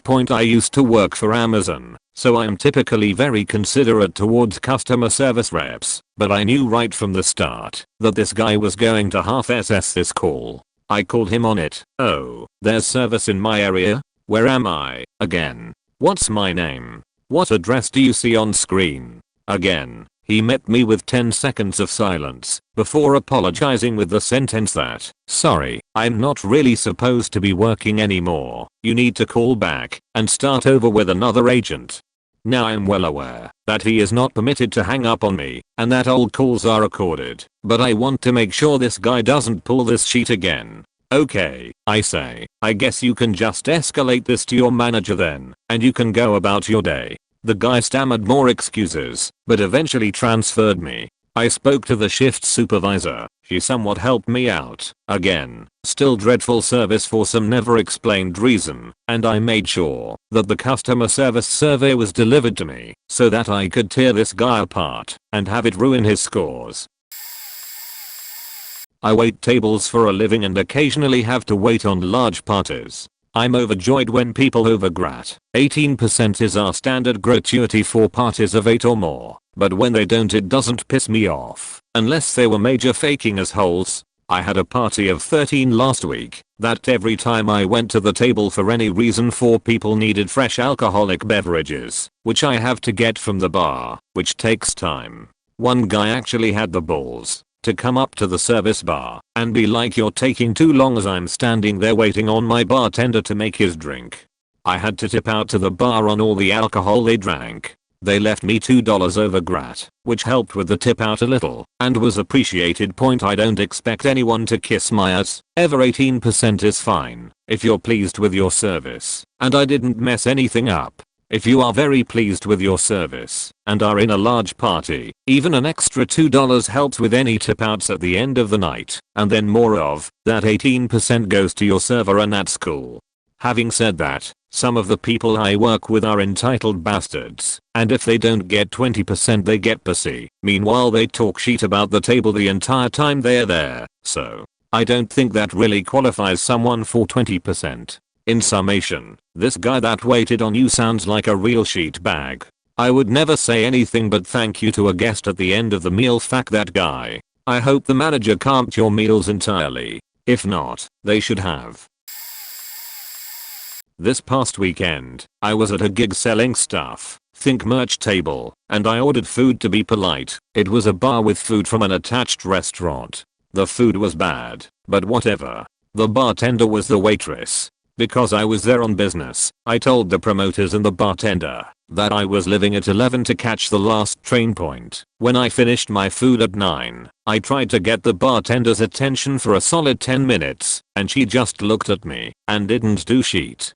She was more focused on serving up more drinks than taking my money for my meal, and she really didn't give a shit. I had to leave at 11 or I'd be stuck in the city until the next day with all the merch junk and no place to stay. I tried to pay her again, and she decided this time that it was more important that she watch TV with other people at the bar. She was still working behind the counter. I told her I was leaving, and she looked at me and ignored me. The event was shitty, so I really just didn't give a fuck, and I left. The entire staff, including promoter, was unprofessional, and everyone lied about the event specifics as well as the standard attendance for prior events. It was pretty shitty all around. I was charged $20 to be a vendor, was told at least 100 people came each Friday, less than 20 people came. Not a single vendor broke even. Shittiness all around, and we all agreed that there's no way in hell we'd ever work one of this promoter's events again. I left. I got a text from the promoter telling me to come back to pay for the food. I texted her back and told her I tried twice and had told them I had to leave by 11 to catch my train home. She said it wasn't fair to the bartender, who had to pay for the money out of her tips. I emailed her when I got home, and she said she forwarded my email to the bartender. I didn't give you permission to do that on my business email nonetheless. The bartender has not emailed me, so I'm not paying. It's been almost a week now. I think the bartender knows she's a scumbag Sally. She also was super high on her shift. She couldn't break to 20s. She gave me $50 and I was a GGG about it and showed her, hey, I gave you $40. This 20 plus 10 plus 4 5s equals $50. It was also her last night there. She was being let go. TLDR, I spent 20 minutes trying to get a stoner waitress / bartender's attention to pay my bill. She decided it was more fun to hang out with her friends and watch bar TV, and she knew what time I had to leave. I left. She got pissy, then pussied out about asking me for payment via PayPal.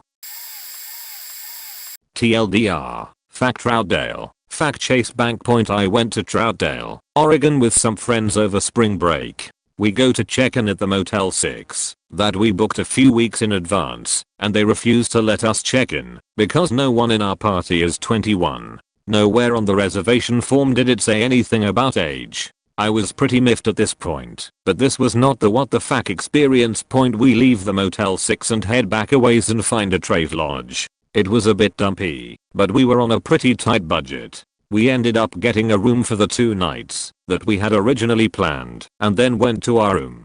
We pretty much hung out there for the night until around 10:30 when we decide to make a journey to the adjacent Walmart to get some drinks. As we walk out, another group is walking out, and this man in a shady looking duster is smoking a cigarette and hanging out in the parking lot. Pointy, seemingly, jokingly asks, "Geez, how many people are in your room?" To which my friend responds, "Oh, we are not with them." The man then asks which room we are in. When my friend responds, "We don't really want to tell you that," the man goes from 0 to 60. "I'm the faking manager, don't you faking, get smart with me," he says. We are still walking at this point, and he is getting up in my friend's face screaming, "I'm the faking owner. If you don't tell me what room you're in, I'll call the faking sheriff." This man was clearly belligerently drunk. We continue to walk, and he threatens to call the sheriff if we come back, to which I said, "Well, we have a reservation and our stuff is still in our room. Fuck your reservation," he said as we were waiting to cross the street. We got our drinks, walked back into the room, no sheriff. Woke up the next morning after barely, and cancelled our second night sheet. Part of it is, I never got my refund for the second night. I called the hotel and Chase and they basically told me there was nothing they could do. I gave up trying after multiple phone calls to Chase explaining my story. I'm still pretty curious as to whether that guy was the owner/manager as he said, but something tells me that he's not. Sorry for the diatribe. I'm sure there are plenty of grammatical/spelling errors, but I felt the need to tell my most what the fuck customer service story. I was on a short vacation with my then boyfriend, now husband, in Philly. We were flying to our respective home states after the trip on different airlines. We arrived at the airport with plenty of time each split up to check in. He was finished in a few minutes on the other than I, after finally making it to the desk, was in a bit of a pickle. It seemed that I had missed my flight because the airline decided to cancel the one I had a ticket for and put me on an earlier one without any notification. The system then automatically put me on the next possible flight out, which was to Atlanta, where I was then supposed to wait overnight before the next available flight to my end destination, Dallas. The next morning, I was bewildered, too broke to afford a hotel, and when we asked if they were going to provide me with a room somewhere, I was told to just get on the plane. You'll figure it out when you get there. This wasn't going to work for me, and they kept trying to push me around. My boyfriend was now with me, trying to figure out what the heck was going on, and suggested that, since we weren't in a hurry to get back, and were staying with relatives, we should just stay another day. I was told over and over again that, since my ticket had already been changed, again, without any notice to me, they couldn't do it themselves. And they ended up having to call the corporate offices, while I stood in line, blocking the only open attendant station for over 2 hours. I was freaking out and ended up in tears by the end of it, just out of stress. I really hate being the person that inconveniences people. Eventually they got a hold of whoever they needed to on the phone, had orders handed down from the president of crappy airlines or whatever, and moved my flight to the next day. Boyfriend nipped over to his airline's desks and got his switched in less than a minute. Yeah, when things go wrong with Air Tran, they go really wrong. So I was at Steak and Shake after a high school football game with my girlfriend and some other people. It's about 11:40 p.m. when we show up, and there's a curfew for minors at midnight, unless accompanied by an adult. Me, being 18 at the time, was the adult for the night. We were in a group of about 6 people. We walk in and get seated immediately by this girl, who appears as if she's never seen the light of day or has never seen a dentist. Anyway, she seats us and takes our drink orders. 15 minutes pass by. I received my drink because it was pop, whilst my friends waited for their milkshakes. Generally milkshakes take a little longer to receive over pops or water. My girlfriend asks where their milkshakes are. The waitress apologizes and asks to take our food orders. After we finish, she apologizes again and scurries back to find our milkshakes. 10 more minutes pass. Our food comes out. No milkshakes. My girlfriend asks again, getting a little agitated. Same thing happens. The waitress apologizes and goes back to get them. She comes back immediately, empty-handed, saying that since it was past curfew, she couldn't serve my girlfriend or our friends. I quickly reply with I'm 18, so bring the milkshakes to me if curfew is a problem. She runs back and fetches their milkshakes, which are in 2-go cups at Steak and Shake. For anyone who doesn't know, they use glasses in the restaurant and styrofoam for the drive-through/2-go orders. Not only that, but they were all melted into a milky liquid. The people I'm with demand new milkshakes.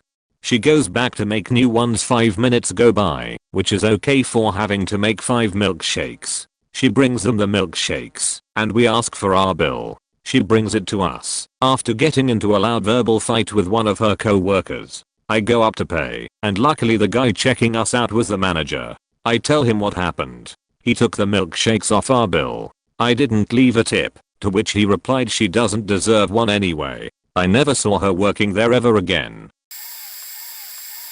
I'm late to the party, but here goes. When I was a kid, my family, parents, sister, grandmother, and I went on a trip to the western US. At one point while driving around, we apparently took a wrong turn somewhere and ended up way out in the middle of nowhere, surrounded by joshua trees in every direction. Not unlike this, we weren't sure where we were, just somewhere near the California-Nevada border, and we were getting very hungry. We decided to go a little bit further to see if there was any sign of a nearby town before we'd give up and turn around. That's when we came across the Joshua Tree Cafe. This was a little shack that, as far as we could tell, was miles and miles from any other human habitation. It was odd, but we pulled up and went in, glad to finally get to eat. The guy working at the place had long greasy hair and a patch over one eye. The walls were plastered in frightening signs depicting guns and sayings like, "The only good liberal is a dead liberal." There were a couple of other rough-looking men in the establishment, all sitting around talking and laughing about someone they knew getting impaled on a ladder. The waiter/owner/cook took a long time to approach us, and when he finally did, he was very gruff and intimidating. It was clear we weren't wanted. Still, we ordered some food because we were starving and we were nervous of offending him. I ordered a grilled cheese sandwich and a glass of milk. When my milk arrived, it was in an unwashed jar with brown crust around the rim, and the milk smelled spoiled. I was so scared of the man who brought it to me that I pretended to drink it, though. When he brought me my sandwich, the bread had patches of mold and there were some small curly hairs in the cheese. The rest of my family received similarly inedible food. Even my grandmother, who was normally very outspoken when things didn't go her way, embarrassingly so in public, did not make a squeak of a complaint. We sat around and poked at our food for as long as we deemed politely necessary, left our money on the table, and then hurried the fuck out of there. I still have no idea what that place was, and I've never been able to find any other evidence of its existence. My stories are more about bad customer service. Where I work. First, I was delivering a pizza to this prostitute in a dorm. It is school policy that delivery drivers do not approach the dorm rooms, so we have to call them down to our cars. I call one girl down, and she says she'll be there in a minute. No big deal. So I leaned against my car and waited. 15 minutes go by, so I called her again. I said it was school policy that I can't go up there. She has to come to me. She sarcastically said okay and hung up. I wait again, and after another 5 minutes and text her to come get her pizza. Still she does not arrive, so I had to call her a third time. After having to argue with her and tell her that I will get fired if I go into the dorm, she finally came outside with an army of friends in a pissy mood. She didn't tip me specifically because I didn't come up to her room. I tell myself she was naked up there, so I feel better about it. Second, I had to deliver to Mart. I got there, and the customer service clerk pays for her food and calls over the cashier that ordered food. They tell me the third person is around the store somewhere. Since they were next to the phone, and it made sense for them to call her over, they just sat around eating their food. They eventually asked me why I wasn't walking around the store trying to find her. I looked at them like they were nuts. I said, why don't you just call her over here? It'd be easier than trying to find her. They scoffed at me, but called her over anyway. She arrived but decided she didn't want her salad. That was no problem, but the other two women decided that they received something other than what they ordered minutes after they inspected it and started eating it. I called the store to tell them about the discrepancy, and the insider started going apeshit about how she was a stupid customer and she got exactly what she ordered on the phone. She's stupid because she didn't know what she ordered. My phone's volume was at its maximum, so anyone in a 2-foot radius could understand him perfectly. Everyone included those two women, and he cursed a lot. They immediately started yelling at me too, saying how they want full refunds. The manager was only willing to give them 80% off of their next order and a partial refund, but they wanted me to just give them their money back anyway, and I'm not authorized to do it. I apologized and had to leave because I had several other orders far away from there still sitting in my car. As I left, they told me how horrible our customer service is. I don't think they were completely wrong, but at the same time I think they were entitled cunts, and I'm glad they've never ordered from us again. I used to work as a hostess at a Canadian restaurant named Cora Breakfast and Lunch. It's a franchise, so each restaurant's owners run it slightly different. It was a plethora of horrible serving/management. Every waitress was older, not the typical 18 to 25, but each was intensely catty. They would stand around and gossip about each other/hostesses/kitchen staff, etc. But they particularly liked to gossip about a mentally disabled busboy we had. He was an older gentleman that was physically fine, but had some social issues.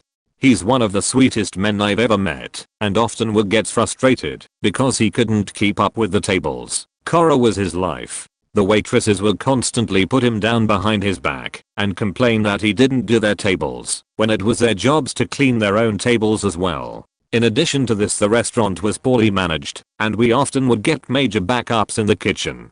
As a hostess, I was expected to do cash. You need to pay at the front, manage the line, which we had every weekend, bus tables, pour coffee/fetch water for the tables, run food, and always maintain the washrooms. On the busiest days we had 4 hostesses on, 1 for cash, 1 for managing the line, 1 to help with the food, making toast, and 1 for seating. The waitresses would never help any of us out by bringing menus to the front of the restaurant or in any way. We though were supposed to help bustle their tables, run food, keep coffee and water topped, and somehow explain to customers why it's taken 45 minutes just to be seated. The waitresses also thought they could be rude to any customer just because of their age, 30 up. As a hostess, I also cleaned almost everything in the restaurant, including the public bathrooms, and was expected to stay late and help the kitchen cut up fruit every week. On one particular occasion, the manager asked if I could take over one of the closing waitress's closing duties because she had to leave early. She watched me do all her duties, and then I overheard her saying something to the effect of, "Don't worry, the hostesses will do it." Not only did the owners let the waitresses treat us like we were their personal employees, they also treated us like garbage too. Seeing as this post is going to become a novel, I'll stop. I could go on forever. TLDR, can't plug the holes of a sinking waitress with respect. Beaches taking on water. I worked it for a rather large school at a large university. Because we had so many products under warranty, I was probably on the phone with Dell tech support about once a week. Our biggest issue was a specific model of printer that we had well over 20 of. Most of the time the issue was hardware related and required them to send a new part or even sometimes a new printer. So this particular day one of these printers was not working. It would only printer right after it was turned on. If you tried to print even 3 minutes later, you had to restart again. So I checked the sleep function, the plug, the spooler, all that good stuff, and called Dell. That's when I got customer support douchebaggery. I'm prepared to go through a bunch of troubleshooting steps I've already done because that's usually what happened. Nope. After explaining the issue, this guy says, "Yay, that's normal," thinking he misunderstood. I explain again that this happens for every print, even within a small time frame. "Yay, I understood you the first time, that's a normal thing," was his reply. So I ask him why it doesn't happen on the 20 plus other printer we have of the same model. That's when he came up with this gem, knowing that I have a background in it and have just explained all of this to him, including my troubleshooting steps. "Miss, do you know how to turn the printer off and on? It's not hard. You know that switch on the side. You just flip it." He said it in this really condescending, snotty tone. I lost it. I said okay and hung up. Then called our Dell rep. We were upgraded to pro support for free and had dedicated agents. That guy was apparently let go. Veteran server here. I think both sides will love and hate me, but here's my best assessment. Let's start with customers, but don't think I'm letting anyone off easy. Customers, guests / tables / whatever you call them, are often unintentionally needy and inconsiderate. The fact is, they likely haven't worked in a restaurant before and simply don't know how things work. They aren't trying to be inconsiderate, but they simply are. Take a rather typical needy table I had the other day. It felt like every time I returned to the table they wanted something new. I suppose you'll have to take my word for it, but I consider myself a rather accommodating and preemptive, so it was getting pretty ridiculous. The amount of work a server can handle can be completely sheet canned by a single needy table. Point furthermore, and once again Op probably had / has little understanding of this, not out of stupidity, just having never been in the business, but often when things come out simultaneously and or erroneously is out of the server's power. There are multiple factors that go into this. A server being overloaded because the restaurant is understaffed, the ubiquitous language barrier in the kitchen, short-staffed in the kitchen, ambivalent managers, incompetent expediter, etc. And one might even think it's bad management, but often management is doing the best with what they have. Furthermore, an otherwise slow night might have turned busy, or maybe it's just sheety waitstaff, management, and or kitchen staff. Point a table orders appetizers to start the meal because they are hungry, could care less for the free bread, if you're fortunate enough to even go to a restaurant that serves it, and want something before the meal. People don't order apps at a fast food restaurant because they get their meal right then and there. The idea at a dine-in restaurant is you have something to enjoy while you wait for the longer to cook portion to arrive. If they come at the same time, you've basically wasted your money and are probably hungry, and hungry people are angry. The server's reaction was likely not personal. He now has to explain to his manager why he needs appetizers taken off a check. Whether it's his fault or not, I've seen the best of managers take it out on the server. Some restaurants make the server pay for mistakes. It likely didn't come out of his own pocket, particularly if the blame was subjective, but it could happen. An 18% gratuity is so standard on large parties, usually on 8 or more, though I've seen it as low as 6, that it's expected. I've seen plenty of servers not put the gratuity on a tab and get stiffed because the person paying didn't bother to see that the server had left the tip up to them. It's good to pay attention to because some restaurants do not have an added gratuity on large parties, even corporate. If a gratuity is not included, a 15-20% tip is standard in the US. It is the cultural norm, and whether you like it or not, it's expected. I know it's controversial, but it's a fact of life. Don't be the bad guy. I find that whether it's tipping, traffic, or life in general, that the benefit of the doubt goes a long way. We all make mistakes, we all get busy, because our superiors / coworkers are idiots, etc. But in the end, grace goes a long way. There you have it. I've made quite the case for being merciful to a server in a situation like this. Now that I'm done, fuck that guy. I put up with a lot of shit with a smile on my face. Why? Because I give the customer the benefit of the doubt. Maybe I heard wrong, maybe they are just really hungry people, or maybe the customer just doesn't know better. Whether I like it or not, that's my job. Period. My job is to make hungry people happy, and it so happens I get to do it with food. It's not always easy, but it's what I signed up for. With the rare exception that it was distinctly provable, I would not contradict a customer. Someone told me that a month ago we had a salmon on our menu with a teriyaki glaze. I told them I had worked there 5 years and that said salmon came off the menu 3 years ago and hasn't been back since. I wasn't giving into their bullshit, but I was cordial about it. Point. If a customer is being distinctly rude, a manager should always get involved. It's not a server's job to hear a complaint, and if it's specifically about the service, the server might need to hear it, but a manager should still be informed in the end, as they are no position to fix any problem. Furthermore, it's not a server's job to respond to a complaint with anything but apologies, intention to resolve the problem, and manager involvement.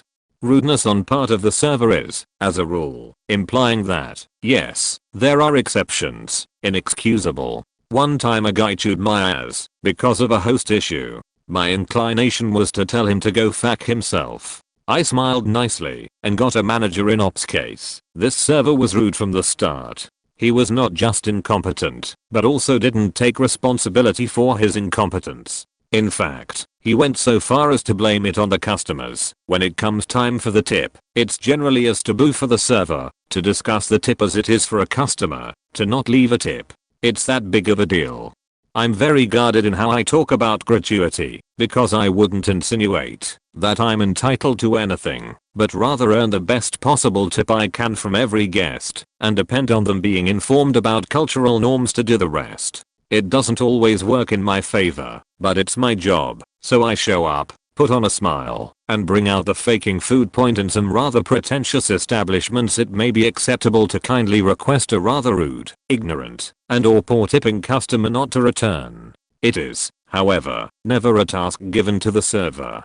A server should never pursue a customer regarding a tip. That is a fireable offense alone. Furthermore, it should not be done in a private situation, such as using the bathroom. More so, the threat of physical violence is asinine. If the establishment sides with the server, either the customer is an outright lunatic or the BBB should be involved. A manager should have been informed. The added 18% gratuity should have been returned. The server should have been fired. The end point. For what it's worth, an added gratuity is not mandatory, even if it's automatically added by credit card.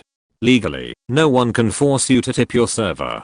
Don't do the cop-out thing and take the credit card slip with you. Otherwise, they are well within their rights to charge you the gratuity if it's added, as with a large party. In fact, gratuity or not, in any case, please make sure you don't take the tipped and signed copy with you. It happens more often than you know. Your well-intended tip is lost in that case. But if you are in a large party and particularly feel that the service warranted no tip, then cross that faker out and be prepared to inform the restaurant if you get charged for it, and if they won't back down, call your credit card company.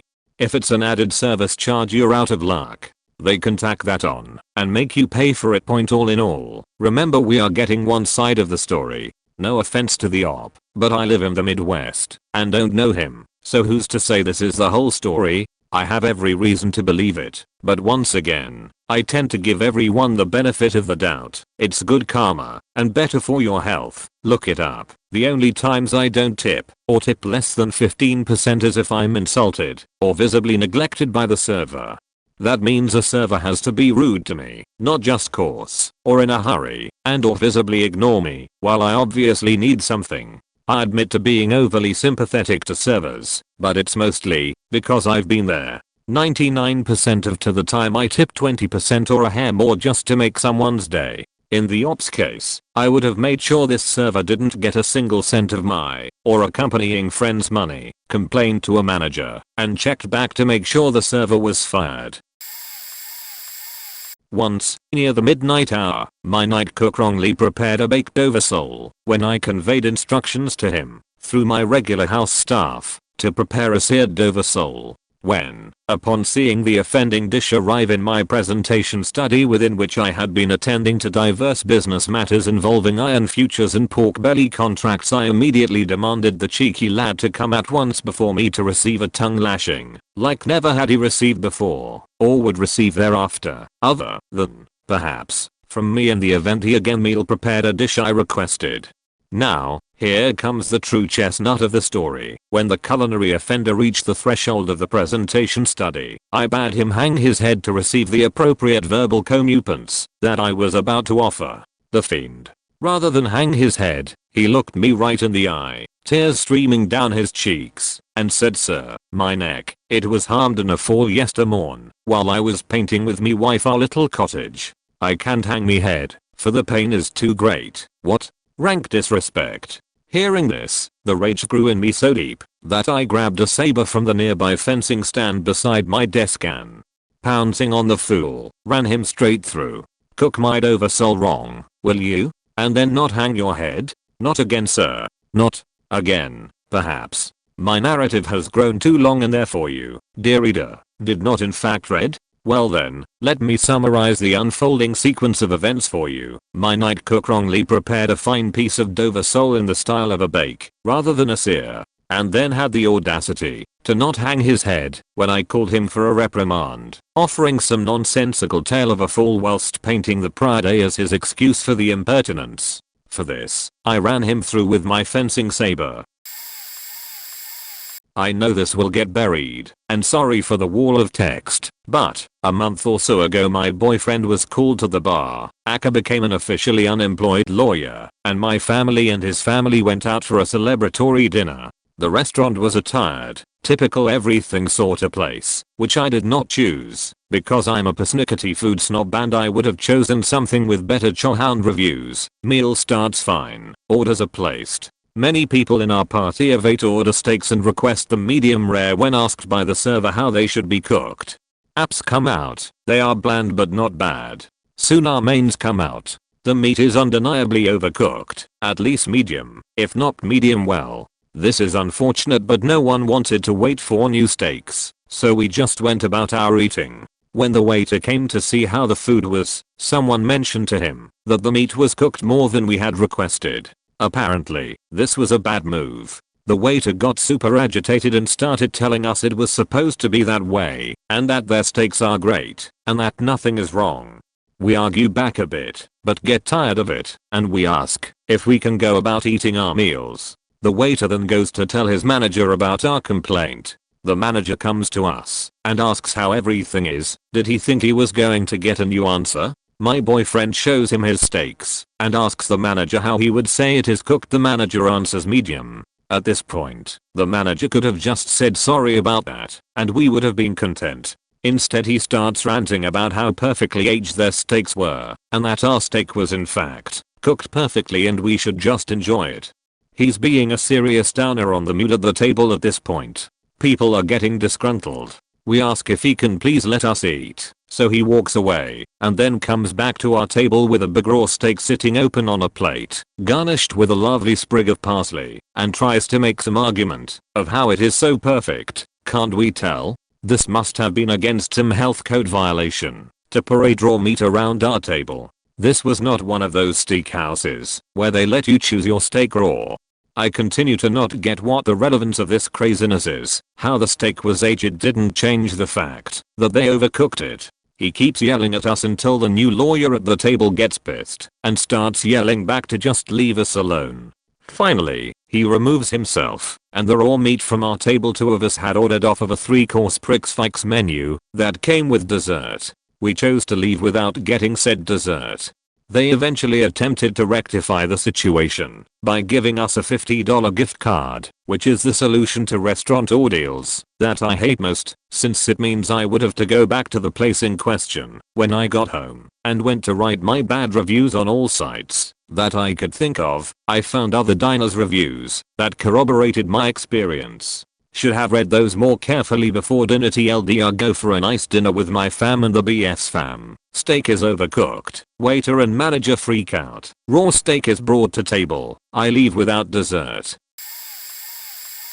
So I was on the bus with my friend, Patrick, after a long day at an amusement park. I'm guessing we took the wrong bus, because as I was looking out the window, I saw my house go by. I was pretty annoyed. The bus finally stops in some ghetto town that I have never been to. It was the last stop, so Patrick and I get off, and I went to go to the bathroom. The people here were pretty strange and ambiguous, so I didn't know what bathroom to go into. I decided to just go back and find Patrick. I finally saw him, and he was getting on another bus back home. I was pretty pissed. After numerous attempts to get on a bus. They just kept driving away as I tried to board. I decided to talk to someone at the booth at the bus station. I talked to the guy, and he was incredibly rude. The dialect they spoke was really hard to understand, and he didn't understand me either. I tried to put on their accent, and then he finally understood me. He told me that I had to wait in this long as line. There was about 600 people in line, so by the time I got to the front of the line, this douche told me that the bus I needed to get on to get home just left.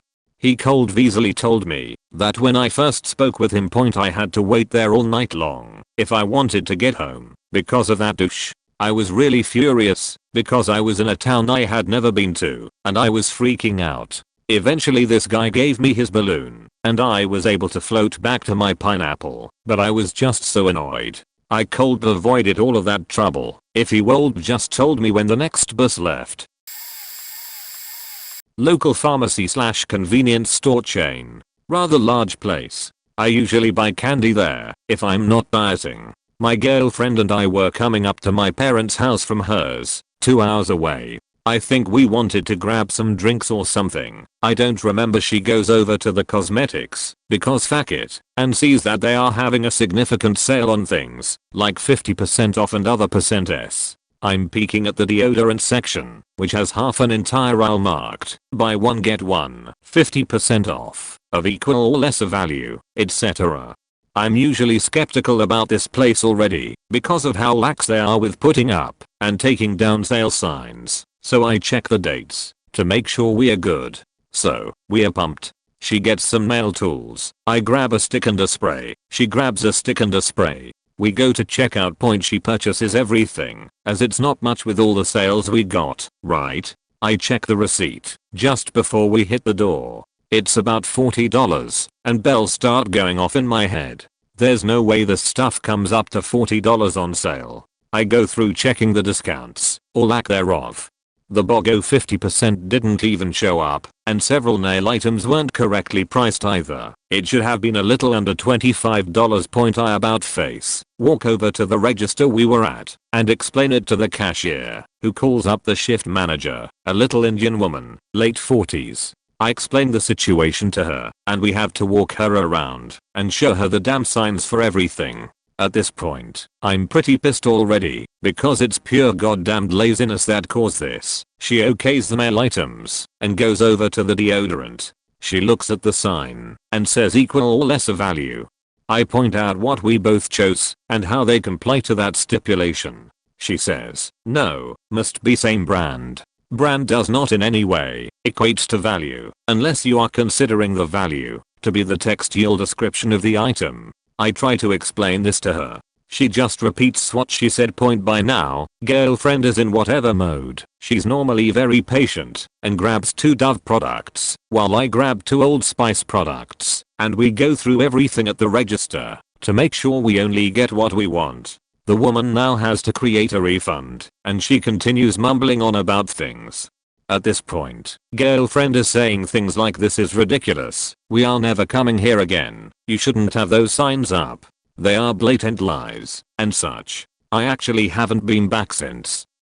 Trying to avoid candy, and I work at Target, which has better prices for almost anything anyway, plus my discount. Everything is said and done, and, we actually end up leaving, having spent $2 to $3 more after the whole ordeal. We were just fuming and needed to get home. She just wants to relax, but I'm super money conscious and am pissed about the whole ordeal for a while before she calms me down, even though she was the one who paid for everything. TLDR, Rite Aid products and sales are good. Employees, not so much. So glad I didn't end up working there in my teens like I wanted to.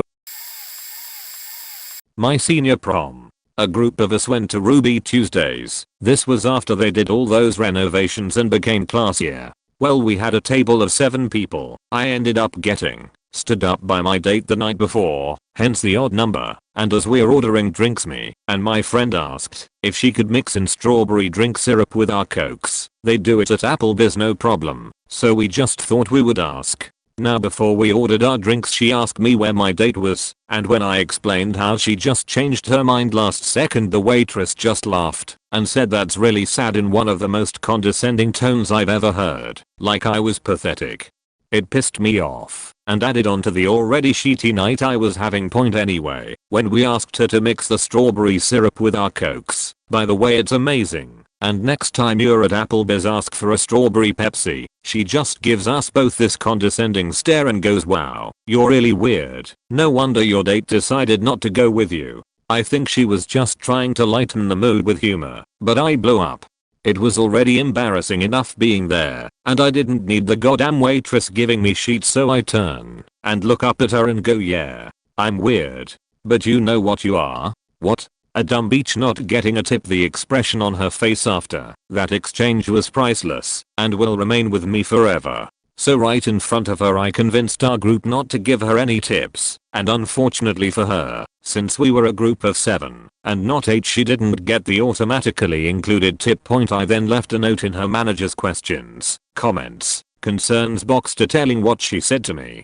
I got a call from the manager the next day asking me for forgiveness for what she said, and I got a $25 gift card to Ruby Tuesdays, and she got demoted to kitchen staff. Prom also wasn't that bad, because I went home with this douche in my class's date. So, all in all not a terrible night. Point TLDR beach waitress got what she deserved. I got a gift card, and got to have sex with this guy, who I hate's prom date. Win/win/win.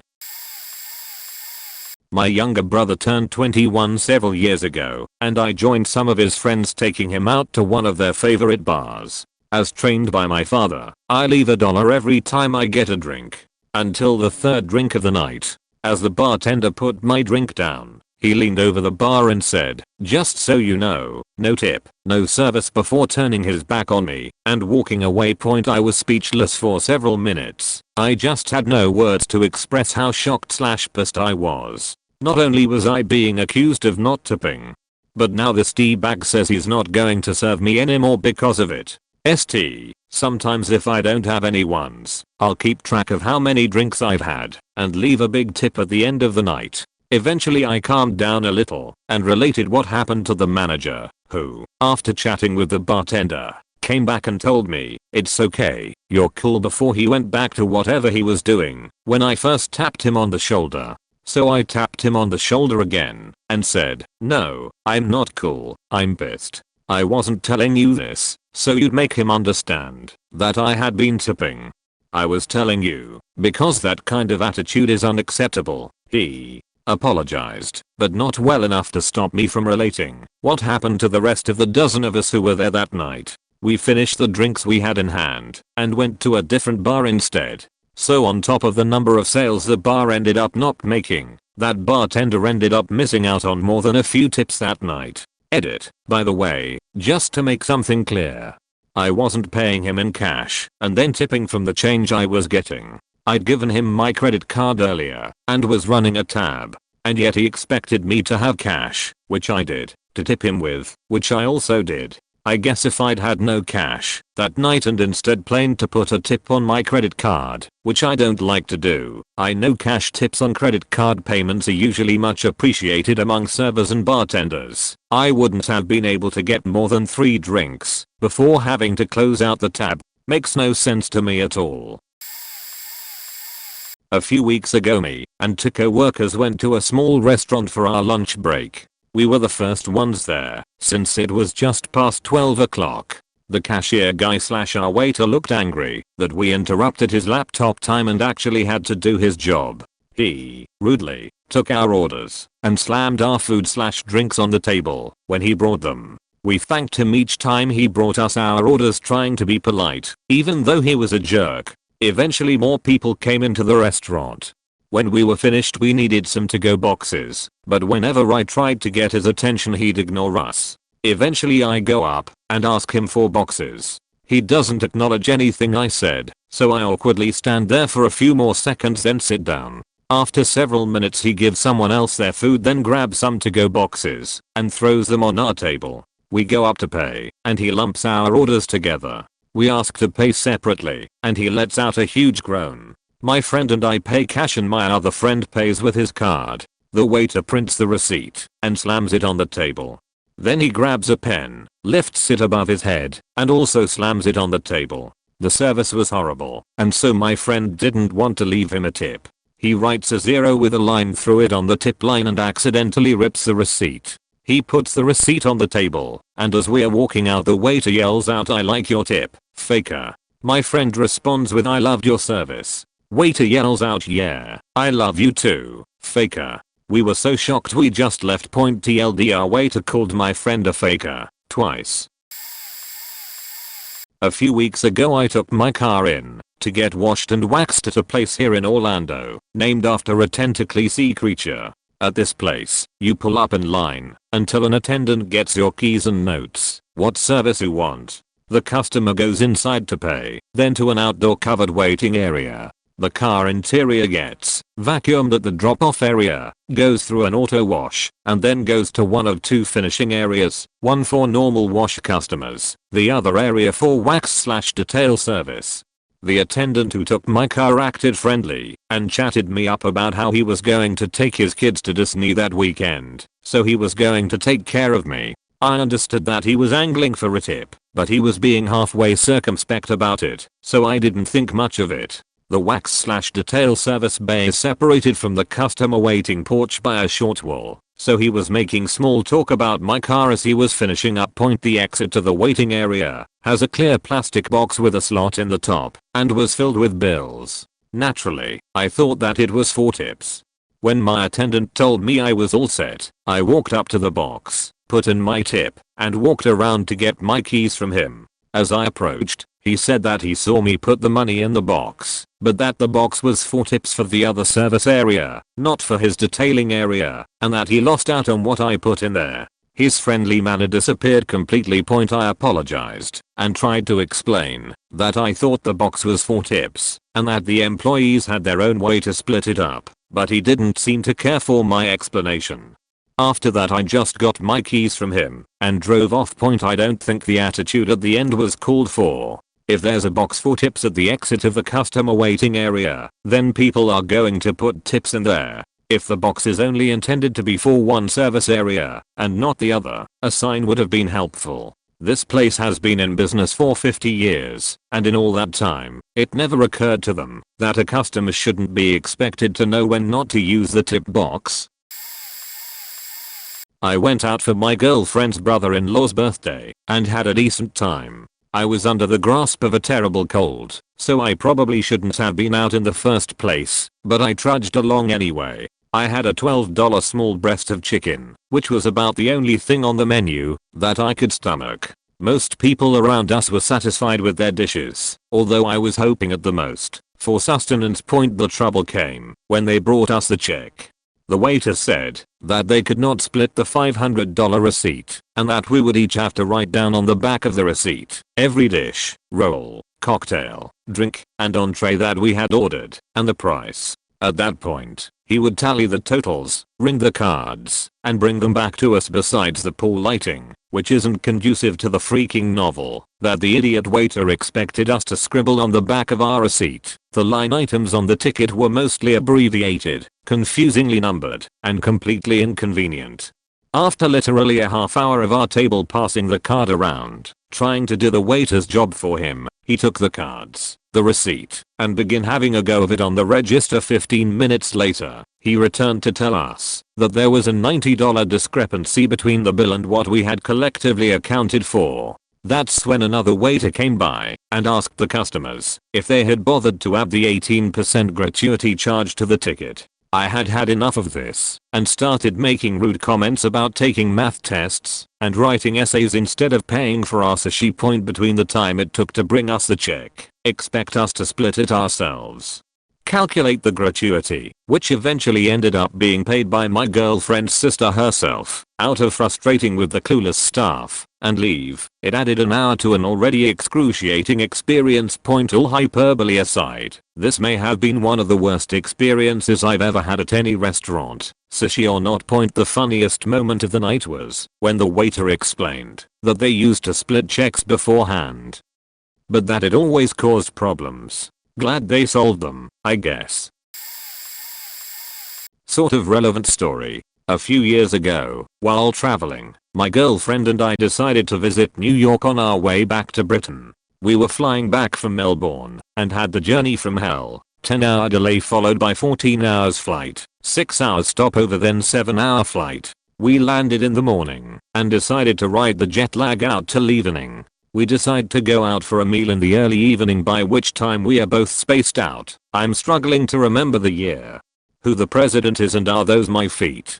Being British, I wasn't that clear on the tipping etiquette. Yes, I should have read up more, and my jet lag was rendering most brain functions void, but I had hoped, naively, that the staff might help me on this front and I'd be able to wing it, like I had for the previous 8 months traveling. Point anyways, we stumble through the meal, and come to pay. I leave a tip, a fairly healthy one I thought, and get set to leave.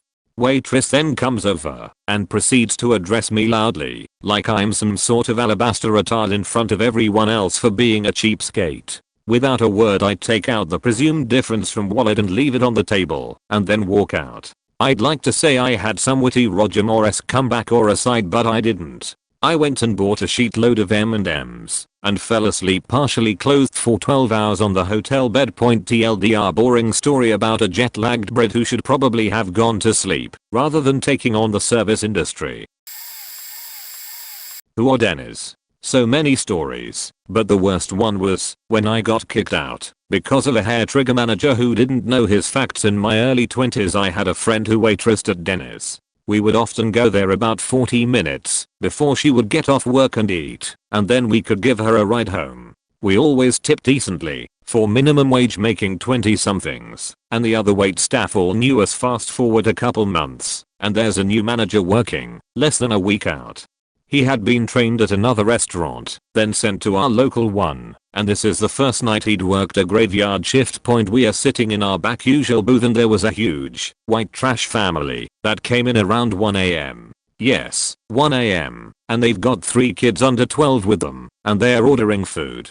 They're directly across from our booth. Point, we had just finished eating, and I was worn out from working that day, so I started out by laying my head on my guy friend's shoulder, and then just saying "fuck it," and laid down on his leg. We only had a few more minutes until our friend got off work, and then we could go.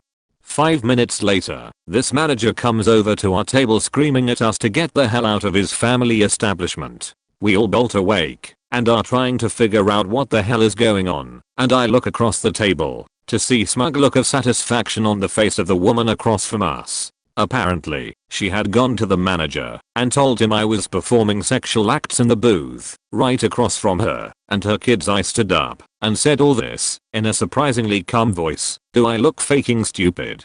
Do you think I would come to a restaurant where my friend works, wait for a faking family to sit across from me with kids, and start having sex in your dirty faking restaurant? What the fuck, man? Okay, so maybe I wasn't that calm. Point, he just kept yelling about calling the cops, so I said fuck it, let's go. We waited in the parking lot for our friend and then left. She talked to the store manager the next day, and her word, along with the other waitresses working that night, was enough for us to at least come back to the restaurant. I saw the same manager a few times after that, but he would always rush off to the office or the kitchen if he spotted us. Pizza order here. Point, so a while ago, I have the menu of the restaurant open in front of me, one I found on their website, but I still, as many people do, began asking them about their menu. This really beachy woman answers the phone and starts explaining the menu to me, like it's my fault I don't know what's on the menu. My friend suggested the pizza place, so I decided to just go with it. Maybe their pizza is delish. In a ho, lady explains that the order is for $12. And with all the toppings and dippings it's 16. I think meh, that's alright, and hang up. Wait, I'm at work, I need it delivered, I think to myself, so I promptly call back. A man answers the phone this time and I tell him that I need the order I just made delivered. He tells me it's going to be $18, and my friend tells me that the original order I made from their online menu is a delivery order, and so the whole order should be $12 without toppings and dipping. So I confront him, and the line goes dead for a bit, and the lady comes back on. In the middle of me helloing, she interrupts and says what? I tell her I'm calling back because of the order I made and wanted delivered. She legitimately starts screaming at me and vulgarly explaining the order. I just hang up and tell my friend that the lady was a moron. He calls them this time and gets the order right. The pizza was freaking amazing. If you're in Mississauga and you want pizza, use these guys' dicks on the phone, but not with the pizza point edit. Manny's Pizza and Wings is the name. I'm not sure if this counts because I had not summoned their services, but whatever, it was about 7 PM and I was driving on the freeway, my best friend in the passenger seat. I was in the left lane, no traffic, aside from maybe 4 to 5 other cars within a quarter of a mile, doing about 75 in a 65. All of a sudden, this van comes speeding up behind me. I didn't want to get over in case he went to pass me on the right, but there were no cars next to me. I sped up to about 85 to get a safe distance away before getting over in the van. Two guys and they are tailing me extremely closely and laughing their ass off. So I hurry up and get over. The guy driving gets to where his passenger window is lined up with mine, flips me off while his friend laughs. At this point I realize it is a company van for a steam cleaning company. He slams on his brakes and gets behind me again, speeding back up to my tail. At this point I'm livid and scared. I got over again and they were intentionally swerving back and forth as they approached my window again, laughing and flipping me off, wearing company shirts. My passenger pulled out her phone and took down the company's name, the license plate, and the time. We pulled over and I called the main office, leaving the VP a professional and calm but stern voicemail of the company, all the details, what the plate number was, the time and freeway we were on, the approximate distance we had driven, being harassed by them, and what the men looked like, as well as my expression of how their company's image has been ruined for me, and I would expect this matter be taken care of immediately. Fakers better have been fired. That sheet was insane. TLDR, I was almost ran off the road by two assholes in a company van. A friend from out of town wanted to go out for her birthday. We made a reservation for our group of 10 people. There were some minor glitches with dinner. For example, the server forgot to place my wife's order, so she had to eat after everyone else had finished. Then the server dropped off the check within 2 minutes of a fresh round of drink orders because she wanted to go home. She then proceeded to come back to the table another 3 times within 5 minutes until she finally told us we had to pay immediately because her shift was about to end. The end result was that we only left her a tip, which came out to a tad over 13%. Not the worst or best tip in the world, but what we felt was adequate for the level of service and rush to get us out the door. The manager, who also turned out to be the owner, came over and asked us why we shortchanged the waitress. We explained the situation and why we felt the tip was an adequate gratuity for our rushed and mishandled dinner. I even offered to put another $10 on my credit card and tried to hand it to him, which he shoved back at me. He then proceeded to clear off our tables and actually picked them up and carried them away. Keep in mind that all of the other tables in the restaurant still had people drinking and eating at them. So as we sat at our now tableless seating area, a few from the group tried to order some shots at the bar. The bartender, however, told them that the manager told her she wasn't allowed to serve them. TLDR, the owner of the restaurant picked up our table and carried it away while we were still sitting at it. My friend won tickets to a comedy show, The Funny Bone, off the radio because they were having a contest if you could out-joke the Mexican comedian. His joke that won it was, what is the last thing Jesus told the Mexicans before he died? Don't do anything until I get back. We get there a little early, take a patron shot with a cute Asian girl and her friend, and then drink a beer. Everyone lines up and walks into the venue, us with beers in hand and talking, walk right in thinking that's what everyone else is doing too. We sit down at a table, but then see the girls across from us, so my friend asks a nearby bouncer if we can move. He goes off on my friend telling him that we didn't even hand our stub to the door guy and says no, we can't move. My friend asks him again, politely apologizing for not knowing we needed to do that. The bouncer gets in his face. My friend tells him to get his little dick off his knee, and then it went downhill from there. He throws us out before the comedy show even starts, causing a huge scene and 200 people staring at us. Pretty entertaining though, and my friend called the radio show the next day and got to tell them what happened on air. TLDR, went to a comedy show with a friend, took a shot of Patron, and drank a beer with two cute girls, then went in to watch the show. We sit at a random table, then want to move to where they're sitting. Bouncer starts a fight with my friend and gets us kicked out for pretty much no reason.